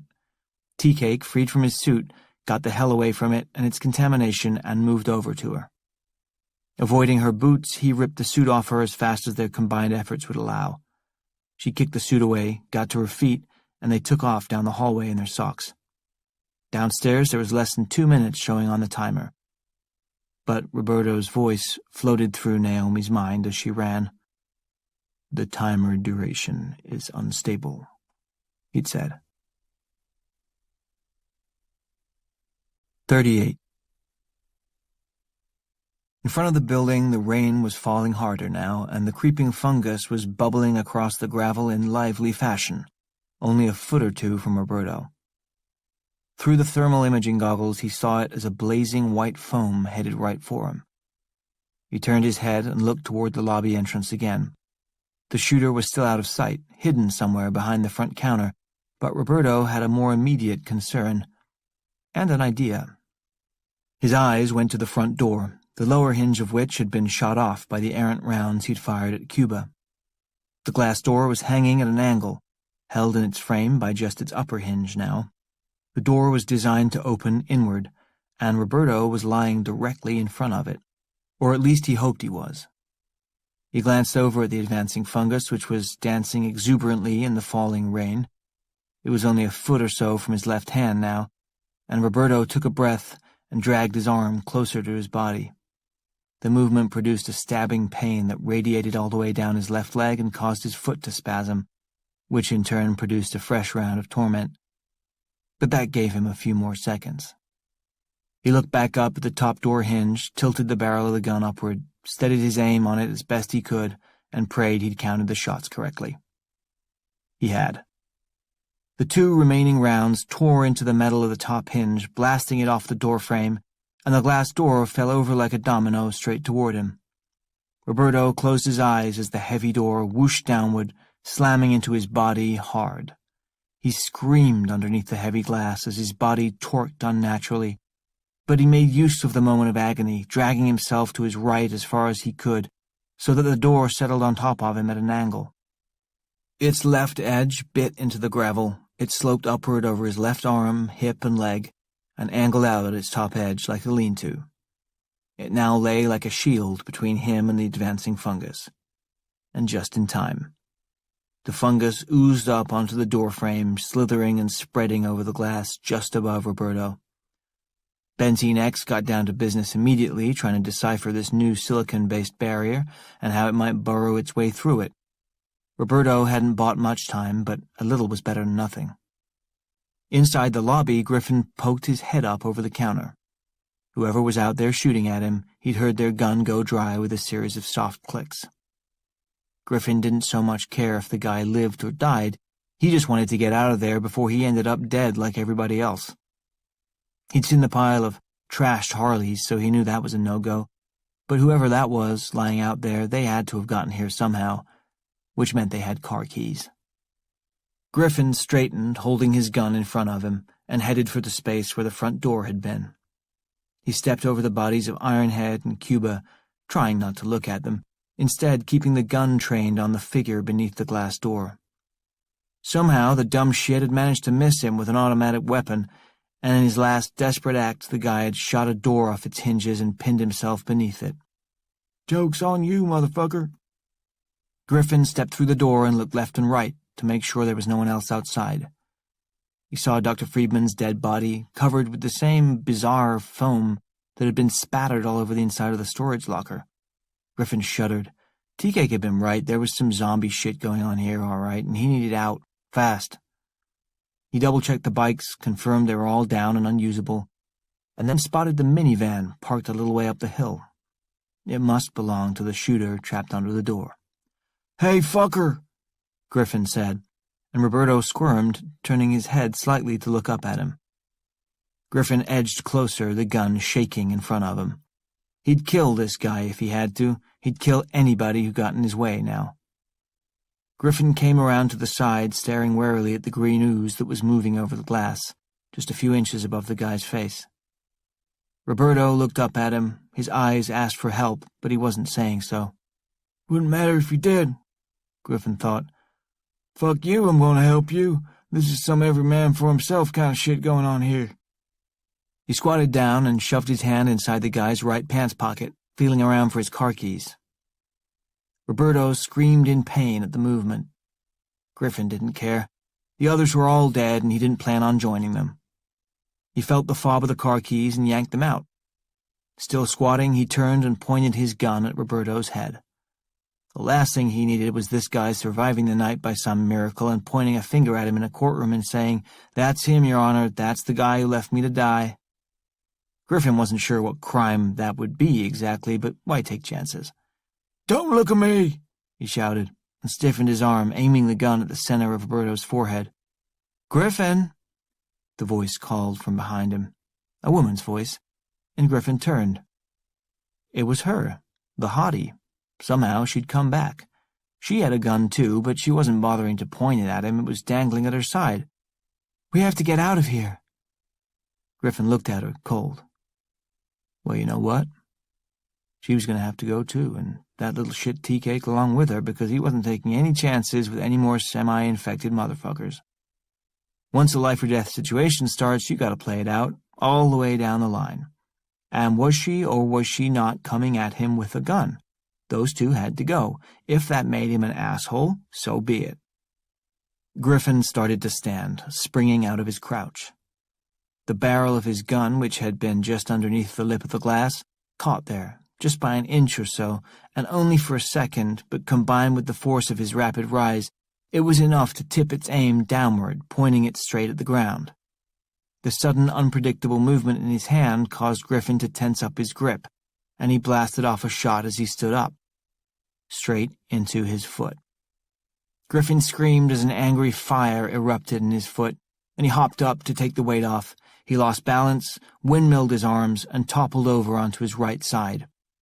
His gun hand pinned beneath him, the barrel pressed against his chest.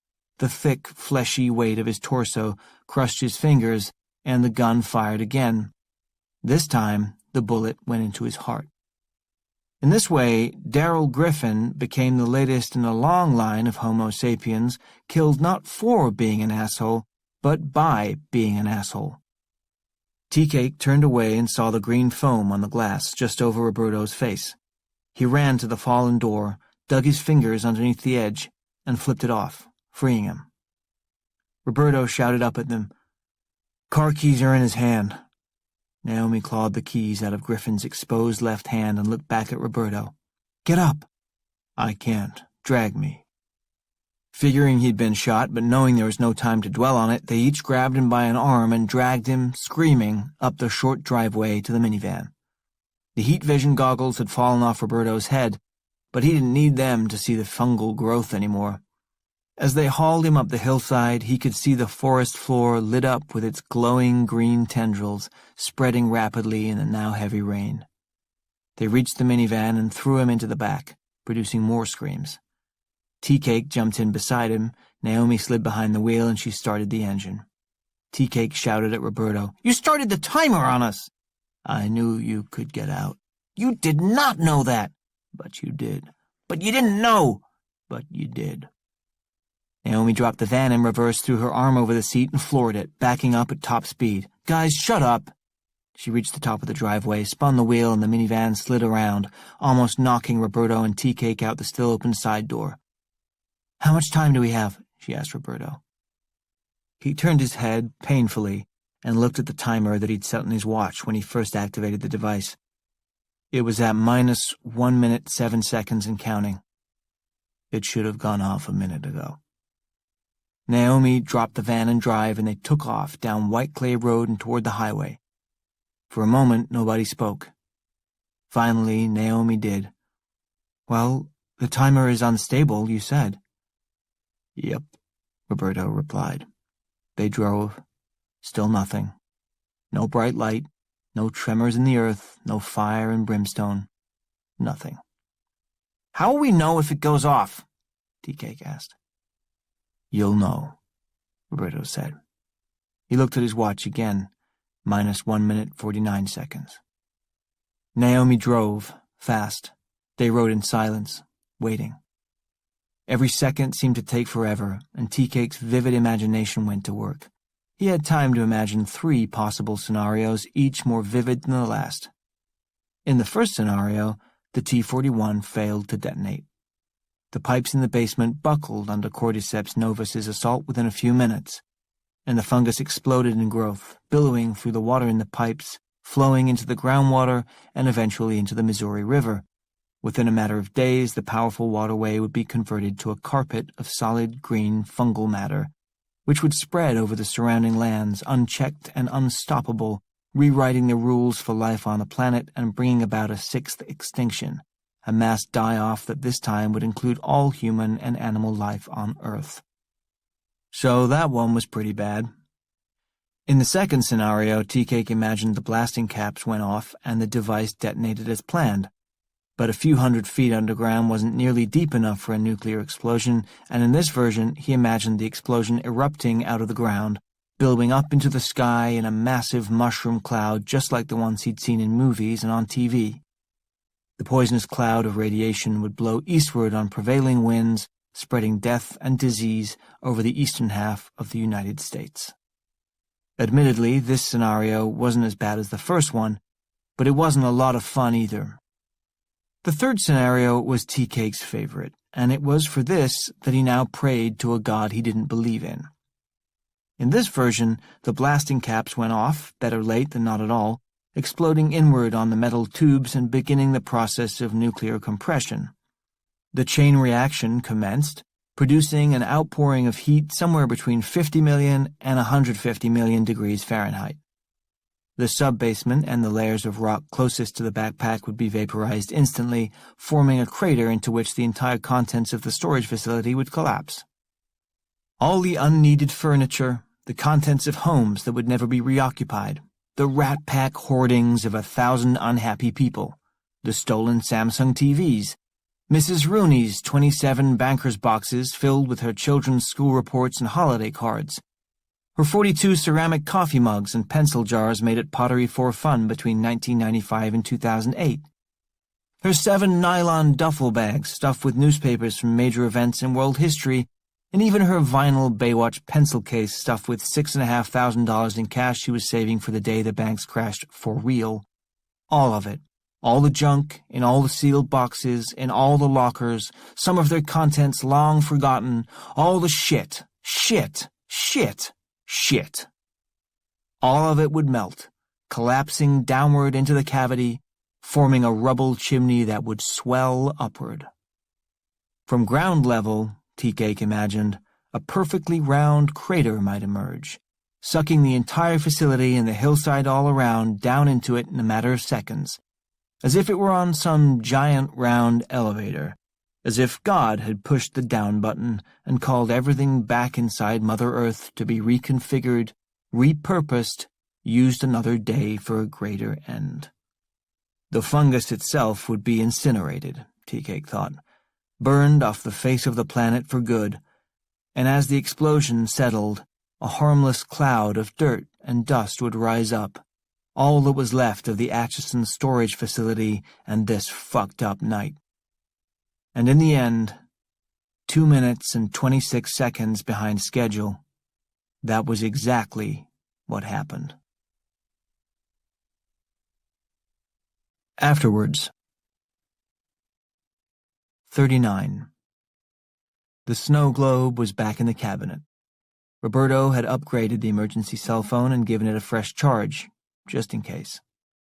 Both were locked away in the secret kitchen cupboard again, and on most days he hoped they'd never come back out.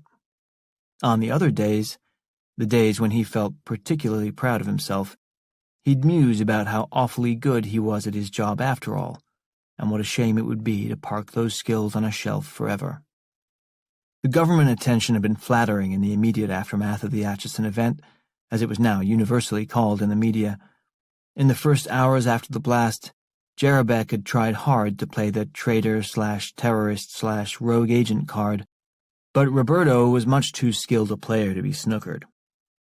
The initial white paper he'd written on the fungus had been archived in 3 separate backup locations to ensure it could never be destroyed without being widely read and inevitably leaked to the press.